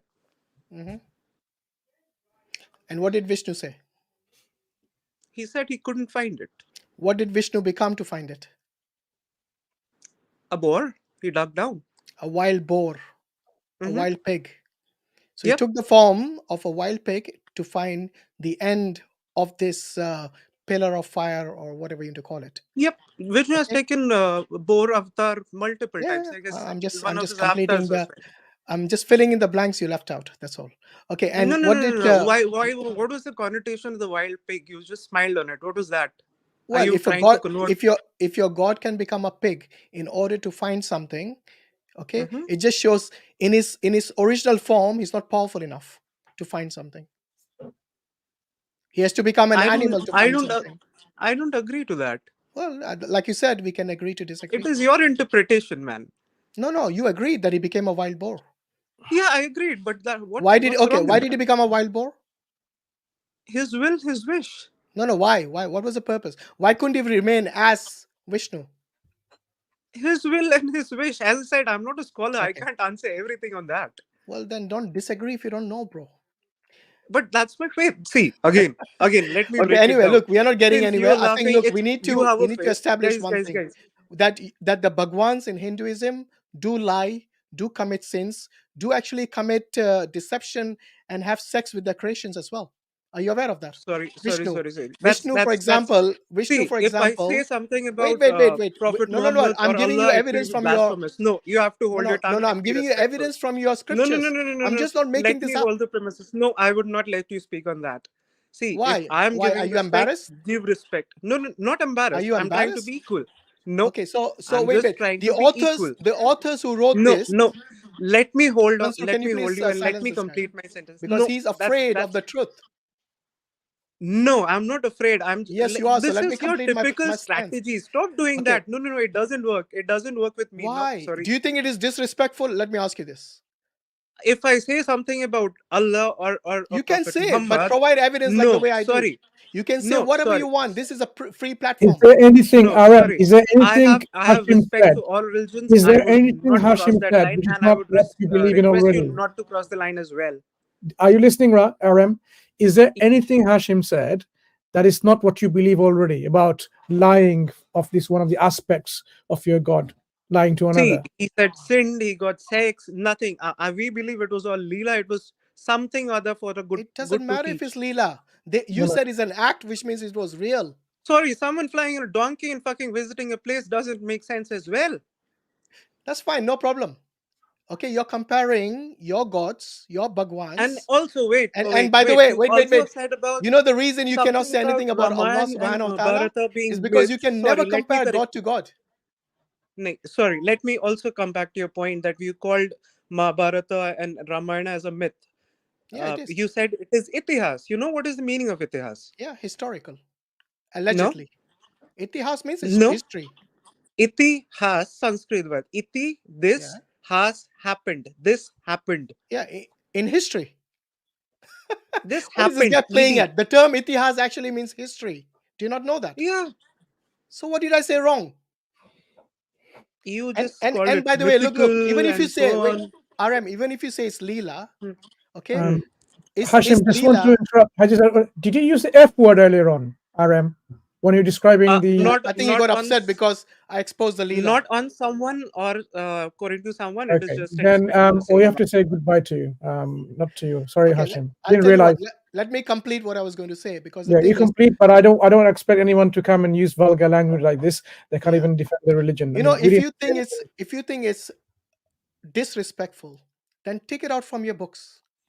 Okay? Otherwise, just say, many Hindus read the hadith and they say this is in the hadith, so accept it, and we do, and we explain. We are not embarrassed like this guy. You see how triggered he got as soon as I mentioned the sexual urges of their god? Because Vishnu and Shiva actually did have a son. Now, how can two male gods have a son? So what the Leela says is that Vishnu became a female, Mohini, and Shiva lusted after her. He actually ejaculated when seeing her naked. This is in their books. It's not me making it up. This is in Srimad Bhagavatam. If you want to erase it from there because it's disrespectful, then erase it from there. Don't come and shoot the messenger. Exactly, and we're not insulting, we're not swearing and shouting, like we're not using foul language. We're just stating facts. Okay, if you state facts, I'm going to bring Agnostic into us before, and now we're going to limit time for each of the people that is going to join, inshallah, rather than giving them infinite time. So we'll have perhaps maybe 15 minutes maximum for each one. It could be less, but no more than that. So Agnostic Hindu, you're next. You came here before, but your thing isn't working. So now, Hey, hi you everyone. would- Can you hear me? Hi, how are you doing? I hope you will maintain decorum and civil discussion here in our stream. Yeah, absolutely, absolutely. Yeah. So yeah, Thank you. nice to meet you all. You too. Thanks for having me on the stage. So I want to have this discussion about Ram Mandir at a more fundamental level. So I want to understand a little bit better, why do you think that, desecration of Babri Masjid is wrong and building a temple there is wrong? Because if I understand it correctly, based on your principles, you believe in objective morality and you believe in all powerful God. So if God is all powerful, then why did he allow that incident to happen in the first place, right? And we can kind of extrapolate this to other topics that you guys discussed here in the conference today. For example, you discussed about abortion, right? So if Let's abortion stick is to one, bro. Let's stick to sure, one okay, but question at a time, my wider because point the thing is, is we will go all over the place. And as Mansoor has only given you 15 minutes, so I think you sure. should choose your question wisely as to what you want to discuss. So So I'm give us your best question that you have, and then we can proceed accordingly. He God is has all given us powerful. Babri Masjid. Okay, you If want to God discuss is about all the Babri powerful, Masjid? why did he allow that event to take place? Okay, If first and it's foremost, objectively wrong. wait. First and foremost, you need to understand that as human beings, we are given the free will. What does free will mean? It means we have the capacity to either obey God or to disobey God. Yes? Before you even say something is moral or immoral with regards to the Babri Masjid, I think the onus is on you to prove that Ram actually existed. Because if he didn't exist, then there's no question of Ram Mandir.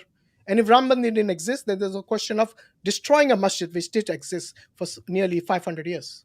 But the same logic goes for you as well, right? So No. if you think Don't if you do. think, Wait. so What you're doing now is whataboutery. no. So you Agnost, listen to my question. Did you hear my question? Okay, let's start from the beginning. According to you, did Ram exist? I don't know. Okay, if he didn't exist, by the way, I don't know is appealing to ignorance. It's not an answer. I mean, it's better to be ignorant than believing something Well, which speak for is yourself. If you want to be ignorant, that's up to you. Okay, so what I'm saying is that if Ram did not exist and you have no evidence for it, by I don't know, I'm assuming you have no evidence for Ram's existence, then we can easily conclude that there is no such thing as Ram Mandir. But then if there is no Allah, No then whataboutery, please. So No I mean, whataboutery. this should go both way, right? You should be Like I consistent. said, no whataboutery. That's what you're going to lead to, because when you are actually asking a question and when somebody responds to you with a clear answer, then what you say is that, what about this? What about that? We'll be here all night then. So I'm not doing whataboutery here. I'm just trying to apply your own criteria on your own arguments. And when I do Okay, go that, on. your argument they just fall apart. Look. Our prophets, our God, we can actually give rational evidence and arguments that our God exists. Okay. And What our are those prophets, arguments? our prophets existed, and we have archaeological evidence as well, among other things. So we have a very comprehensive way of looking at things. Okay, with Hindus, they have believed in mythology, where an elephant, a human body with elephant is walking around. There is a monkey god, okay, Hanuman, and then there is Ram, and there is Shiva, and there is Vishnu, and there is, like, the list goes on. Look, all of this is mythology. There is So no what's the physical. evidence for your God? Let's hear that. Okay, our evidence is completely metaphysical. It's philosophical. We argue that there is a God. Firstly, due to the philosophical arguments we put forward, there is a God who's all powerful, all wise, who made the universe, and then he is the one who communicated to us. And we look at the scriptures. The scriptures point to him, and scriptures have So what element. was the philosophical argument?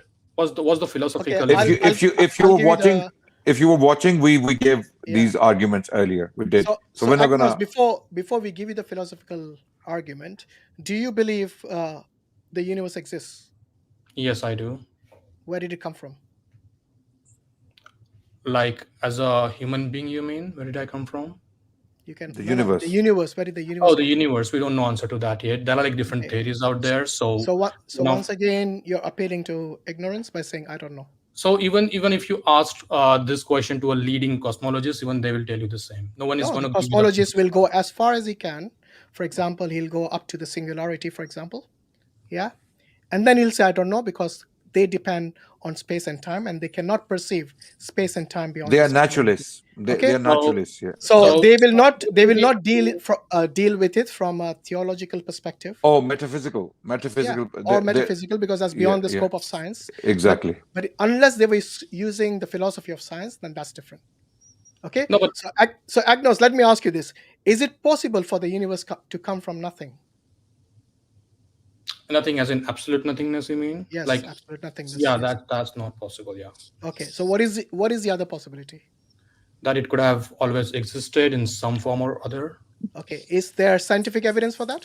No. No. So why do you think that there is no scientific? Because I'm asking you, is there scientific evidence? That's all I'm asking you.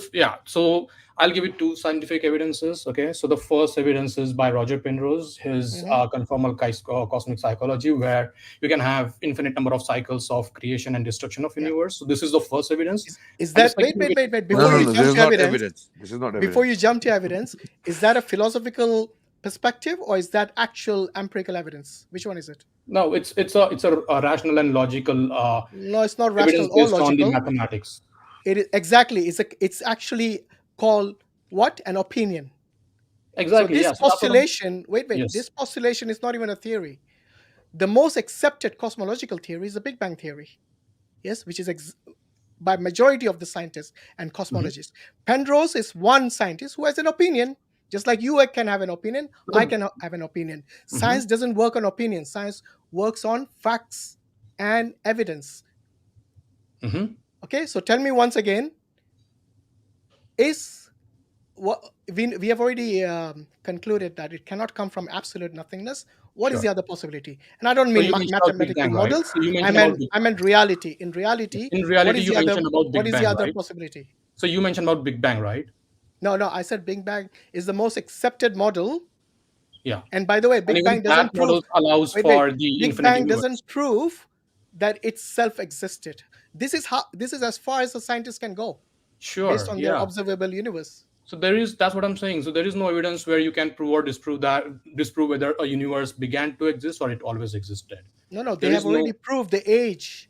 They got empirical evidence. No. The redshift theory, if you read about it, they won't give you the exact date. Listen, man, come on. At least let me finish what I'm saying. Okay, yeah. Agnost, let me finish what I'm saying. Please. And then you can come in. Please, yeah. Okay. They didn't just make up this figure of 13.8 billion years old universe. They have empirical evidence for this. Yes, based on the radiations, based on the redshift, all these things they have concluded. Okay, they have also said the universe is expanding. Yeah, because they see galaxies moving away from each other. And this proves to us that at one point, it was actually compressed into this singularity. And this is based on scientific evidence. And the reason Big Bang theory is the most accepted model of the origin of the universe, we can say, yes, this is what they have evidence for. There are lots of opinions. The Big Crunch, the cyclic universe, lots of opinions, but these are mathematical models, which means that these are just postulations. They haven't even reached the status of theory. How do they get to the status of theory? These postulations need to go through a peer review amongst the scientists who are experts in those fields, present the case to them. These experts would then try to disprove it. If it's disproven, it doesn't reach the status of theory. So please look at the evidence provided rather than going based on just mathematical models, which are opinions, my friend. These are postulations. Okay, now you can say what you want. So you mentioned that Big Bang gives us the age of the universe, which is wrong. So the 13.8 billion years that they mentioned is not the time since the beginning of the universe, is the time since the inflation, right? So universe was once in a hot, dense state. And from that point, so that the inflation happened like 13.8 billion years ago. But before that, universe was in hot, dense state, okay? So when that hot, dense state, came into being, we don't know that, okay? Now let's talk about, if you want. No. Wait. I You're was not more, getting sorry, away sorry. that quickly. Hold on. One second. So you were No, but interested about. if you're going to go to another point, then I'll have No, to intervene. same point. Okay, good. Then carry on. Same point. Okay. So you were talking about the scientific evidence, right? Whereas I was more interested in philosophical evidences, but let's talk about scientific for now. Mhm. So Einstein's theory of general relativity, it Agnostic I will let you speak. I'm sorry to interrupt. I apologize. So when they talk about time equals zero, and they talk about time, before 13.8 billion years ago, was there time?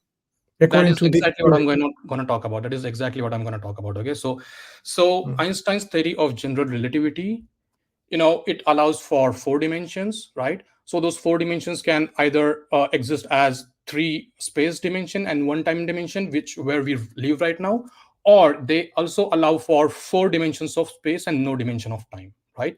So it is entirely possible that this hot dense state was present in 4 spatial dimension with no dimension in time. So there is absolutely nothing wrong in saying that this hot dense state, it was present before T0 in 4 spatial dimensions as per the theory of general relativity. So let me just understand one thing here. What is time according to any of these models that we've been presenting? What is time measure of? It's a measure of the movement of matter in space. Right. So when something is like this in a dense state, in a singularity, is there anything changing? It can definitely change if you have 4 spatial dimensions and no time dimensions. Yes, it can absolutely No. If there is a change, that's the definition of time you're saying. So there was time if there's a change. So what you need to establish in a 4-dimensional model that there was no change happening. So in this model, there can be change. There can be change. One second, please. The moment you have change is a measure of time. Yes. Are we now redefining what time is? Yes, because no, we are not redefining anything. Okay. So like I said, you can have a transformation from 4 spatial dimensions to space time that we are living in right now, according to the theory of general relativity. 4-dimensional model. Let's take this 4-dimensional model. Sure. In this model, was there constant transformation? Was there change, or did change happen at a certain point of time, and before that there was no change? It is entirely possible for the change to occur in 4 spatial dimensions. It's not with respect to time, and it's this concept you cannot really fathom it, because we are our wire is brained to think. I'm not getting what you're saying. If you define time as a measure of change or transformation, and in any model that you bring, and in this model you have transformation or change, then you're automatically saying there is time involved. You cannot just simply redefine in that model for the sake of believing it otherwise. That's not rational. So I'm not trying to redefine anything. I'm just trying to tell you what the scientific models tell us. Okay. Now I'm critiquing the models here. So if they bring a model, a 4-dimensional model in which there's no time, but within that model there are evidence or postulations of change and transformation, yes, this is what we agree to be time. If we don't agree, no. So when I told you about the time, we are automatically including the time dimension here. So that what is time again? Let's just start with very beginning. So unless we have an understanding what time is, this discussion will be meaningless. What is time that we can agree with? Is time a measure of change? In our space-time configuration, that's true. I don't understand what you mean by because we live in 3 spatial dimension and 1 time dimension. And in a 7-dimensional world, if there is a change and transformation, would you call that time, or would you call that something else? In which configuration did you say? Can you repeat that? I'm just giving you a hypothetical 7-dimensional model. Does that model contains the time dimension? No. No. Then that change you're talking about is not with respect to time. It's with respect what is it then? To that. What is it? You mean the change? Yeah.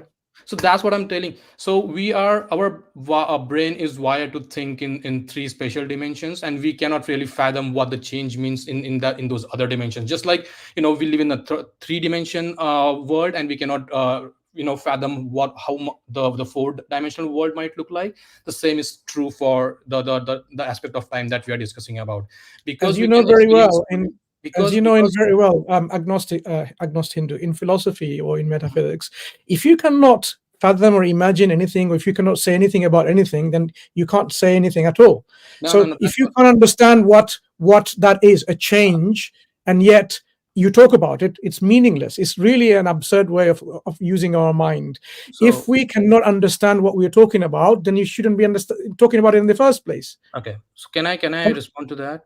Okay, so we cannot imagine how the quantum superposition looks like, right? It's a purely mathematical concept, but we use quantum superposition all the time in our electronic devices. So your argument that if you cannot imagine something, then that cannot be true is false. I didn't say that. I mean, you misrepresented me altogether. I didn't bring anything about something being true or false or anything like this. Those people who understand quantum mechanics or quantum physics, they're able to explain to you what they mean by quantum superposition, or even the Heisenberg's uncertainty principle. This spin, why we can't actually pinpoint somewhere. They will explain to you in a nice way. What I'm saying is, if we understand time here in this dimension, what we are living in, this is our reality. Now you're saying, we understand time as a measure of something, a measure of change, and yet we see this measure of change in another dimension, and yet they don't want to accept that to be a time. This is simply a cop-out, because this is a measure of something, a measure of a change or something. So we need to be understanding exactly what we're dealing with. So if you just want to bring, it's not called time, it's called BIME. You want to call it bind, but still the fact is there is a change and transformation. And what we're meaning, a change of transformation happens where, if you look at something like this change occurs what? Instantaneously or gradually? So are you talking about the change in the fourth dimension or the 3 dimension? In the 4D.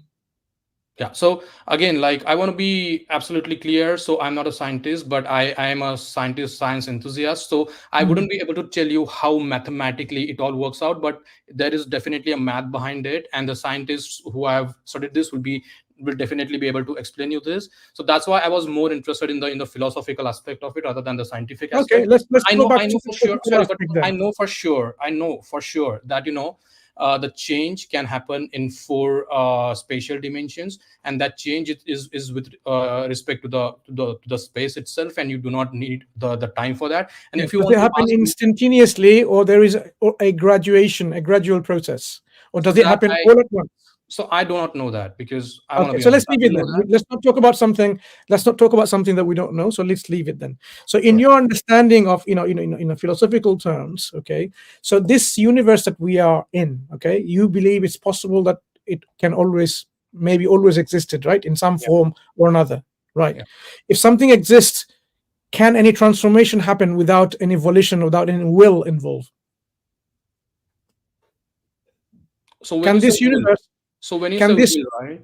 Sorry, yeah. Can this universe bring about transformation unless it is self-aware? Number one, that it needs to make something, do something, will something, and it has volition or will that it actually brings about change. For example, if I sit here on my chair and I don't will to move, I'm not going to move.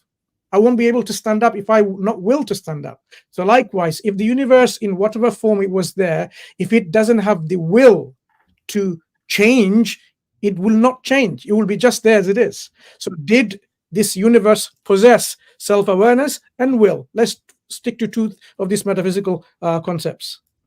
I don't think that should necessarily be true, because when you say will, you are trying to invoke a consciousness here, because for will you need some kind of consciousness. My argument here is that a transformation can happen purely naturally without having to be some kind of a consciousness.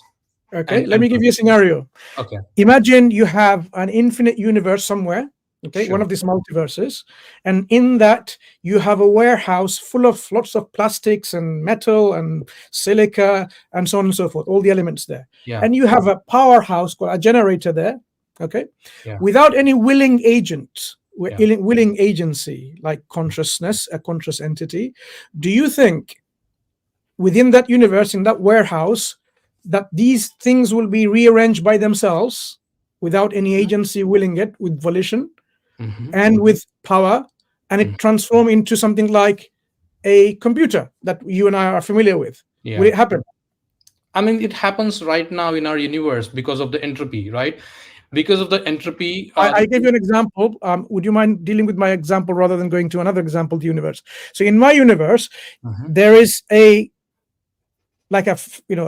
warehouse, a big, a place in which all of these components are there, all spread down. Okay, they need to be assembled to make a computer. Let's say we're talking about an iMac. Okay, so we want an iMac out of it, and there is no willing agency with choice and ability to gather this together in this transformed. All are the individual things which requires an assembly to make into a computer, an iMac. So in the absence of such agency, would you get from this warehouse in this universe a iMac?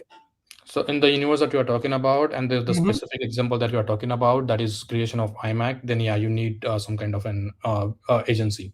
Why?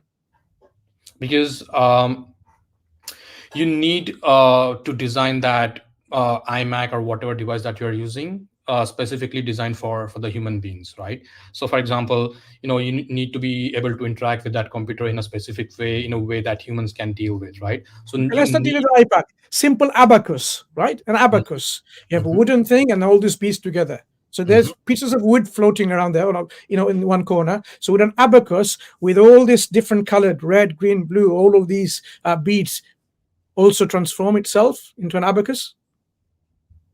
I mean, by on its own, it may not be.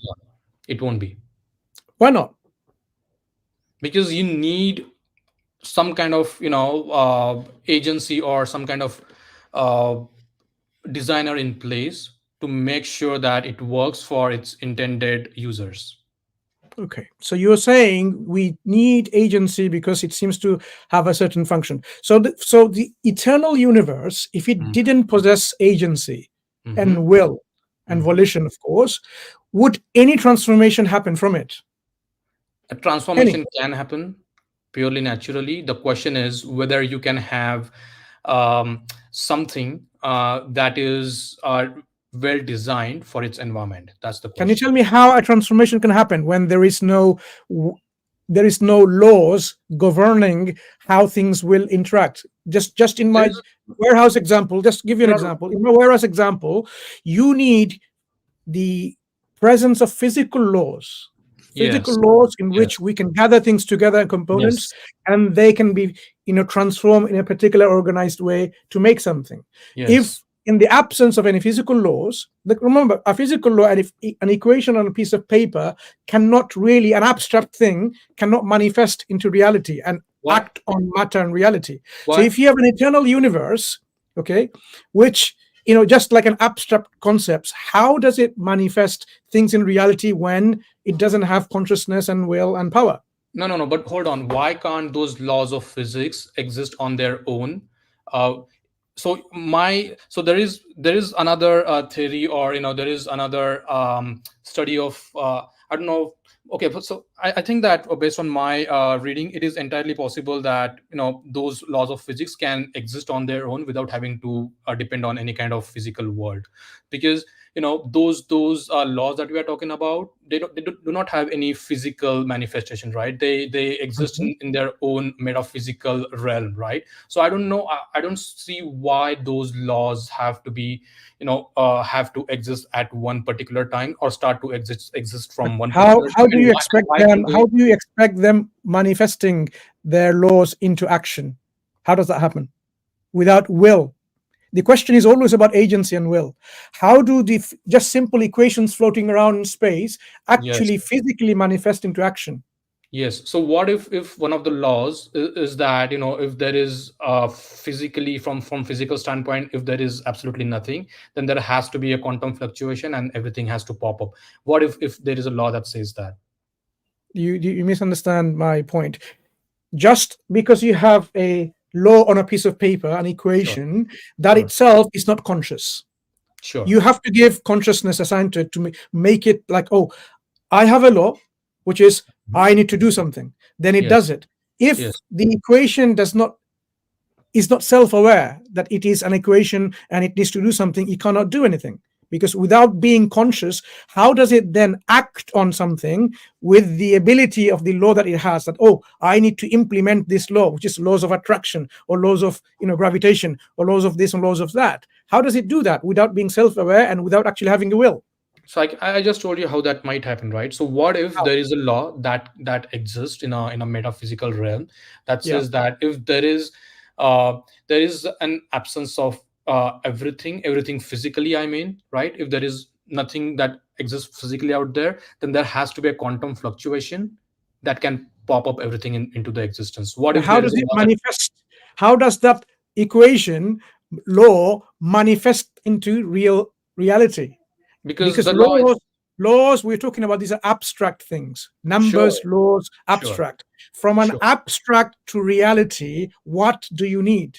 What's the connection that's missing? You just need a self-fulfilling law, right? The law that is both necessary and sufficient to bring about this quantum fluctuation. And you're missing something. The law. Look, if I have a piece of paper, like I've got a notebook here. Mansur, he's saying this is hypothetical. He's not giving you any mathematical model or evidence. I'm saying even if you have mathematics in here, if you have mathematics. No, there's no mathematics either. He is a hypothetical situation which he's trying to employ, which doesn't work in science or in philosophy. Yeah, whatever it is, it's an abstract thing. How does it manifest into action, into reality, from abstract to concrete? That's what I'm talking about in philosophy. From abstract to make it into concrete. I need something rational and reasonable. So far, you're not giving me anything. You're just giving me a belief.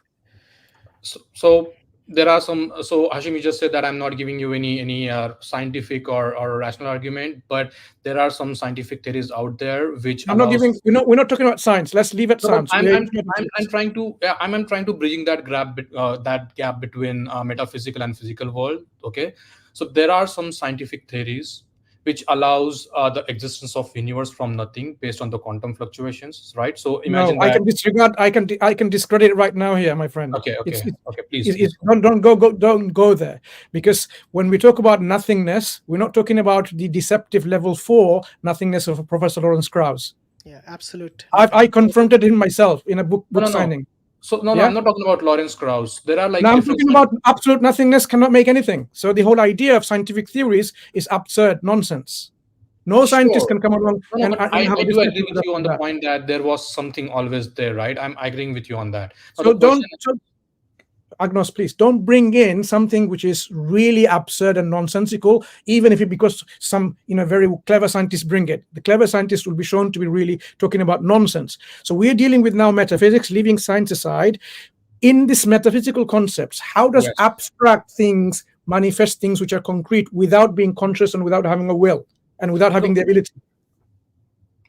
So I tried to give you my answer. That answer was not satisfactory to you, but what I really wanted to get out of this your answer was that quantum fluctuations came from nothing. Am I right? Did I hear you right? Sorry, can you repeat that? Quantum fluctuations came from nothing. That is one possibility. I'm not saying that. But hold on. Do you have any evidence of quantum fluctuations outside the universe?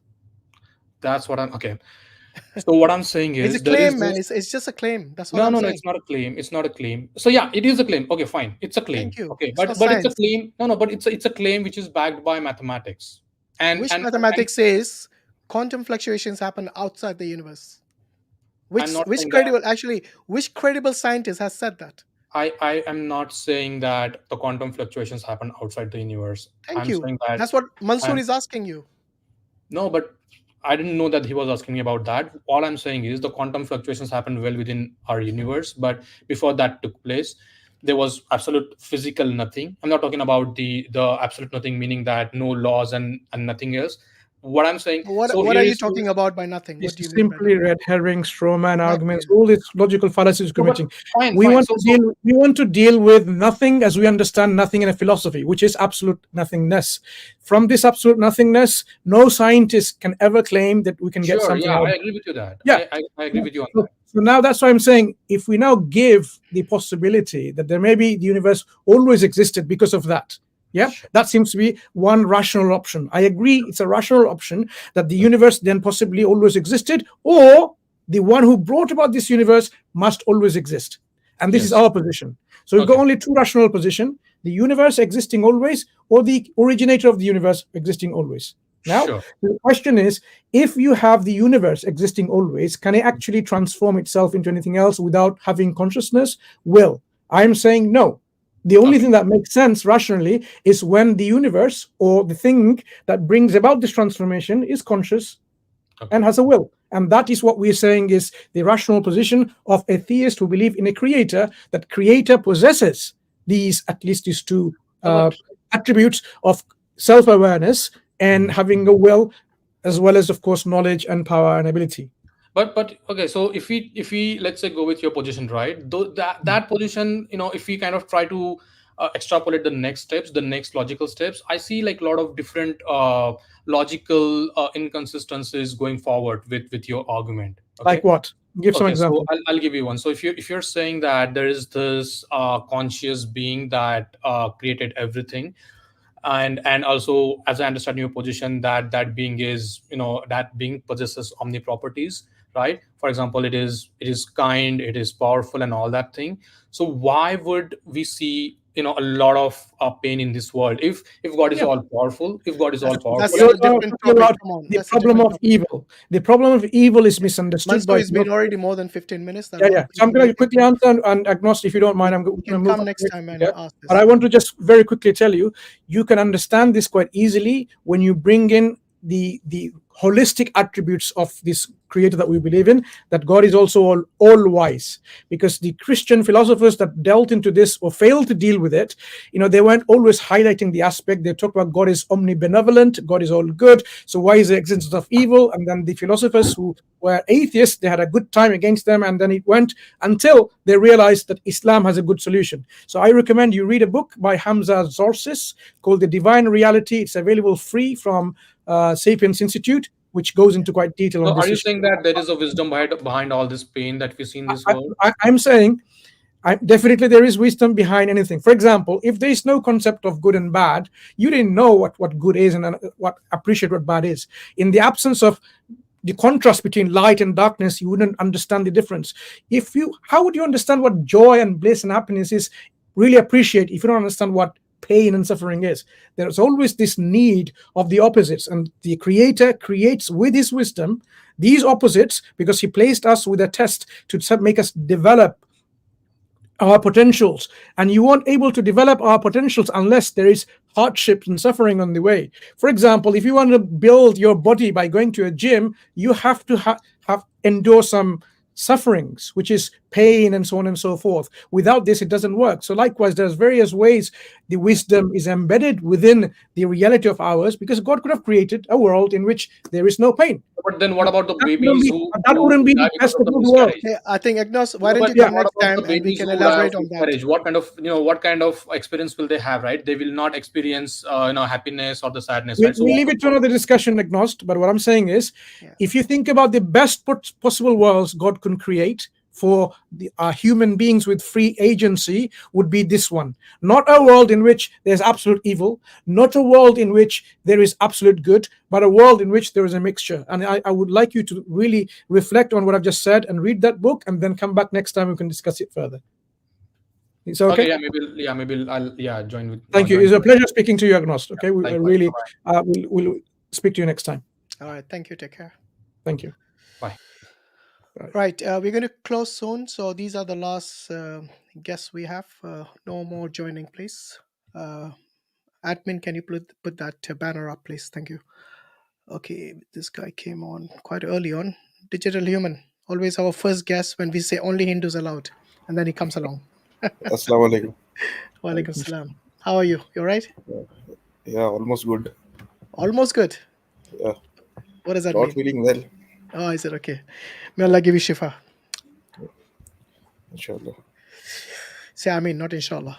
I mean, A dua is always yeah. ends with an Ameen. Yeah. Okay. What's on your mind today, brother? Yeah, so it is related to the topic only, Mm-hmm. like the destruction of Ram temple. Okay. Yeah. So, like, I have mostly Hindu friends. Okay. And they think that, like, whatever evil has been done, it was done by the Muslim rulers.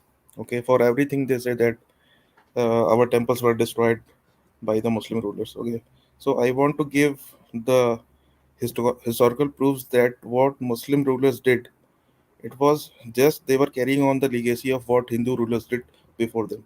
Okay, so I'll give the few examples. Okay, so in 642 CE, Pallav Hmm. king Narasimhavaram I looted Chalukya capital Vatapi, which is in Karnataka now, in today's, and he plundered the Buddhist structure and took the Ganesha image to Tamil Nadu. In 835 CE, Okay, Pandyan so ruler. to be Yeah, fair, yeah, because I asked the Hindus this as well, so I'm going to ask yeah. you as well. Where is your source from? So this is basically from two sources. Okay, so I'll give you the names also. So one is the historian D.N. Jha. He is professor of history at Delhi University and a Hmm. member of the Indian Council of Historical Research. And it is from his book. The book name is Against the Grain: Notes on Identity, Intolerance, and History. And other is from Richard M. Eaton. He is a professor of history at the University of Arizona. Okay, good. Carry on, yeah. Yeah.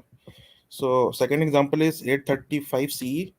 So the Pandyan ruler Srimara Srivallabha, he invaded Sri Lanka and took a golden Buddha statue. In 950 CE, Chandela king Yashovaram seized a golden Vishnu Vaikuntha image after defeating their rivals, and they bring that Vishnu Vaikuntha image to the Lakshman temple, which is in Khajuraho. In 10th century, Rashtrakuta king Indra III destroyed the temple of Kalapriya, which is in Jalon district in Uttar Pradesh, and they fought the battle against the Pratiharas. In 11th century, Chola king Rajadhiraja I looted Chalukya's Kalyani, which is their capital.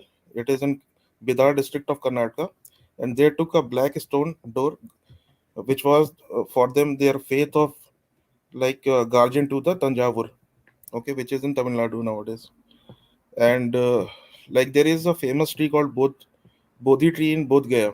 Okay, it is very sacred to Buddhist. And in 7th century, King Shashanka of Gauda dynasty, he cut down the Bodhi tree and then replaced the Buddha's statue with that of Shiva. In 185 to 190, 149 BC, Pushyamitra of Sangha dynasty destroyed the Buddhist stupas, monasteries, and killed Buddhists. Okay, and the list goes on. I can give at least 10 to 20 more like names. Okay, so Uh, the point you're the pro- making yeah, here is yeah. that the Hindus also destroyed the places of Yes, worship of the Buddhists. Yeah. yeah. So the thing is, the Muslim rulers who were destroying the temples, they were not destroying it on the basis of religion, on the basis of Islam. Okay, they were doing it on the basis of what was like going in those days. Like in the Arab world also, when these Muslims were destroyed, were defeated, they were destroying their like libraries, their religious structures also, like the library of Baghdad. It was destroyed. Yeah. Okay, it was happening everywhere. And Yeah, that's right. Because we didn't have yeah, nation states, yeah, we yeah, didn't have the and United Nation. It was basically might is right. yeah, But even then, if it was just the Muslims who actually followed the Sharia, then they would actually not, go beyond the limits. For example, I think the people wanted to destroy the church that is in Jerusalem, and Umar radiallahu anh didn't allow it. And they wanted to, what the Muslims wanted to do it is they wanted to destroy the church and build a masjid there. Yeah.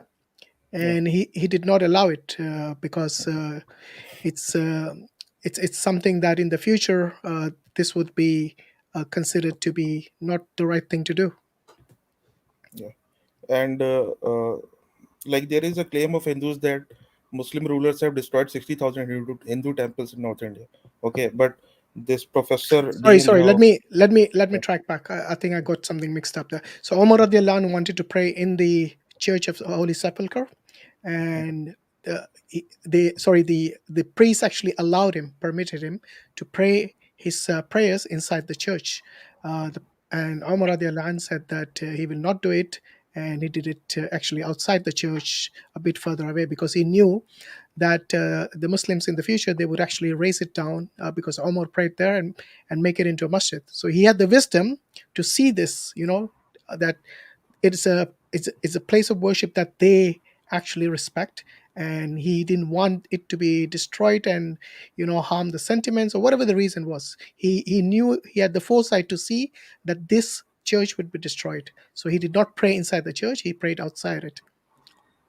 Yeah, carry on, brother. Yeah.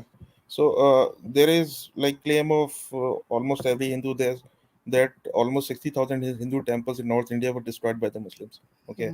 So the historian Professor D.N. Jha, in his book, he refutes this claim.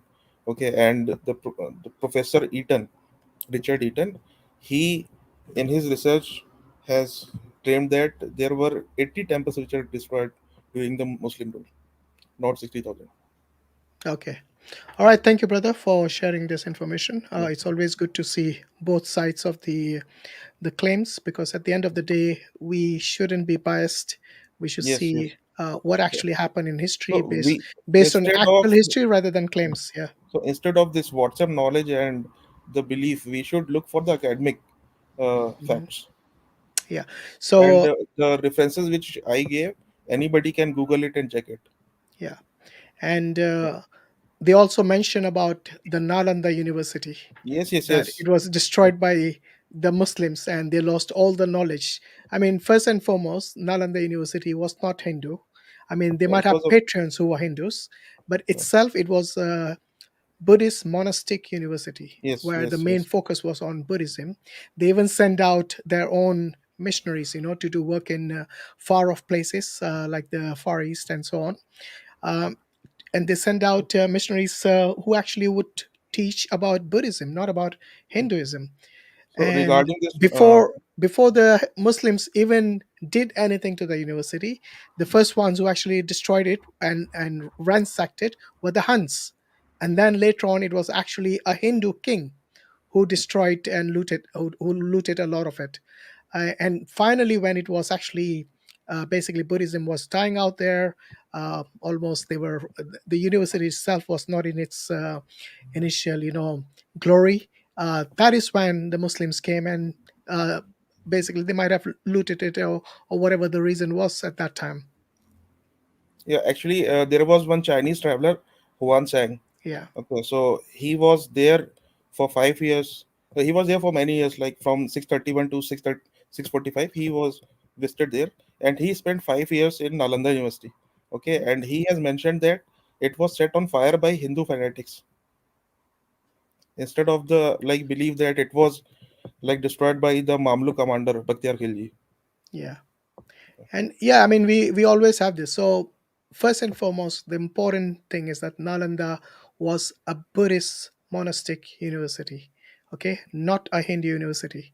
Just because they might have used Sanskrit as a medium, or even used some of the Vedic knowledge and information in there, doesn't make it a Hindu university. It is like saying that somebody is teaching Sanskrit and Vedas in Oxford University, and Yeah, yeah. you all of a sudden start claiming Oxford is a Hindu university. That's just nonsense, honestly. Yes, yes. So yeah, I mean, even there, like I said, there are other invaders who came before the Huns and even the Hindus who wanted to destroy this same university, the Nalanda University. I think there was a Hindu king, the king of Bengal, and he actually, due to some antagonism between the Shivite Hindus and the Buddhists, he was the one who actually plundered it. Okay, and on both occasions, the buildings were actually restored, and the facilities were expanded over the attack after the attacks. But at the end, by the time the Khilji invaded this sacred temple of learning, Buddhism was on an overall state of decline in India. So Guess because of whom? It was because of the Hindus. They this were king's persecuting name them. was Shashank. Yeah. Was it the Bengal king? Yes. King of Bengal. Yeah. Yeah, he was the first king of the unified region of Bengal, and he was from the God kingdom. Mm-hmm. Yeah, and there are some actually Hindu professors who have said this that there was internal degeneration coupled with decline of the Buddhist Pala dynasty that had been patronizing the university since the 8th century CE. And this third invasion by this Khilji was actually the final death blow, because Buddhism was already on a decline in India. It was mainly because of the persecution of the Hindus in the north of India in particular. Yeah. All right, brother. Jazakallah khair for sharing your information. Inshallah, until next time. Assalamu alaikum. Right. I think we got. Okay. Admin, please don't let anyone else join in the back studio. We are closing shortly. So People just, joining. yeah, I know. I think they don't read the Yeah, sure. instruction on the screen. Okay, Rajat Singh, you're next. Hello, can you hear me? Yeah. Yeah. How are you? Yeah, I'm good. How are you? I'm a big fan of Mansur and Hashim. I used to follow your channel. I like the dawa you give. I'm a Hindu. I was just chatting in the chat box even. So I am interested, but I'm still a Hindu. So yeah, that's a brief intro on me. Okay, yeah. Thank you for I'm that. from India. Thank you for your support. Sure. What's on your mind today? Yeah, I have a question. So, just before I heard you, talk about Khalifa Umar, who didn't pray inside a church, Yeah. so that there is no demolition happens there, and I really respect that. My question is, I have two questions. The first question is regarding the demolition and the judgment which happened after that. I mean, Of the long after Babri that. Masjid? Yeah. So yes. Okay. So What about it? my question is, so the in the judgment, it is said that there was a structure underneath the Babri Masjid. It's not a Hindu temple or whatever it is. There was a structure, I guess.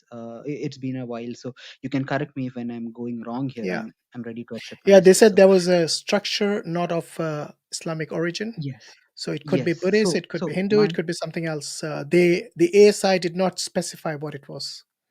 yeah, that's right. So my question is, so taking Khalifa Umar as an example, right? Who wanted to save a structure. I'm not defending again Hindus here, but my question is, so since there was a structure inside and there was a belief, I mean, I don't believe that Ram really existed, whatever, but I'm just talking in the Are you legal. sure you're a Hindu? I'm a born Hindu, But you but don't yeah, believe in Ram? I don't. I mean, I don't really consider him as a god, or I don't pray to Okay. him. But I'm a born Hindu, so my parents. Do you mind if I ask you Hindu. what your sampradaya is?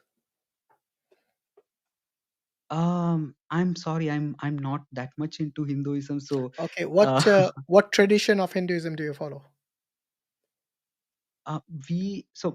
My parents. So I don't really pray, to be honest with you, but my parents do daily prayings. They're more into Krishna. They're Krishna devotees.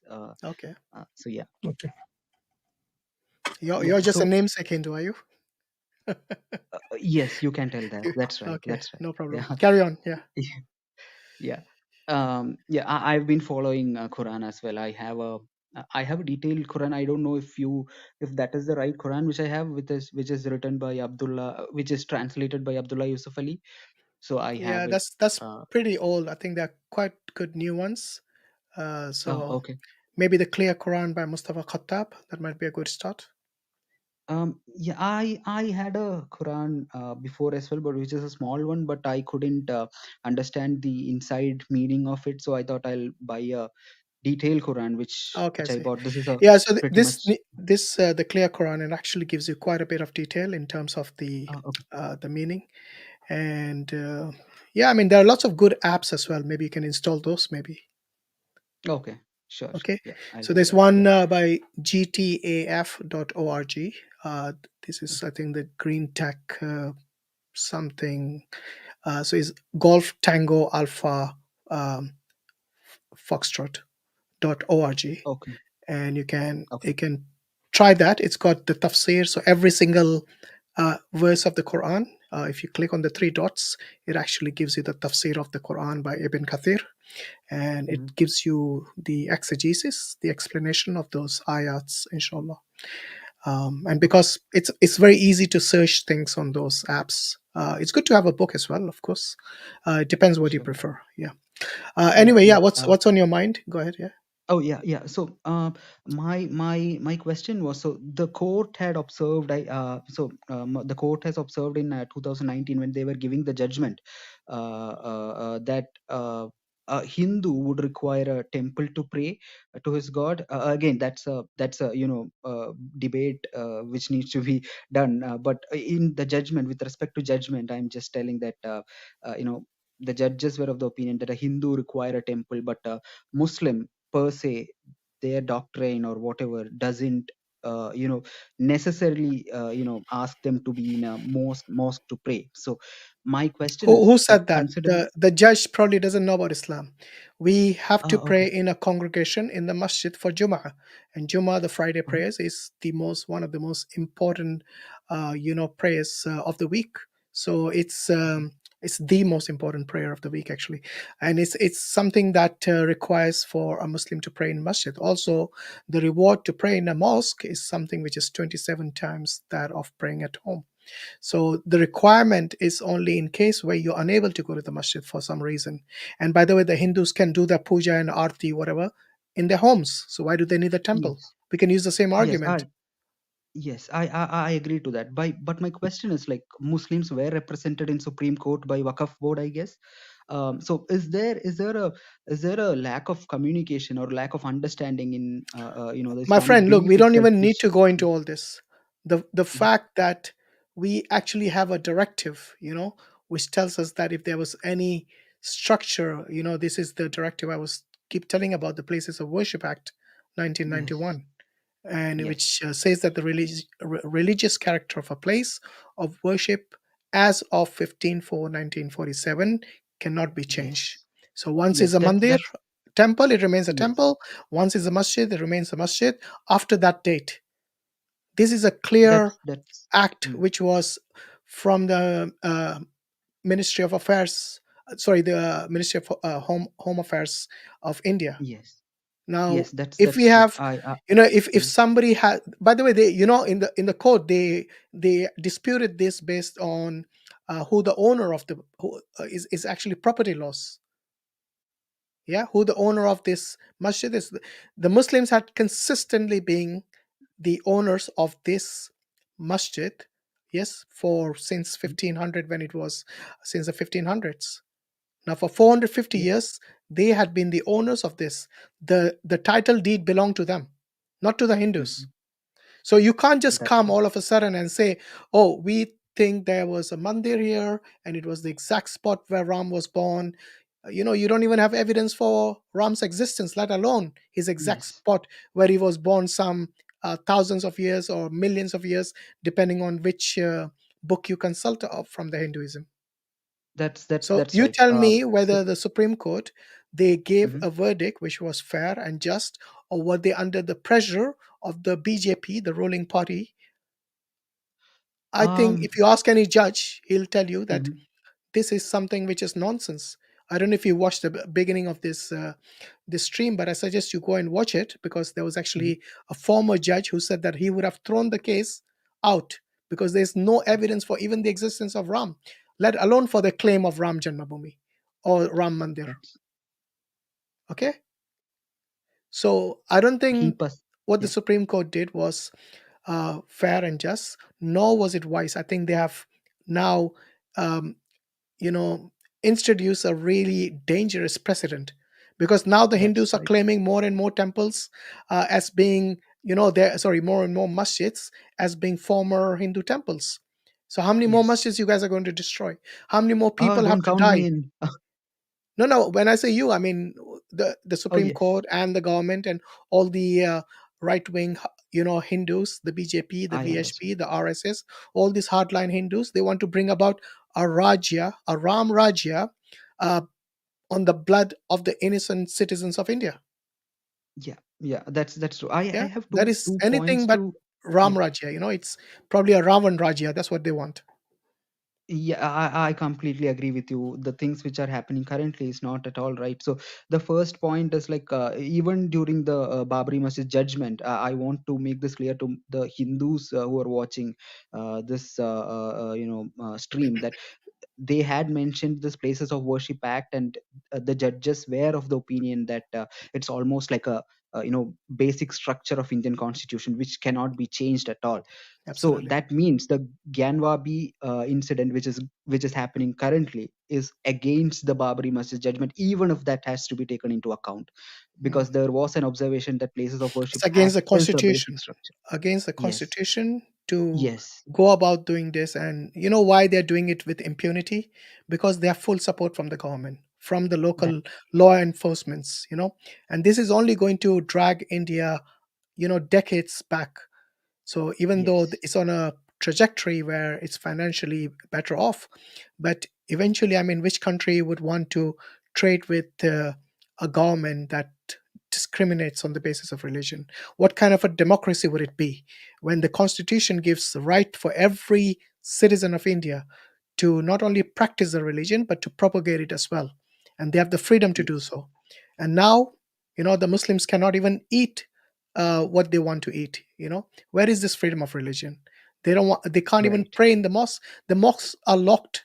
Yes, uh, people are now making claims. So many claims will come forward because of this verdict in 2019 from the Supreme Court. It's an Yes. extremely I dangerous precedent.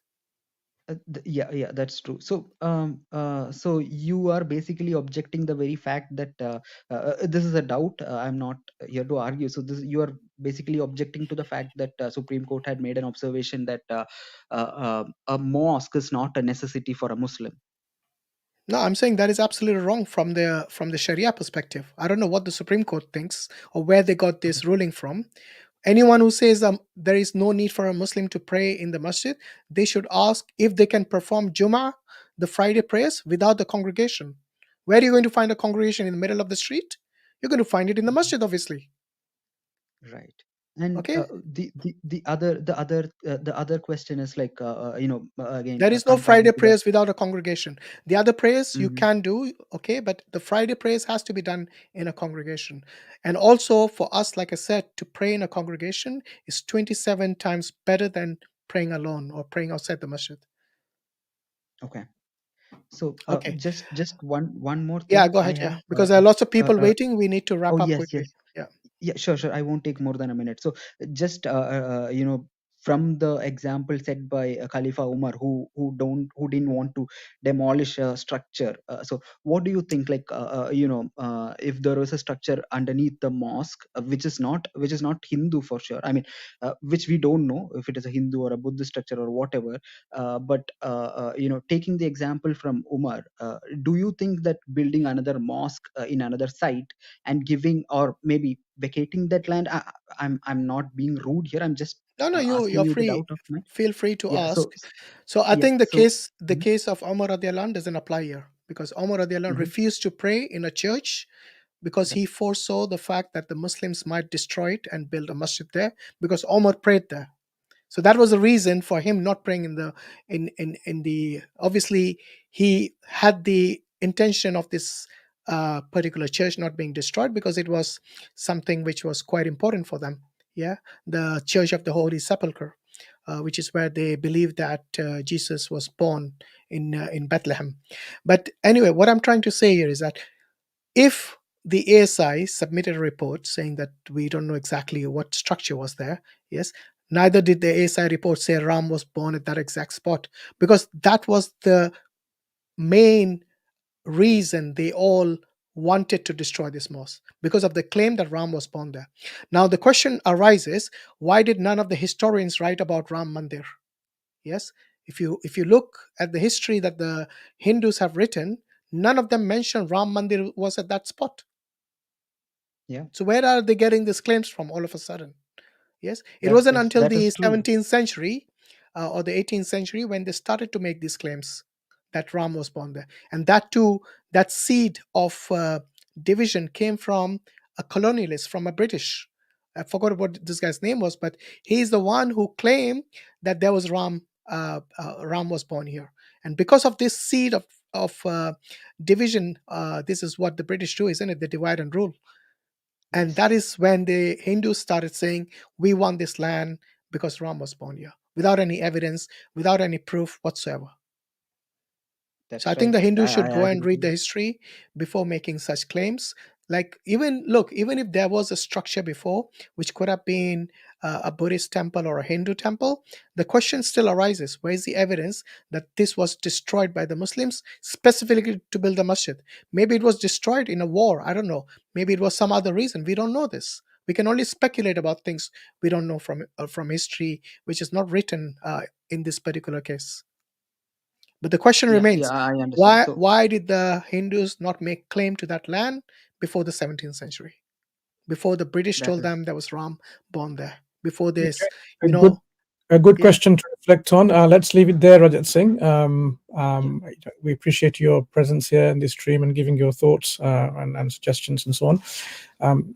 We need to wrap up quickly, and we've got a lot of guests still waiting. You're more Yeah, than I can welcome understand. to join Thanks, again in Mansur our bhai. Thanks, streams Hashim. again. Yeah. So take care in the meantime. Sure. Yeah. Bye. Thank you. Thanks. Bye.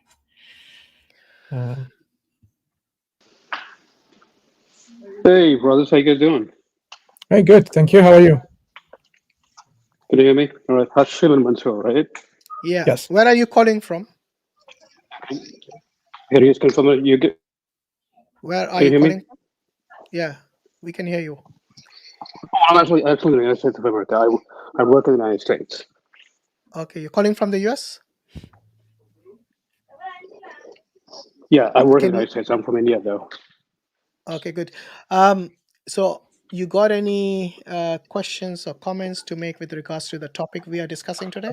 Oh, what I want to do is I've been patiently enough, on streaming for the past three hours, okay, and I'm talking about a lot of science and everything, right? So you guys have been here a long time. I've been here a long time. So let's keep this as simple as possible. No, but because Your this is the end of question the is stream. one thing, right? You want my Hey, don't tell me to wait. You wait. yeah. So be patient. If you come here, behave like a guest. Okay, because we'll not tolerate Did you disrespect hear what here. I said? I said It doesn't matter if you're waiting here I for 3 understand. hours. I understand. There are a lot No, of people waiting. All I'm saying is that because what of the I'm limited saying is time, I are you understand. listening, man? Don't talk over me. Let me finish.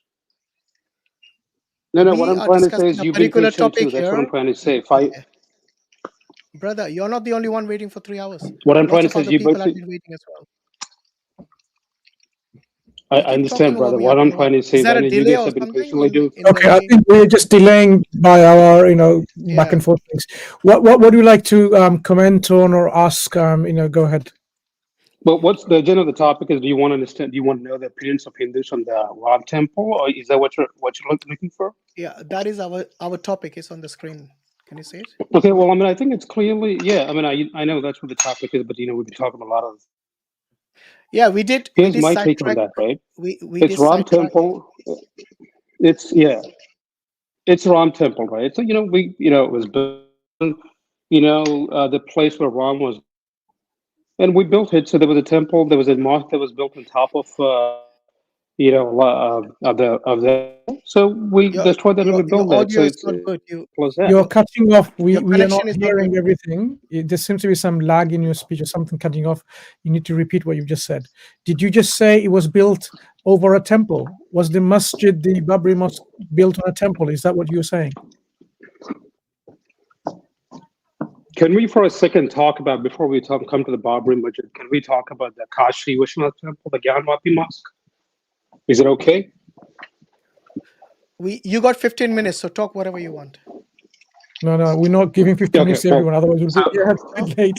We need to wrap up shorten now. Maybe Because he was 5 waiting for minutes three. each. Because he was waiting for 3 hours. Yeah. We'll give him some time. What do you want to share about? First, I want to know what's your religion? Are you Hindu? I'm a Hindu. The reason why I said I was Muslim was, since my childhood, a lot of Muslims. I've given Fatehs. I've been to Sunni Kabristan. I've been with, I do a lot of stuff, right? So more Muslim stuff than Okay, so which is why I was But saying, you're right now you're a okay, I Hindu, don't know right? which part of the world are you from? Are you a Hindu Yes, right yes, now? yes. Very Okay, that's Hindu. all I wanted to know. Let's not delay this more than So necessary. So, what is it you yeah, want to share about the Gyan yeah, sure, the sure. Gyan Rapi? Okay, so all right. So Gyan, have you seen the pictures of that? I haven't. No. Have you seen the on top of the What is Hindu just make the point? structures? Have you seen that? Make the point you want to There's make. Yeah. the point I'm trying to say. The point I'm trying to say. Do you agree? For example, like I said, right? So we'll come to the Get Ram Mandir, Ayodhya. Let's quickly talk about this, Kashi Gyanwap Mosque temple. Have you seen the structure where the masjid was built on top of the temple? Have you seen that? Right. And what's the point you're making? What do you have to say about that?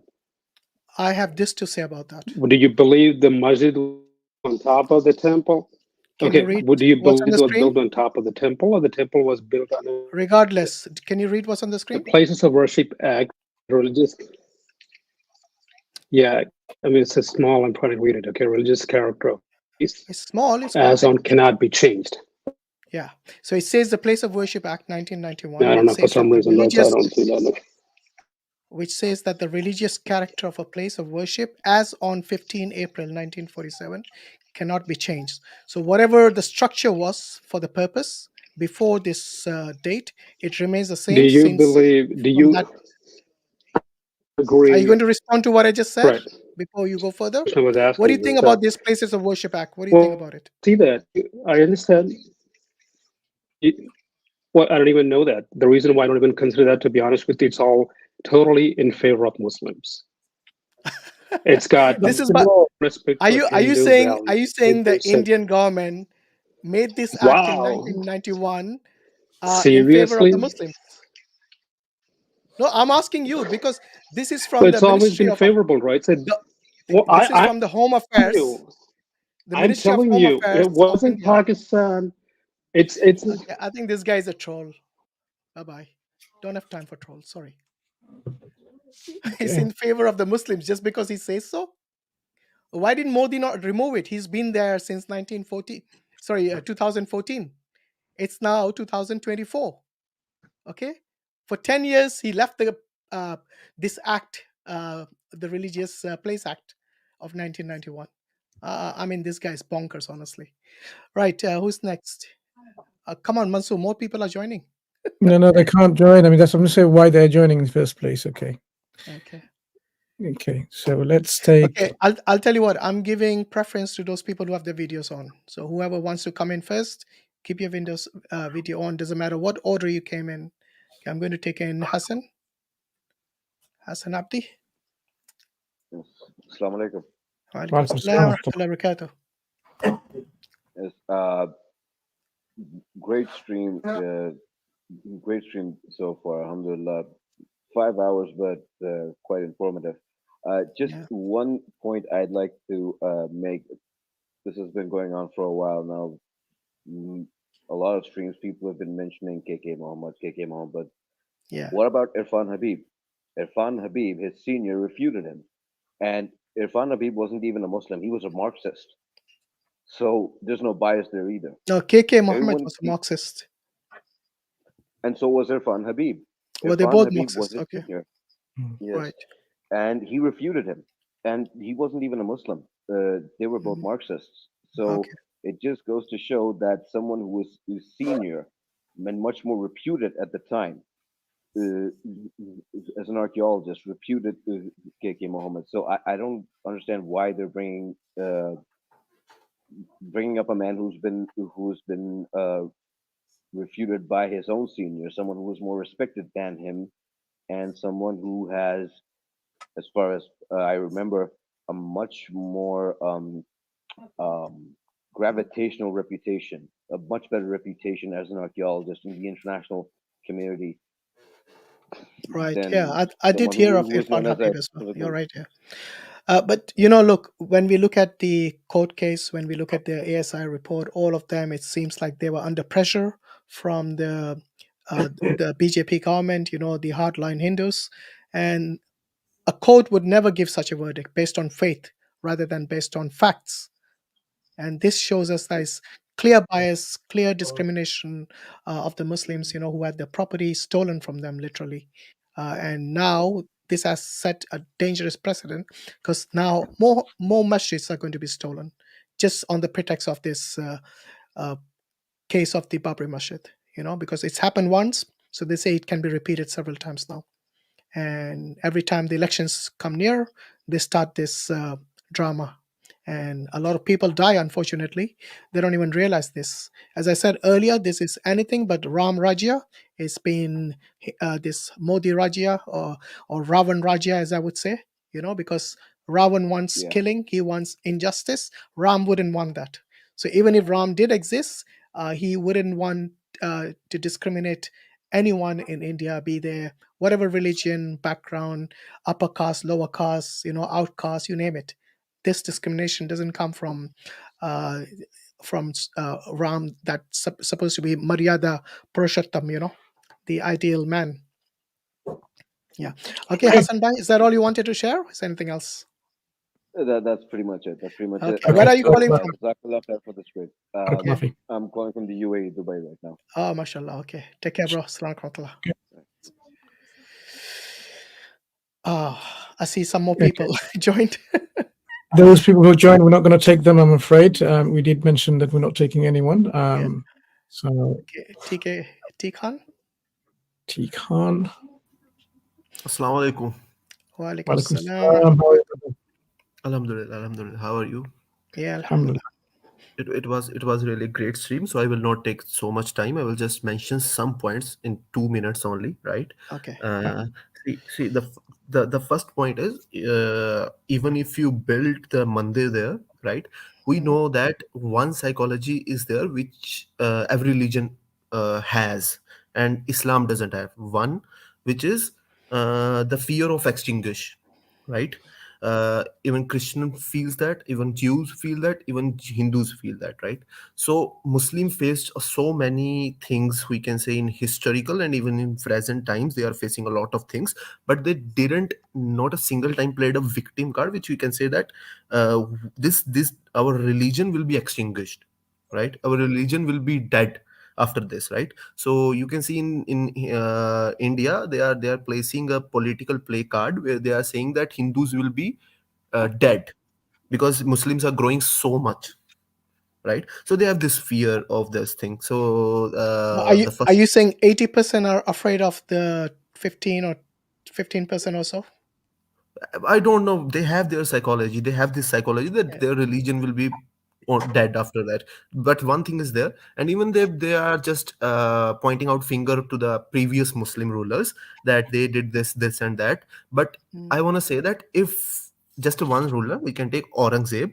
They put a point out many fingers on him, and they said that even one person said that he was converting 20,000 Brahmins per day to Muslim. So I hope that there was no one single Hindu left on this India thing, if that was the true, right? And the second thing that is a rumor, just to make clear. Yeah. I think the people should read the book by Audrey Truschke. It's called Aurangzeb, The Life and Legacy of India. The man and the myth. They banned her to come into the India. So because Aurangzeb, The Man and the Myth by Audrey Truschke. Truschke.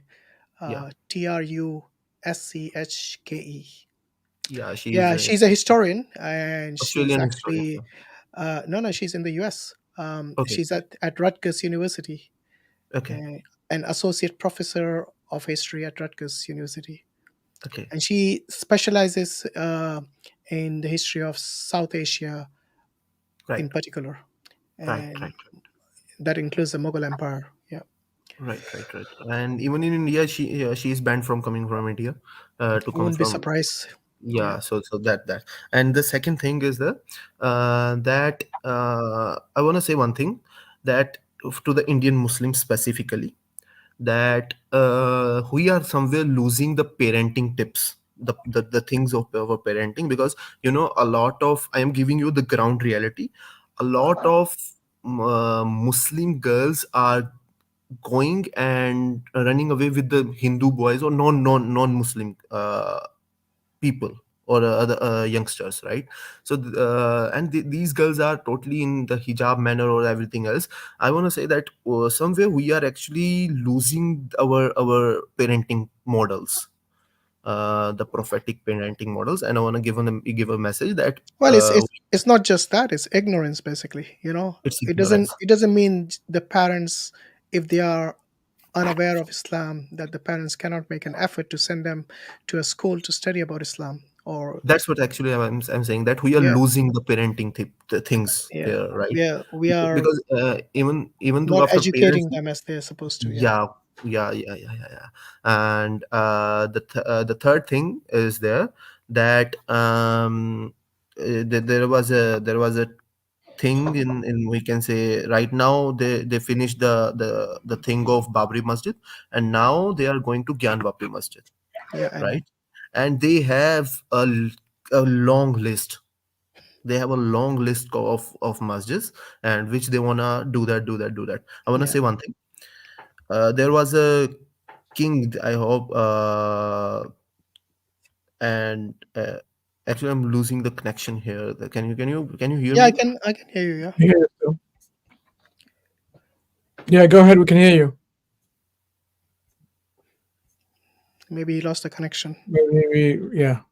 Anyway, so while you sing, we'll just bring Muhammad Safan Alvi. Hello. Assalamu alaikum. Wa alaikum salam. How are you, brother? I'm fine, Alhamdulillah. I love you guys from the bottom of my heart. By the way, Assalamu alaikum to all guys in the chat. Walaikum salam. Mansur bhai, I'm a very big fan of yours. I'm from Bangladesh, actually. And I just want to take a few minutes, not much of your time. I hope Adnan bhai was here because he is a historian. I just want to mention 2 points regarding this topic today or the discussion. First of all, talking about the beef and these things. A well-known architect in our country. He's a close, like a big brother to me. He is a Hindu. He was raised as a Hindu.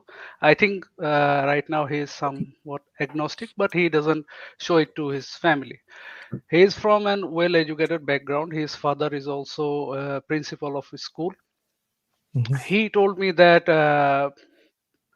long time ago, this concept that cows are the deity of Hindus, this concept was not present in Hinduism.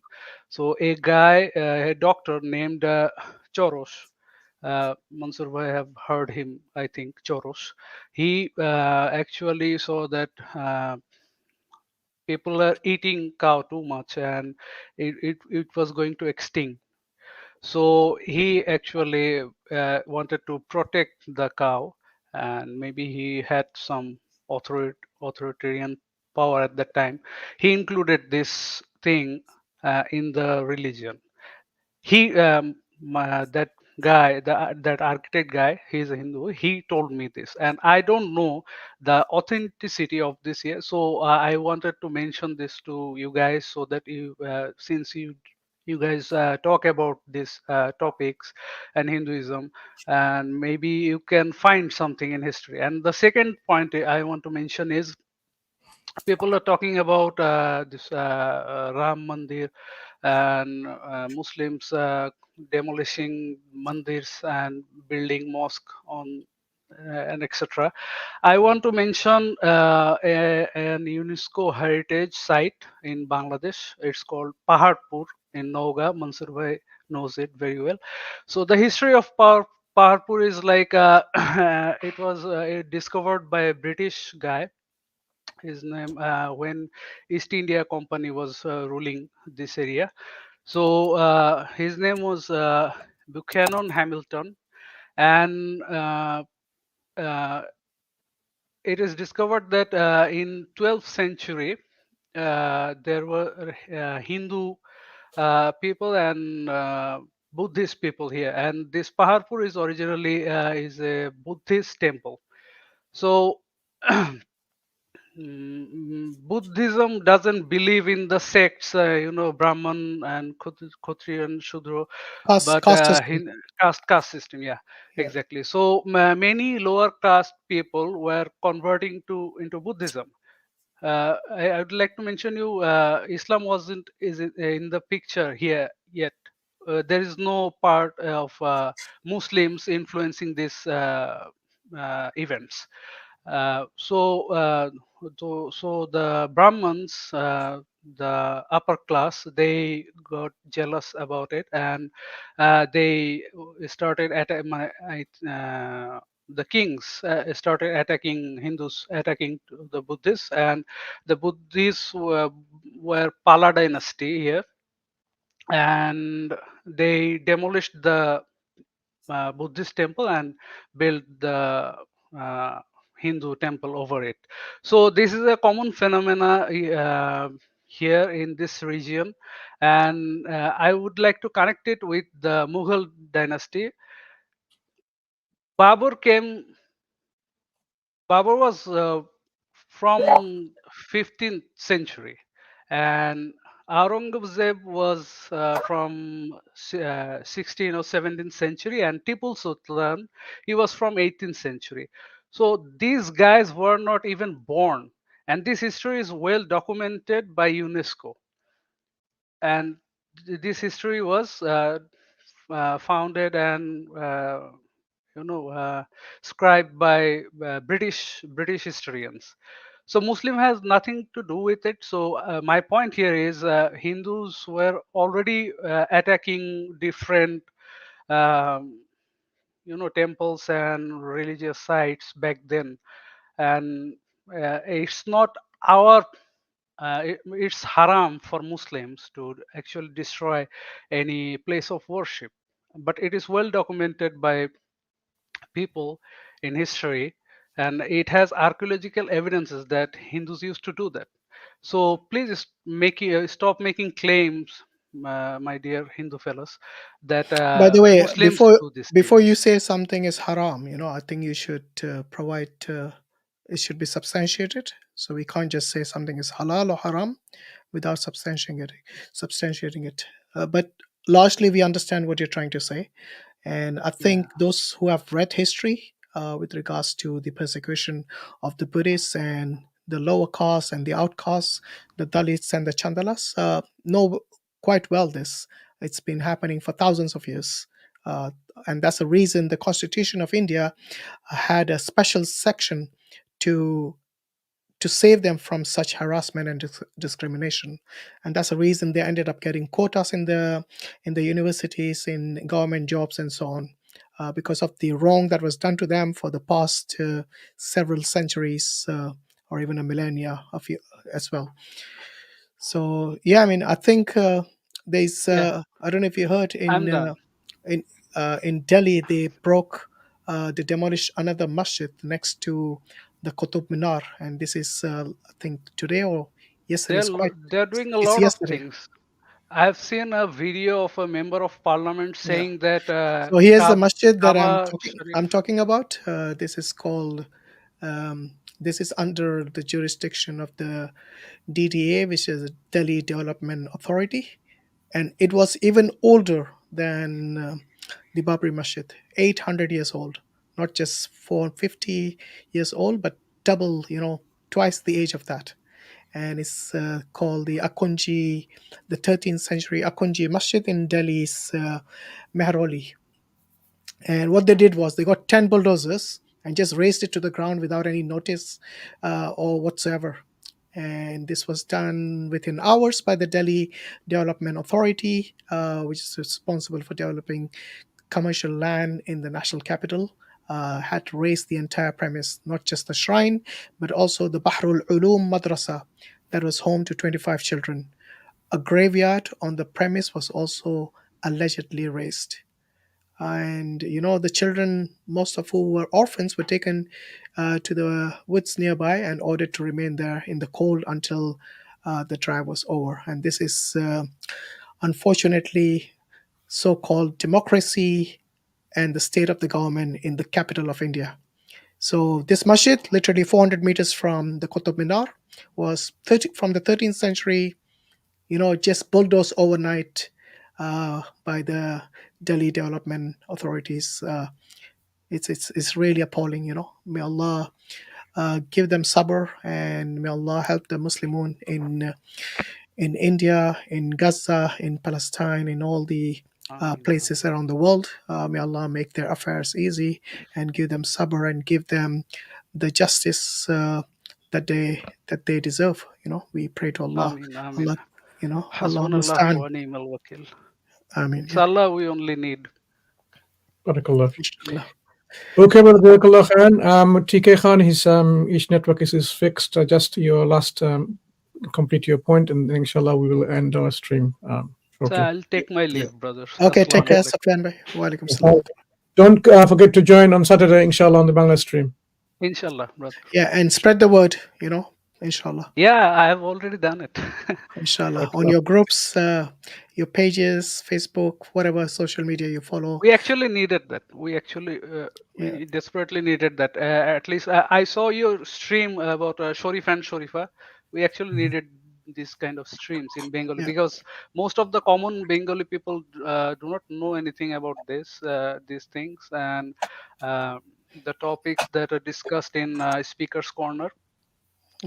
So I think Inshallah, the next one, this Saturday stream will be even more interesting. Inshallah, Inshallah, we will be one step ahead of the game. Okay.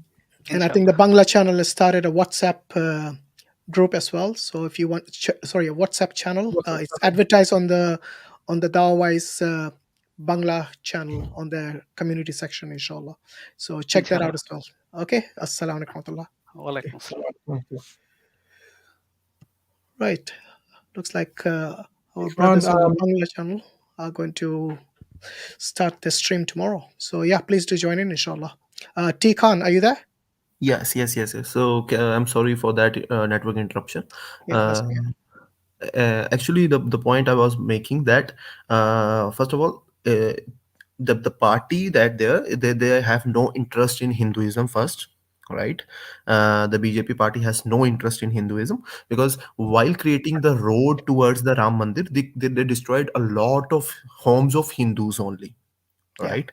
And even the Muslims were there, but Hindus were also there. So if they have any love towards Hinduism, they must not did that towards the Hindu. And expanding that in the expansion project, they destroyed not only the homes but also temples and a few masjids as well, a few mosques as well. Yes. So these were the small temples and the small mosques. Obviously, they don't come on the radar or the media. Yeah, so a lot, and they are discussing about the Akhand Bharat. I believe that those who are coming up with this argument that they need Akhand Bharat, they must know that how many geographical expansion is there, how much geographical expansion is there, and what countries are included in, and they must do their statistics that who will be in the majority then. Either there will be the Muslims in the majority after Akhand Bharat, or there will be Hindus. So they must reconsider this option. It is much more good in Muslims' hand rather than the Hindus' hand of Akhand Bharat right now. I think they need to reclaim the land that China has stolen before they go and they will dream not about Akhand Bharat. Because they are not even thinking of it. They are not even thinking of it. They can't because they can't face China, can they? Because I don't know why they are not using the logic. Every neighbor of India is totally we can say neighbor relationship is destroyed by the party. Every neighborhood relationship is destroyed by the party. Either it's Nepal. I don't think they care because it's as far as they are making money, you have the Adanis and the Ambanis, helping them out, even at the expense of their own people, the citizens. They actually don't care. What they care about is lining their pockets. It's a political game. It's a dirty game. Let's put it that way. That's true, but at least they have some fear of what they are actually doing. They are just enemies around there, right? So the last thing I want to share is that Muslims faced a lot of hardships in past as well. So we can take the example of Genghis Khan, what he actually did to the Muslims, and Muslims never felt lost after that. They know that because anything it is coming from Allah, right? So we have that akida, we have that belief. So I want to say to the Indian Muslims that they must take a stand, and they must reconsider themselves, and they must start improving themselves in every aspect of the life, so we can start like building each other in a good and in a well sustained manner. That's what actually I want to say. And that thank you for your this time being, and thank you for your information, Mansur and Hashim. And Okay, brother. Jazak- All the yeah. best. Okay. Barakallah fi. Assalamu alaikum. Walaikum assalam. Right, that was our last guest. So, alhamdulillah, thanks to all the brothers and sisters who have joined and contributed to the stream in the live chat. And please do share the stream and all the other videos on your groups, channels, social media, inshallah. Don't forget to subscribe and like as well. And we would like to thank from the bottom of our hearts to all the moderators, Sister Iram, mashallah, always on our streams from the very start until the end, Brother Aurangzeb, and all the other moderators whose names I have not mentioned. Thank you, and Jazakallah khairan to you. Also, we would like to remind you to help the channel financially, in addition to your duas, because we are expanding. As you know, we have expanded into the Bangla language. We already had an Arabic language and the Nusantara language, and we need to pay these translators because it does cost money. And inshallah, with your help, the channel will not only grow, but the dawah will go to many people in many countries globally around the world. And you will inshallah share in the reward in the Sadaqah Zaria if you donate. And as the saying goes that your charity doesn't diminish, it actually increases when you give financially for the cause of Allah. We also have a GoFundMe I think page. It's I think we'll put the link in the description of the video, inshallah. So there's many ways you can fund the channel, using GoFundMe, using PayPal, also using Patreon in particular, and also become a member of this channel. And inshallah, you can help with that. And thanks for the super chats, brother. Jazakallah khairan, Omer Banaras. Okay, and that's it from me. Brother Mansur, you want to say something before we end? I don't want to prolong any longer. I just want to thank you all once again. Jazakumullahu khairan.